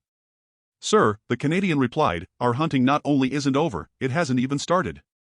Patience. We're sure to end up bumping into some animal with either feathers or fur, if not in this locality, then in another. And if not today, then tomorrow, because we mustn't wander too far off, Conseil added. That's why I propose that we return to the skiff. What? Already? Ned exclaimed. We ought to be back before nightfall, I said. But what hour is it, then? The Canadian asked. 2 o'clock at least, Conseil replied. How time flies on solid ground, exclaimed Mr. Ned Land with a sigh of regret. Off we go, Conseil replied. So we returned through the forest, and we completed our harvest by making a clean sweep of some palm cabbages that had to be picked from the crowns of their trees, some small beans that I recognized as the abrou of the Malaysians, and some high-quality yams. We were overloaded when we arrived at the skiff. However, Ned Land still found these provisions inadequate. But fortune smiled on him. Just as we were boarding, he spotted several trees 25 to 30 feet high, belonging to the palm species. As valuable as the Artocarpus, these trees are justly ranked among the most useful produce in Malaysia. They were sago palms, vegetation that grows without being cultivated, like mulberry trees, they reproduce by means of shoots and seeds. Ned Land knew how to handle these trees. Taking his axe and wielding it with great vigor, he soon stretched out on the ground 2 or 3 sago palms, whose maturity was revealed by the white dust sprinkled over their palm fronds. I watched him more as a naturalist than as a man in hunger. He began by removing from each trunk an inch-thick strip of bark that covered a network of long, hopelessly tangled fibers that were puttied with a sort of gummy flour. This flour was the starch-like sago, an edible substance chiefly consumed by the Melanesian peoples. For the time being, Ned Land was content to chop these trunks into pieces, as if he were making firewood. Later he would extract the flour by sifting it through cloth to separate it from its fibrous ligaments, let it dry out in the sun, and leave it to harden inside molds. Finally, at 5 o'clock in the afternoon, laden with all our treasures, we left the island beach and half an hour later pulled alongside the Nautilus. Nobody appeared on our arrival. The enormous sheet iron cylinder seemed deserted. Our provisions loaded on board, I went below to my stateroom. There I found my supper ready. I ate and then fell asleep. The next day, January 6th, nothing new on board. Not a sound inside, not a sign of life. The skiff stayed alongside in the same place we had left it. We decided to return to Gueboroa Island. Ned Land hoped for better luck in his hunting than on the day before, and he wanted to visit a different part of the forest. By sunrise we were off. Carried by an inbound current, the longboat reached the island in a matter of moments. We disembarked, and thinking it best to abide by the Canadian's instincts, we followed Ned Land, whose long legs threatened to outpace us. Ned Land went westward up the coast, then, fording some stream beds, he reached open plains that were bordered by wonderful forests. Some kingfishers lurked along the watercourses, but they didn't let us approach. Their cautious behavior proved to me that these winged creatures knew where they stood on bipeds of our species, and I concluded that if this island wasn't inhabited, at least human beings paid it frequent visits. After crossing a pretty lush prairie, we arrived on the outskirts of a small wood, enlivened by the singing and soaring of a large number of birds. Still, they're merely birds, Conseil said. But some are edible, the harpooner replied. Wrong, Ned my friend, Conseil answered, because I see only ordinary parrots here. Conseil my friend, Ned replied in all seriousness, parrots are like pheasant to people with nothing else on their plates. And I might add, I said, that when these birds are properly cooked, they're at least worth a stab of the fork. Indeed, under the dense foliage of this wood, a whole host of parrots fluttered from branch to branch, needing only the proper upbringing to speak human dialects. At present they were cackling in chorus with parakeets of every color, with solemn cockatoos that seemed to be pondering some philosophical problem, while bright red lories passed by like pieces of bunting borne on the breeze. In the midst of Kaleo parrots raucously on the wing, Papuan lories painted the subtlest shades of azure, and a whole variety of delightful winged creatures, none terribly edible. However, one bird unique to these shores, which never passes beyond the boundaries of the Aru and Papuan Islands, was missing from this collection. But I was given a chance to marvel at it soon enough. After crossing through a moderately dense thicket, we again found some plains obstructed by bushes. There I saw some magnificent birds soaring aloft, the arrangement of their long feathers causing them to head into the wind. Their undulating flight, the grace of their aerial curves, and the play of their colors allured and delighted the eye. I had no trouble identifying them. Birds of paradise! I exclaimed. Order Passeriforma, Division Clystomera, Conseil replied. Partridge family? Ned Land asked. I doubt it, Mr. Land. Nevertheless, I'm counting on your dexterity to catch me one of these delightful representatives of tropical nature. I'll give it a try, Professor, though I'm handier with a harpoon than a rifle. Malaysians, who do a booming business in these birds with the Chinese, have various methods for catching them that we couldn't use.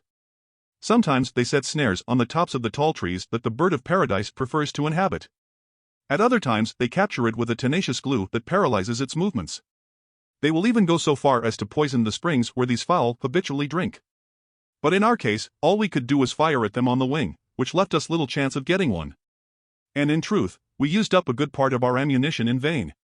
Near 11 o'clock in the morning, we cleared the lower slopes of the mountains that form the island's center, and we still hadn't bagged a thing. Hunger spurred us on. The hunters had counted on consuming the proceeds of their hunting, and they had miscalculated. Luckily, and much to his surprise, Conseil pulled off a right and left shot and ensured our breakfast. He brought down a white pigeon and a ringdove, which were briskly plucked, hung from a spit, and roasted over a blazing fire of deadwood. While these fascinating animals were cooking, Ned prepared some bread from the artocarpus. Then the pigeon and ringdove were devoured to the bones and declared excellent. Nutmeg, on which these birds habitually gorge themselves, sweetens their flesh and makes it delicious eating. They taste like chicken stuffed with truffles, Conseil said. All right, Ned, I asked the Canadian, now what do you need? Game with 4 paws, Professor Aronnax, Ned Land replied. All these pigeons are only appetizers, snacks. So till I've bagged an animal with cutlets, I won't be happy. Nor I, Ned, until I've caught a bird of paradise. Then let's keep hunting, Conseil replied, but while heading back to the sea. We've arrived at the foothills of these mountains, and I think we'll do better if we return to the forest regions. It was good advice, and we took it. After an hour's walk we reached a genuine sago palm forest. A few harmless snakes fled underfoot. Birds of paradise stole off at our approach, and I was in real despair of catching one when Conseil, walking in the lead, stooped suddenly, gave a triumphant shout, and came back to me, carrying a magnificent bird of paradise. Oh bravo, Conseil! I exclaimed. Master is too kind, Conseil replied. Not at all, my boy. That was a stroke of genius, catching one of these live birds with your bare hands. If Master will examine it closely, he'll see that I deserve no great praise. And why not, Conseil? Because this bird is as drunk as a lord. Drunk? Yes, Master, drunk from the nutmegs it was devouring under that nutmeg tree where I caught it. See, Ned my friend, see the monstrous results of intemperance. Damnation, the Canadian shot back. Considering the amount of gin I've had these past 2 months, you've got nothing to complain about. Meanwhile I was examining this unusual bird.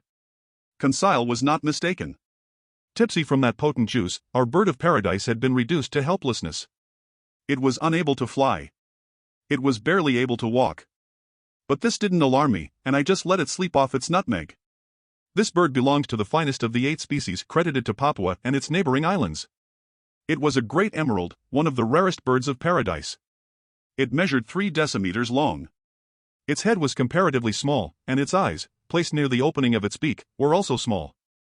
But it offered a wonderful mixture of hues, a yellow beak, brown feet and claws, hazel wings with purple tips, pale yellow head and scruff of the neck, emerald throat, the belly and chest maroon to brown. 2 strands, made of a horn substance covered with down, rose over its tail, which was lengthened by long, very light feathers of wonderful fineness, and they completed the costume of this marvelous bird that the islanders have poetically named the sunbird. How I wished I could take this superb bird of paradise back to Paris, to make a gift of it to the zoo at the Botanical Gardens, which doesn't own a single live specimen. So it must be a rarity or something? The Canadian asked, in the tone of a hunter who, from the viewpoint of his art, gives the game a pretty low rating. A great rarity, my gallant comrade, and above all very hard to capture alive. And even after they're dead, there's still a major market for these birds. So the natives have figured out how to create fake ones, like people create fake pearls or diamonds. What? Conseil exclaimed. They make counterfeit birds of paradise? Yes, Conseil. And is Master familiar with how the islanders go about it? Perfectly familiar. During the easterly monsoon season, birds of paradise lose the magnificent feathers around their tails that naturalists call below-the-wing feathers. These feathers are gathered by the fowl forgers and skillfully fitted onto some poor previously mutilated parakeet. Then they paint over the suture, varnish the bird, and ship the fruits of their unique labors to museums and collectors in Europe. Good enough. Ned Land put in. If it isn't the right bird, it's still the right feathers, and so long as the merchandise isn't meant to be eaten, I see no great harm. But if my desires were fulfilled by the capture of this bird of paradise, those of our Canadian huntsman remained unsatisfied. Luckily, near 2 o'clock Ned Land brought down a magnificent wild pig of the type the natives call barioton. This animal came in the nick of time for us to bag some real quadruped meat, and it was warmly welcomed. Ned Land proved himself quite gloriously with his gunshot. Hit by an electric bullet, the pig dropped dead on the spot. The Canadian properly skinned and cleaned it, after removing half a dozen cutlets destined to serve as the grilled meat course of our evening meal. Then the hunt was on again, and once more would be marked by the exploits of Ned and Conseil. In essence, beating the bushes, the two friends flushed a herd of kangaroos that fled by bounding away on their elastic paws. But these animals didn't flee so swiftly that our electric capsules couldn't catch up with them. "Oh, Professor," shouted Ned Land, whose hunting fever had gone to his brain. "What excellent game, especially in a stew. What a supply for the Nautilus. 2, 3, 5 down. And just think how we'll devour all this meat ourselves, while those numbskulls on board won't get a shred." In his uncontrollable glee, I think the Canadian might have slaughtered the whole horde if he hadn't been so busy talking. But he was content with a dozen of these fascinating marsupials, which make up the first order of aplacental mammals, as Conseil just had to tell us. These animals were small in stature. They were a species of those rabbit kangaroos that usually dwell in the hollows of trees and are tremendously fast, but although of moderate dimensions, they at least furnish a meat that's highly prized. We were thoroughly satisfied with the results of our hunting. A gleeful Ned proposed that we return the next day to this magic island, which he planned to depopulate of its every edible quadruped. But he was reckoning without events. By 6 o'clock in the evening, we were back on the beach. The skiff was aground in its usual place. The Nautilus, looking like a long reef, emerged from the waves 2 miles offshore. Without further ado, Ned Land got down to the important business of dinner. He came wonderfully to terms with its entire cooking.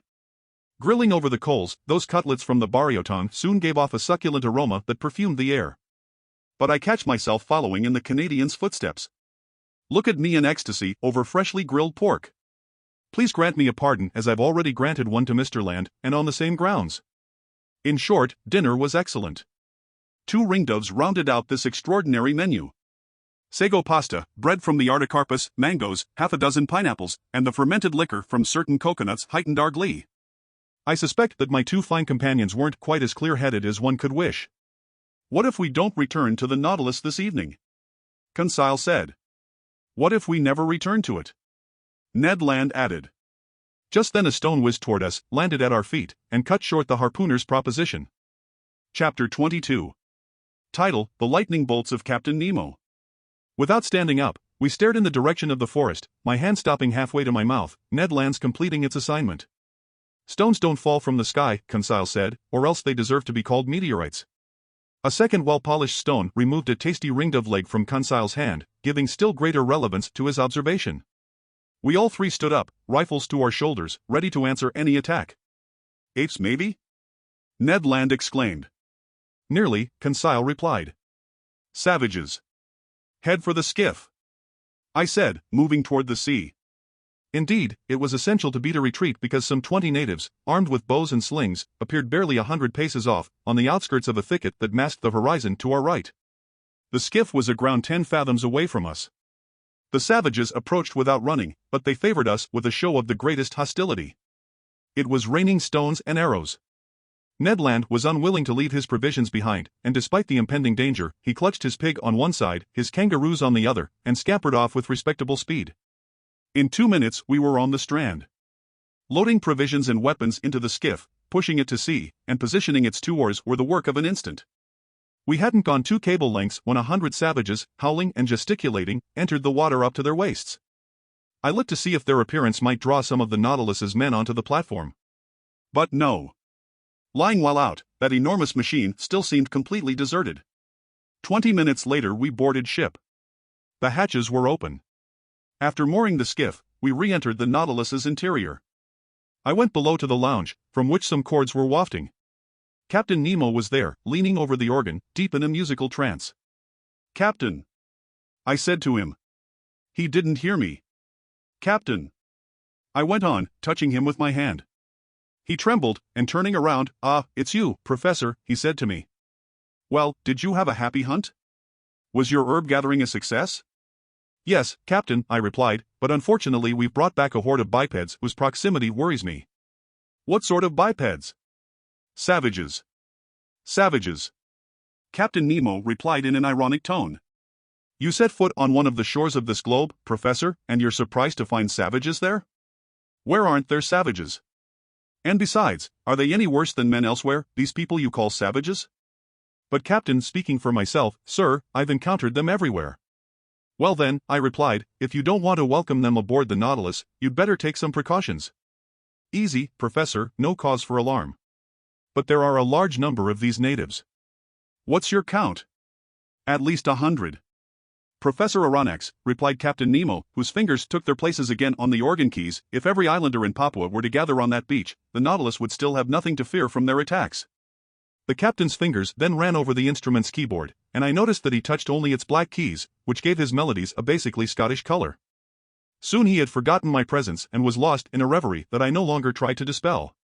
I climbed onto the platform. Night had already fallen, because in this low latitude the sun sets quickly, without any twilight. I could see Gueboroa Island only dimly. But numerous fires had been kindled on the beach, attesting that the natives had no thoughts of leaving it.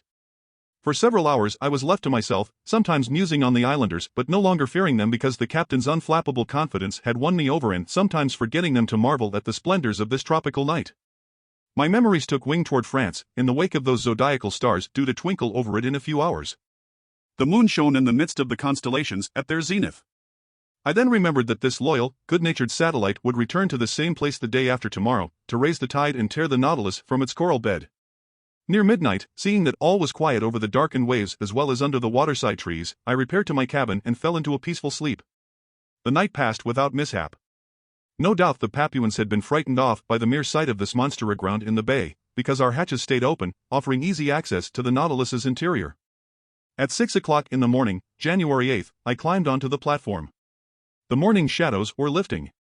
The island was soon on view through the dissolving mists, first its beaches, then its summits. The islanders were still there, in greater numbers than on the day before, perhaps 500 or 600 of them. Taking advantage of the low tide, some of them had moved forward over the heads of coral to within 2 cable lengths of the Nautilus. I could easily distinguish them.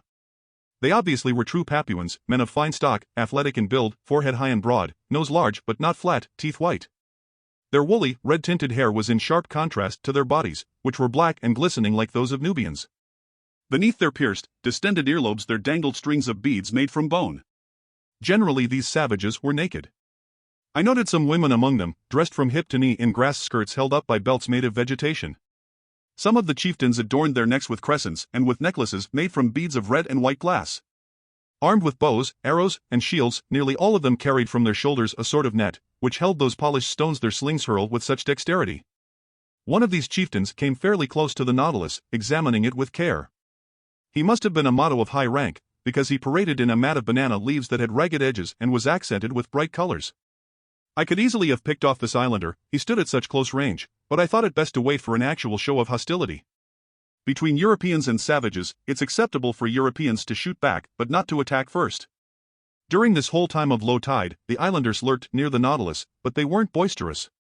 I often heard them repeat the word asai, and from their gestures I understood they were inviting me to go ashore, an invitation I felt obliged to decline. So the skiff didn't leave shipside that day, much to the displeasure of Mr. Land, who couldn't complete his provisions. The adroit Canadian spent his time preparing the meat and flour products he had brought from Gueboroa Island. As for the savages, they went back to shore near 11 o'clock in the morning, when the heads of coral began to disappear under the waves of the rising tide. But I saw their numbers swell considerably on the beach. It was likely that they had come from neighboring islands or from the mainland of Papua proper. However, I didn't see one local dugout canoe. Having nothing better to do, I decided to dredge these beautiful, clear waters, which exhibited a profusion of shells, zoophytes, and open sea plants. Besides, it was the last day the Nautilus would spend in these waterways, if, tomorrow, it still floated off to the open sea as Captain Nemo had promised. So I summoned Conseil, who brought me a small, light dragnet similar to those used in oyster fishing. "What about these savages?" Conseil asked me. "With all due respect to master, they don't strike me as very wicked." "They're cannibals even so, my boy." "A person can be both a cannibal and a decent man," Conseil replied, "just as a person can be both gluttonous and honorable. The one doesn't exclude the other." "Fine, Conseil. And I agree that there are honorable cannibals who decently devour their prisoners. However, I'm opposed to being devoured, even in all decency, so I'll keep on my guard, especially since the Nautilus's commander seems to be taking no precautions. And now let's get to work. For 2 hours our fishing proceeded energetically but without bringing up any rarities. Our dragnet was filled with Midas abalone, hark shells, obelisk snails, and especially the finest hammer shells I had seen to that day. We also gathered in a few sea cucumbers, some pearl oysters, and a dozen small turtles that we saved for the ship's pantry. But just when I least expected it, I laid my hands on a wonder, a natural deformity I'd have to call it, something very seldom encountered. Conseil had just made a cast of the dragnet, and his gear had come back up loaded with a variety of fairly ordinary seashells, when suddenly he saw me plunge my arms swiftly into the net, pull out a shelled animal, and give a conchological yell, in other words, the most piercing yell a human throat can produce. "Eh? What happened to Master?" Conseil asked, very startled. "Did Master get bitten?" "No, my boy, but I'd gladly have sacrificed a finger for such a find." "What find?" "This shell," I said, displaying the subject of my triumph. "But that's simply an olive shell of the tent olive species, genus Oliva, order Pectinibranchia, class Gastropoda, branch Mollusca. Yes, Conseil. But instead of coiling from right to left, this olive shell rolls from left to right." "It can't be!" Conseil exclaimed. "Yes, my boy, it's a left-handed shell." "A left-handed shell?" Conseil repeated, his heart pounding. "Look at its spiral." "Oh, Master can trust me on this," Conseil said, taking the valuable shell in trembling hands, "but never have I felt such excitement." And there was good reason to be excited. In fact, as naturalists have ventured to observe, dectrality is a well-known law of nature. In their rotational and orbital movements, stars and their satellites go from right to left. Man uses his right hand more often than his left, and consequently his various instruments and equipment, staircases, locks, watch springs, etc., are designed to be used in a right-to-left manner.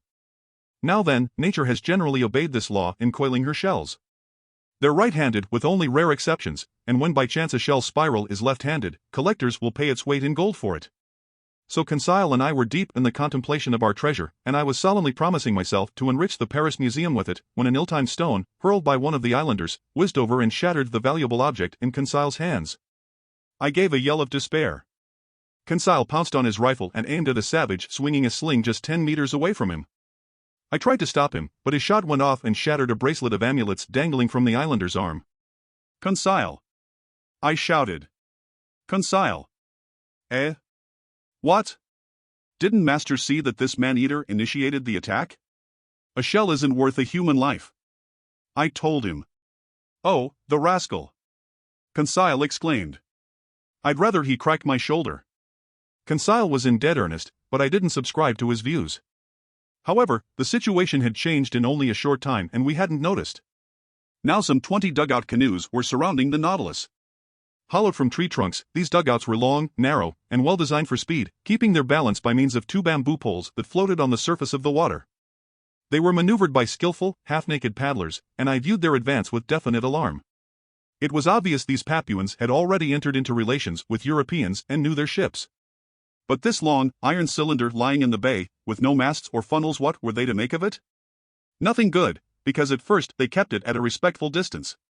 However, seeing that it stayed motionless, they regained confidence little by little and tried to become more familiar with it. Now then, it was precisely this familiarity that we needed to prevent. Since our weapons made no sound when they went off, they would have only a moderate effect on these islanders, who reputedly respect nothing but noisy mechanisms. Without thunderclaps, lightning bolts would be much less frightening, although the danger lies in the flash, not the noise. Just then the dugout canoes drew nearer to the Nautilus, and a cloud of arrows burst over us. "Fire and brimstone, it's hailing," Conseil said. "And poison hail perhaps." "We've got to alert Captain Nemo," I said, re-entering the hatch. I went below to the lounge. I found no one there. I ventured a knock at the door opening into the captain's stateroom. The word "enter" answered me. I did so and found Captain Nemo busy with calculations in which there was no shortage of X and other algebraic signs. "Am I disturbing you?" I said out of politeness. "Correct, Professor Aronnax," the captain answered me. "But I imagine you have pressing reasons for looking me up?" "Very pressing. Native dugout canoes are surrounding us, and in a few minutes we're sure to be assaulted by several hundred savages." "Ah," Captain Nemo put in serenely. "They've come in their dugouts?" "Yes, sir." "Well, sir, closing the hatches should do the trick." Precisely, and that's what I came to tell you. Nothing easier, Captain Nemo said. And he pressed an electric button, transmitting an order to the crew's quarters. There, sir, all under control, he told me after a few moments. The skiff is in place and the hatches are closed. I don't imagine you're worried that these gentlemen will stave in walls that shells from your frigate couldn't breach? No, Captain, but one danger still remains. What's that, sir? Tomorrow at about this time, we'll need to reopen the hatches to renew the Nautilus's air. No argument, sir, since our craft breathes in the manner favored by cetaceans. But if these Papuans are occupying the platform at that moment, I don't see how you can prevent them from entering. Then, sir, you assume they'll board the ship? I'm certain of it. Well, sir, let them come aboard. I see no reason to prevent them. Deep down they're just poor devils, these Papuans, and I don't want my visit to Gueboroa Island to cost the life of a single one of these unfortunate people. On this note I was about to withdraw, but Captain Nemo detained me and invited me to take a seat next to him. He questioned me with interest on our excursions ashore and on our hunting, but seemed not to understand the Canadian's passionate craving for red meat. Then our conversation skimmed various subjects, and without being more forthcoming, Captain Nemo proved more affable. Among other things, we came to talk of the Nautilus's circumstances, aground in the same strait where Captain Dumont d'Urville had nearly miscarried. Then, pertinent to this, he was one of your great seamen, the captain told me, one of your shrewdest navigators, that d'Urville. He was the Frenchman's Captain Cook. A man wise but unlucky. Braving the ice banks of the South Pole, the coral of Oceania, the cannibals of the Pacific, only to perish wretchedly in a train wreck. If that energetic man was able to think about his life in its last seconds, imagine what his final thoughts must have been. As he spoke, Captain Nemo seemed deeply moved, an emotion I felt was to his credit. Then, chart in hand, we returned to the deeds of the French navigator, his voyages to circumnavigate the globe, his double attempt at the South Pole, which led to his discovery of the Ad-Li coast and the Louis-Philippe Peninsula, finally his hydrographic surveys of the chief islands in Oceania. What your d'Urville did on the surface of the sea, Captain Nemo told me, I've done in the ocean's interior, but more easily, more completely than he. Constantly tossed about by hurricanes, the Zealous and the new Astrolabe couldn't compare with the Nautilus, a quiet workroom truly at rest in the midst of the waters. Even so, Captain, I said, there is one major similarity between Dumont d'Urville's sloops of war and the Nautilus. What's that, sir? Like them, the Nautilus has run aground. The Nautilus is not aground, sir, Captain Nemo replied icily. The Nautilus was built to rest on the ocean floor, and I don't need to undertake the arduous labors, the maneuvers d'Urville had to attempt in order to float off his sloops of war. The Zealous and the new Astrolabe well nigh perished, but my Nautilus is in no danger. Tomorrow, on the day stated and at the hour stated, the tide will peacefully lift it off, and it will resume its navigating through the seas. Captain, I said, I don't doubt tomorrow, Captain Nemo added, standing up, tomorrow at 2:40 in the afternoon, the Nautilus will float off and exit the Torres Strait undamaged.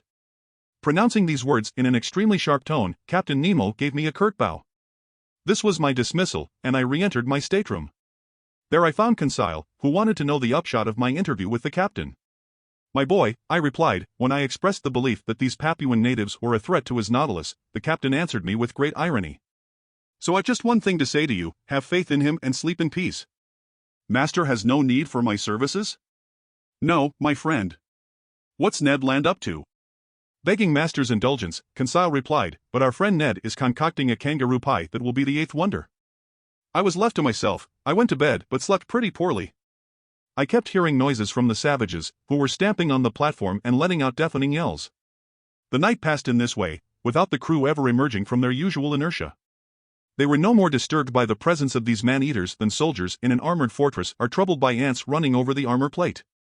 I got up at 6 o'clock in the morning. The hatches weren't open. So the air inside hadn't been renewed, but the air tanks were kept full for any eventuality and would function appropriately to shoot a few cubic meters of oxygen into the Nautilus's thin atmosphere. I worked in my stateroom until noon without seeing Captain Nemo even for an instant. Nobody on board seemed to be making any preparations for departure. I still waited for a while, then I made my way to the main lounge. Its timepiece marked 2:30. In 10 minutes the tide would reach its maximum elevation, and if Captain Nemo hadn't made a rash promise, the Nautilus would immediately break free. If not, many months might pass before it could leave its coral bed. But some preliminary vibrations could soon be felt over the boat's hull. I heard its plating grind against the limestone roughness of that coral base. At 2:35 Captain Nemo appeared in the lounge. We're about to depart, he said. Ah. I put in. I've given orders to open the hatches. What about the Papuans? What about them? Captain Nemo replied, with a light shrug of his shoulders. Won't they come inside the Nautilus? How will they manage that? By jumping down the hatches you're about to open. Professor Aronnax, Captain Nemo replied serenely, the Nautilus's hatches aren't to be entered in that fashion even when they're open. I gaped at the captain. You don't understand, he said to me. Not in the least. Well, come along, and you'll see. I headed to the central companionway. There, very puzzled, Ned Land and Conseil watched the crewmen opening the hatches, while a frightful clamor and furious shouts resounded outside. The hatch lids fell back onto the outer plating. 20 horrible faces appeared. But when the first islander laid hands on the companionway railing, he was flung backward by some invisible power, Lord knows what. He ran off, howling in terror and wildly prancing around. 10 of his companions followed him. All 10 met the same fate. Conseil was in ecstasy. Carried away by his violent instincts, Ned Land leaped up the companionway. But as soon as his hands seized the railing, he was thrown backward in his turn. Damnation, he exclaimed. I'd been struck by a lightning bolt. These words explained everything to me. It wasn't just a railing that led to the platform, it was a metal cable fully charged with the ship's electricity. Anyone who touched it got a fearsome shock, and such a shock would have been fatal if Captain Nemo had thrown the full current from his equipment into this conducting cable. It could honestly be said that he had stretched between himself and his assailants a network of electricity no one could clear with impunity. Meanwhile, crazed with terror, the unhinged Papuans beat a retreat. As for us, half laughing, we massaged and comforted poor Ned Land, who was swearing like one possessed. But just then, lifted off by the tide's final undulations, the Nautilus left its coral bed at exactly that 40th minute pinpointed by the captain. Its propeller churned the waves with lazy majesty. Gathering speed little by little, the ship navigated on the surface of the ocean, and safe and sound, it left behind the dangerous narrows of the Torres Strait. Chapter 23. Title: Egrisomnia, Latin, Troubled Dreams. ed. The following day, January 10th, the Nautilus resumed its travels in midwater, but at a remarkable speed that I estimated to be at least 35 miles per hour. The propeller was going so fast I could neither follow nor count its revolutions. I thought about how this marvelous electric force not only gave motion, heat, and light to the Nautilus but even protected it against outside attack, transforming it into a sacred ark no profane hand could touch without being blasted. My wonderment was boundless, and it went from the submersible itself to the engineer who had created it. We were traveling due west, and on January 11th we doubled Cape Wessel, located in longitude 135 degrees and latitude 10 degrees north, the western tip of the Gulf of Carpentaria. Reefs were still numerous but more widely scattered and were fixed on the chart with the greatest accuracy. The Nautilus easily avoided the money breakers to port and the Victoria Reefs to starboard, positioned at longitude 130 degrees on the 10th parallel, which we went along rigorously. On January 13th, arriving in the Timor Sea, Captain Nemo raised the island of that name at longitude 122 degrees. This island, whose surface area measures 1,625 square leagues, is governed by Rajas. These aristocrats deem themselves the sons of crocodiles, in other words, descendants with the most exalted origins to which a human being can lay claim. Accordingly, their scaly ancestors infest the island's rivers and are the subjects of special veneration. They are sheltered, nurtured, flattered, pampered, and offered a ritual diet of nubile maidens, and woe to the foreigner who lifts a finger against these sacred saurians. But the Nautilus wanted nothing to do with these nasty animals. Timor Island was visible for barely an instant at noon while the chief officer determined his position. I also caught only a glimpse of Little Roti Island, part of this same group, whose women have a well-established reputation for beauty in the Malaysian marketplace. After our position fix, the Nautilus's latitude bearings were modulated to the southwest. Our prow pointed to the Indian Ocean. Where would Captain Nemo's fancies take us? Would he head up to the shores of Asia?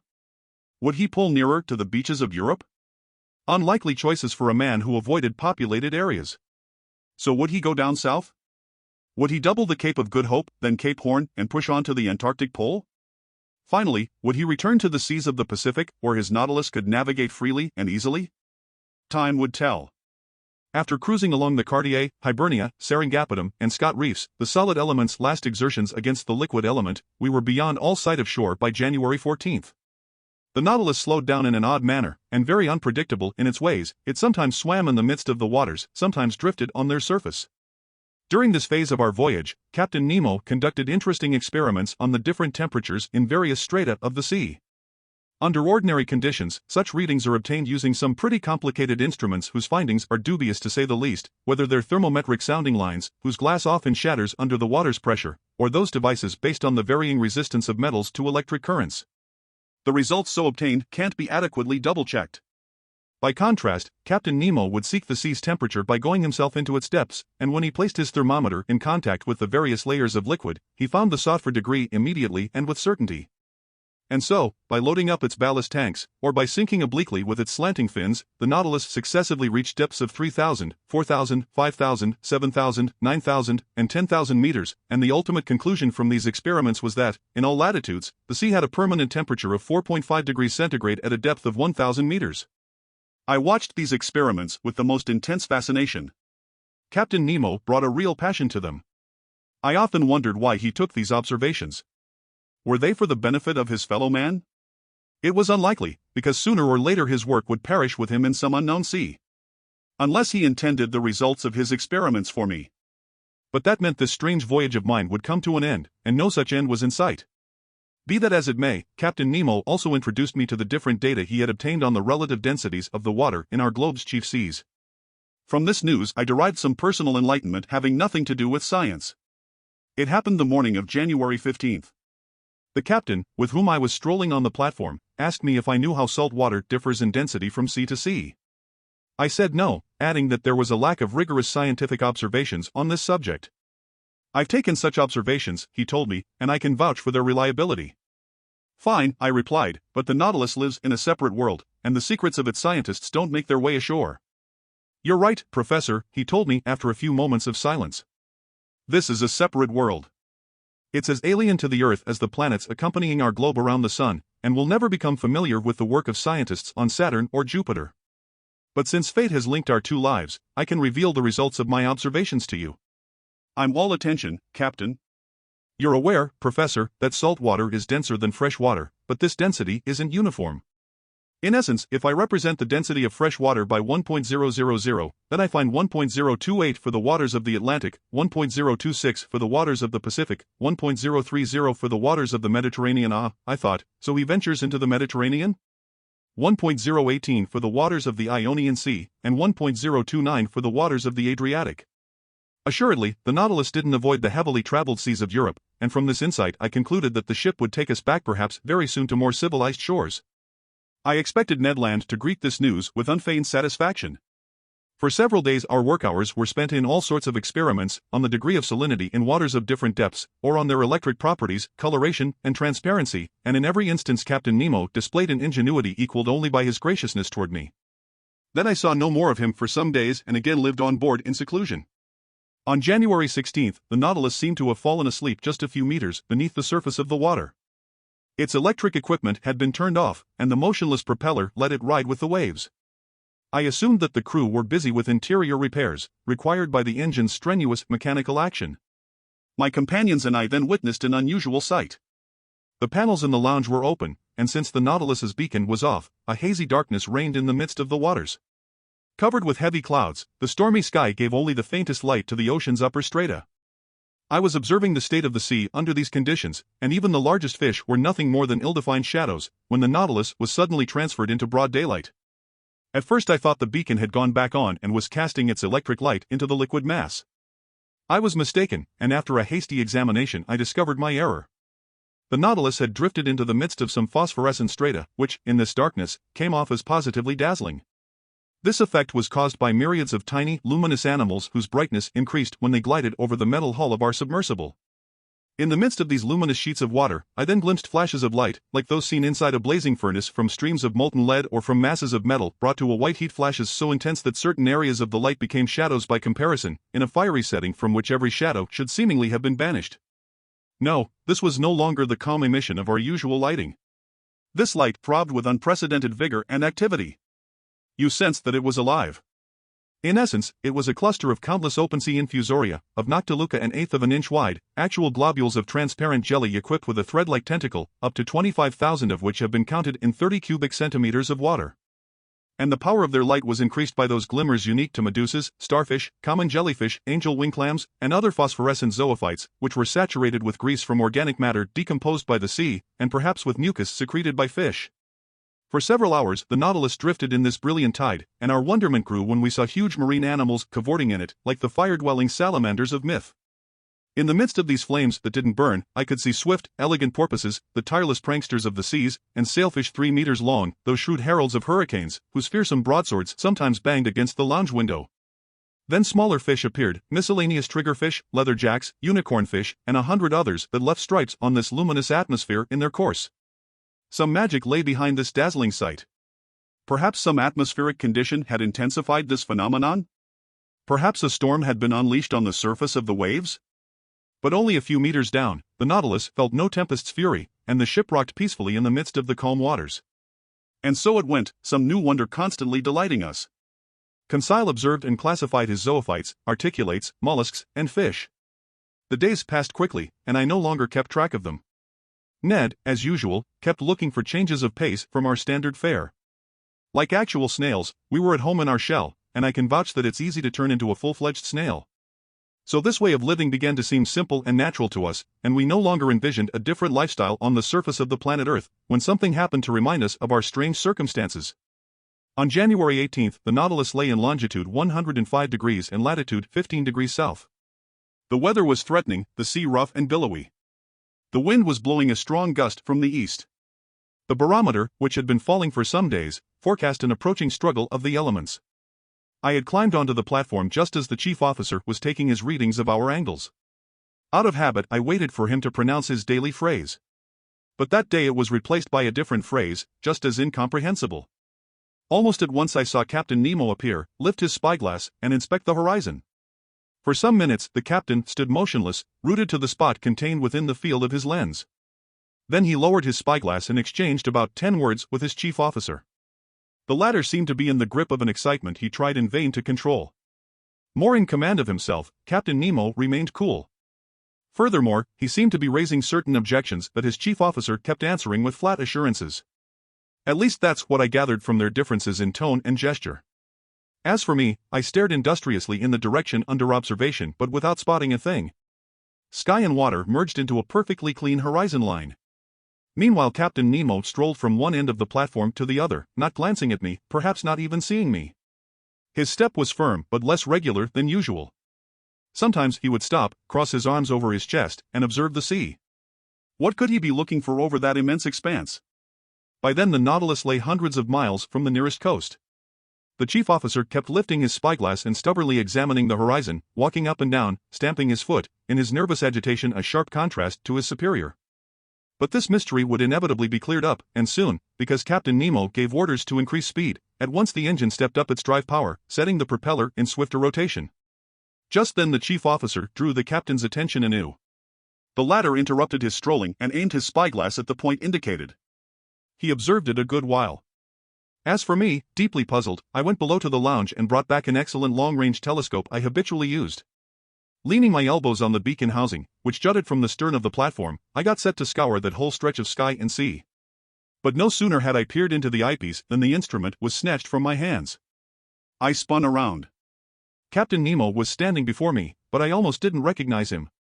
His facial features were transfigured. Gleaming with dark fire, his eyes had shrunk beneath his frowning brow. His teeth were half bared. His rigid body, clenched fists, and head drawn between his shoulders, all attested to a fierce hate breathing from every pore. He didn't move. My spyglass fell from his hand and rolled at his feet. Had I accidentally caused these symptoms of anger? Did this incomprehensible individual think I had detected some secret forbidden to guests on the Nautilus? No. I wasn't the subject of his hate because he wasn't even looking at me, his eyes stayed stubbornly focused on that inscrutable point of the horizon. Finally Captain Nemo regained his self-control. His facial appearance, so profoundly changed, now resumed its usual calm. He addressed a few words to his chief officer in their strange language, then he turned to me. Professor Aronnax, he told me in a tone of some urgency, I ask that you now honor one of the binding agreements between us. Which one, Captain? You and your companions must be placed in confinement until I see fit to set you free. You're in command, I answered, gaping at him. But may I address a question to you? You may not, sir. After that, I stopped objecting and started obeying, since resistance was useless. I went below to the cabin occupied by Ned Land and Conseil, and I informed them of the captain's decision. I'll let the reader decide how this news was received by the Canadian. In any case, there was no time for explanations. For crewmen were waiting at the door, and they led us to the cell where we had spent our first night aboard the Nautilus. Ned Land tried to lodge a complaint, but the only answer he got was a door shut in his face. "Will Master tell me what this means?" Conseil asked me. I told my companions what had happened. They were as astonished as I was, but no wiser. Then I sank into deep speculation, and Captain Nemo's strange facial seizure kept haunting me. I was incapable of connecting two ideas in logical order, and I had strayed into the most absurd hypotheses when I was snapped out of my mental struggles by these words from Ned Land. "Well, look here. Lunch is served." Indeed, the table had been laid. Apparently Captain Nemo had given this order at the same time he commanded the Nautilus to pick up speed. "Will Master allow me to make him a recommendation?" Conseil asked me. "Yes, my boy," I replied. "Well, Master needs to eat his lunch. It's prudent, because we have no idea what the future holds." "You're right, Conseil. Unfortunately," Ned Land said, "they've only given us the standard menu." "Ned, my friend," Conseil answered, "what would you say if they'd given us no lunch at all?" This dose of sanity cut the harpooner's complaints clean off. We sat down at the table. Our meal proceeded pretty much in silence. I ate very little. Conseil, everlastingly prudent, force-fed himself, and despite the menu, Ned Land didn't waste a bite. Then, lunch over, each of us propped himself in a corner. Just then the luminous globe lighting our cell went out, leaving us in profound darkness. Ned Land soon dozed off, and to my astonishment, Conseil also fell into a heavy slumber. I was wondering what could have caused this urgent need for sleep, when I felt a dense torpor saturate my brain. I tried to keep my eyes open, but they closed in spite of me. I was in the grip of anguished hallucinations. Obviously some sleep-inducing substance had been laced into the food we'd just eaten. So imprisonment wasn't enough to conceal Captain Nemo's plans from us, sleep was needed as well. Then I heard the hatches close. The sea's undulations, which had been creating a gentle rocking motion, now ceased. Had the Nautilus left the surface of the ocean?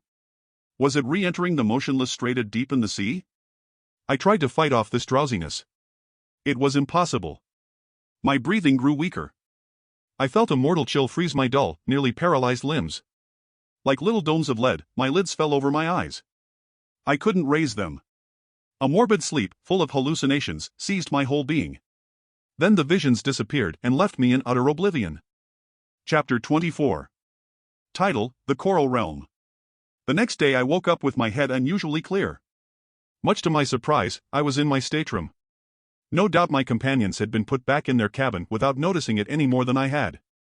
Like me, they would have no idea of what took place during the night, and to unravel this mystery I could count only on some future happenstance. I then considered leaving my stateroom. Was I free or still a prisoner? Perfectly free. I opened my door, headed down the gangways, and climbed the central companionway. Hatches that had been closed the day before were now open. I arrived on the platform. Ned Land and Conseil were there waiting for me. I questioned them. They knew nothing. Lost in a heavy sleep of which they had no memory, they were quite startled to be back in their cabin. As for the Nautilus, it seemed as tranquil and mysterious as ever. It was cruising on the surface of the waves at a moderate speed. Nothing seemed to have changed on board. Ned Land observed the sea with his penetrating eyes. It was deserted. The Canadian sighted nothing new on the horizon, neither sail nor shore. A breeze was blowing noisily from the west, and disheveled by the wind, long billows made the submersible roll very noticeably. After renewing its air, the Nautilus stayed at an average depth of 15 meters, enabling it to return quickly to the surface of the waves. And, contrary to custom, it executed such a maneuver several times during that day of January 19th. The chief officer would then climb onto the platform, and his usual phrase would ring through the ship's interior. As for Captain Nemo, he didn't appear. Of the other men on board, I saw only my emotionless steward, who served me with his usual mute efficiency. Near 2 o'clock I was busy organizing my notes in the lounge, when the captain opened the door and appeared. I bowed to him.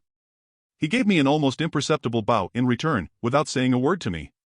I resumed my work, hoping he might give me some explanation of the previous afternoon's events. He did nothing of the sort. I stared at him. His face looked exhausted, his reddened eyes hadn't been refreshed by sleep, his facial features expressed profound sadness, real chagrin. He walked up and down, sat and stood, picked up a book at random, discarded it immediately, consulted his instruments without taking his customary notes, and seemed unable to rest easy for an instant. Finally, he came over to me and said, "Are you a physician, Professor Aronnax?"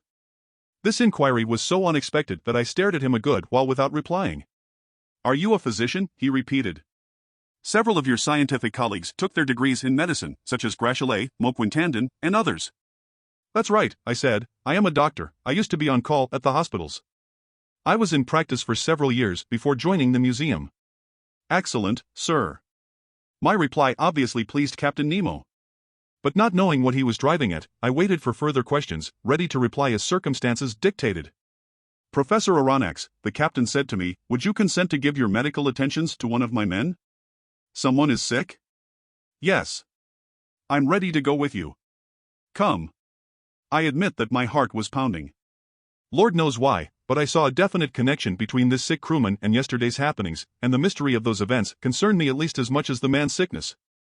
Captain Nemo led me to the Nautilus's stern and invited me into a cabin located next to the sailors' quarters.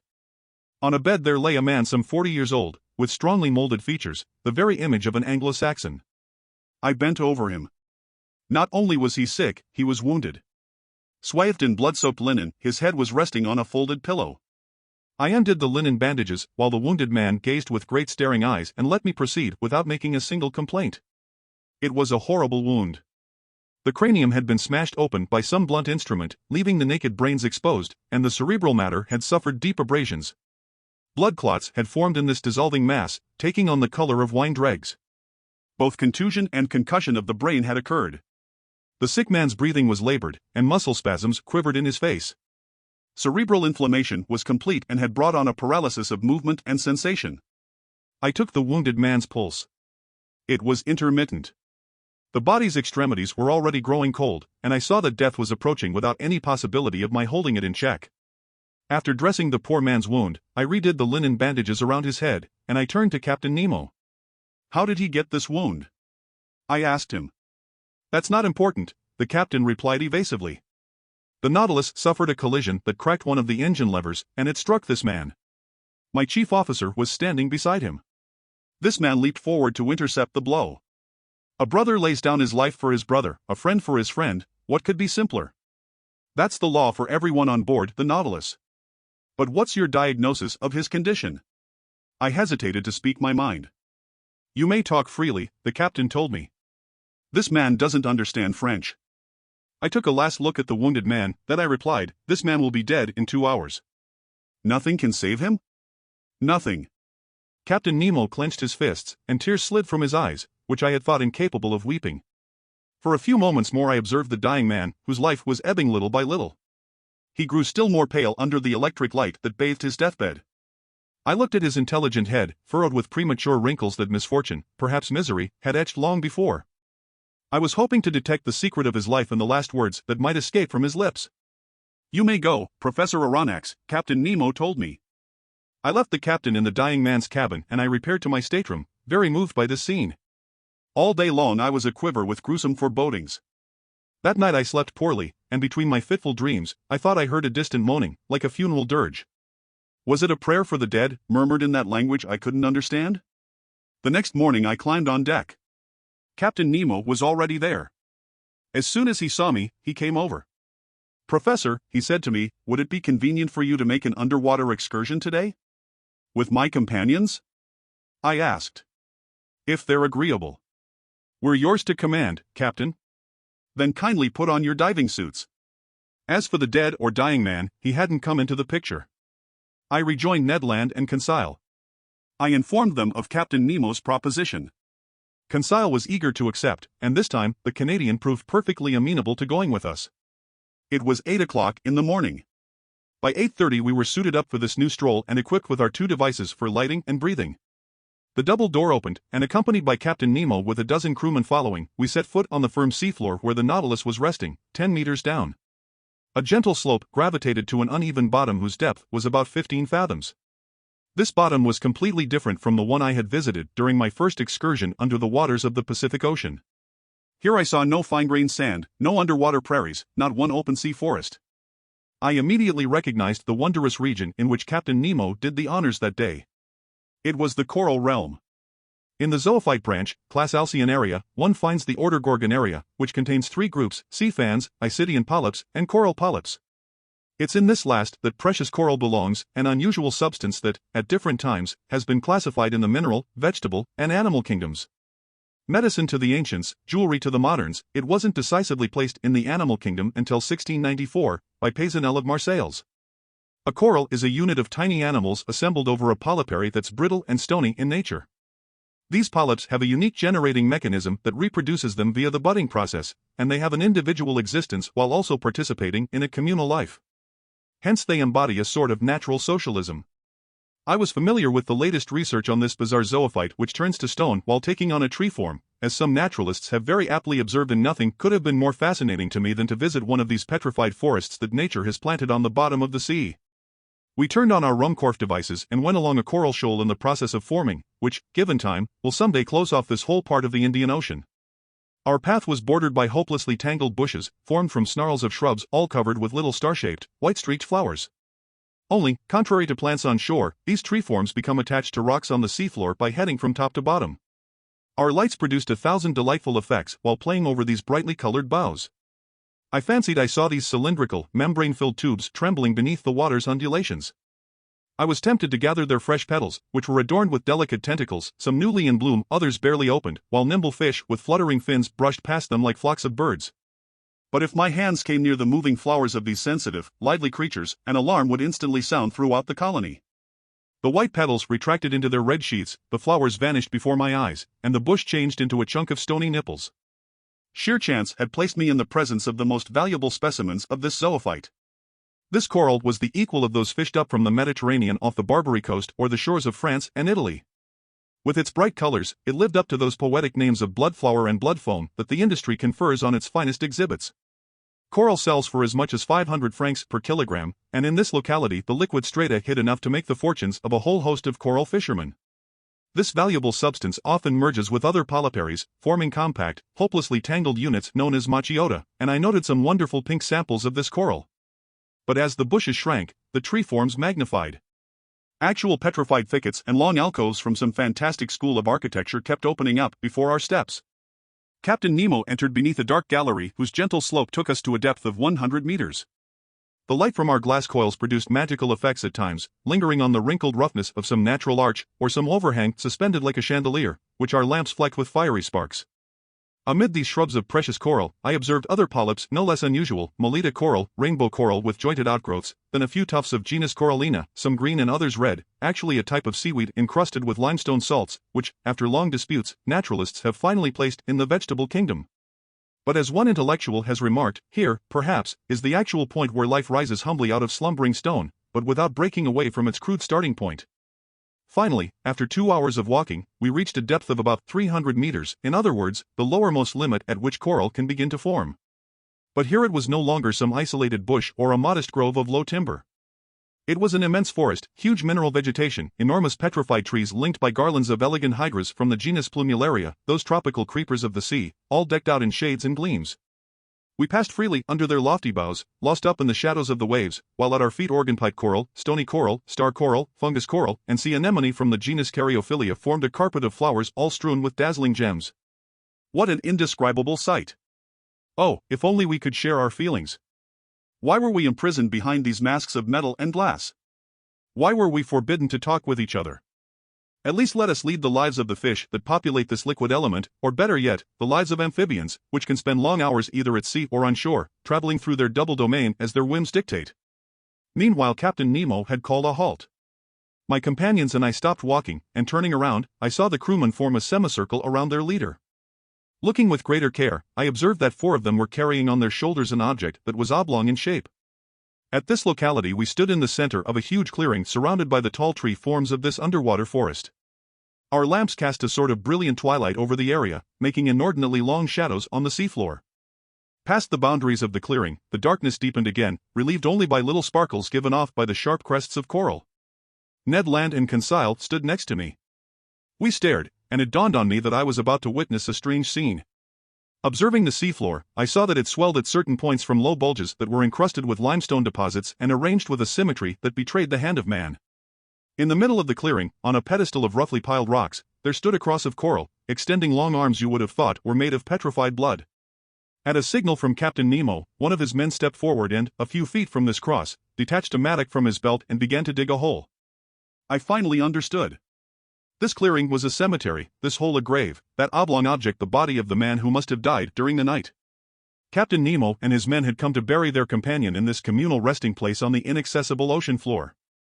No. My mind was reeling as never before. Never had ideas of such impact raced through my brain. I didn't want to see what my eyes saw. Meanwhile, the grave digging went slowly. Fish fled here and there as their retreat was disturbed. I heard the pick ringing on the limestone soil, its iron tip sometimes giving off sparks when it hit a stray piece of flint on the sea bottom. The hole grew longer, wider, and soon was deep enough to receive the body. Then the pallbearers approached. Wrapped in white fabric made from filaments of the fan mussel, the body was lowered into its watery grave. Captain Nemo, arms crossed over his chest, knelt in a posture of prayer, as did all the friends of him who had loved them. My two companions and I bowed reverently. The grave was then covered over with the rubble dug from the seafloor, and it formed a low mound.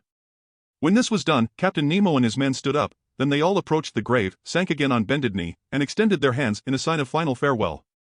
Then the funeral party went back up the path to the Nautilus, returning beneath the arches of the forest, through the thickets, along the coral bushes, going steadily higher. Finally the ship's rays appeared. Their luminous trail guided us to the Nautilus. By 1 o'clock we had returned. After changing clothes, I climbed onto the platform, and in the grip of dreadfully obsessive thoughts, I sat next to the beacon. Captain Nemo rejoined me. I stood up and said to him, "So, as I predicted, that man died during the night?" "Yes, Professor Aronnax," Captain Nemo replied. "And now he rests beside his companions in that coral cemetery?" "Yes, forgotten by the world but not by us. We dig the graves, then entrust the polyps with sealing away our dead for eternity." And with a sudden gesture, the captain hid his face in his clenched fists, vainly trying to hold back a sob. Then he added, "There lies our peaceful cemetery, hundreds of feet beneath the surface of the waves. At least, Captain, your dead can sleep serenely there, out of the reach of sharks." "Yes, sir," Captain Nemo replied solemnly, "of sharks and men." End of the first part.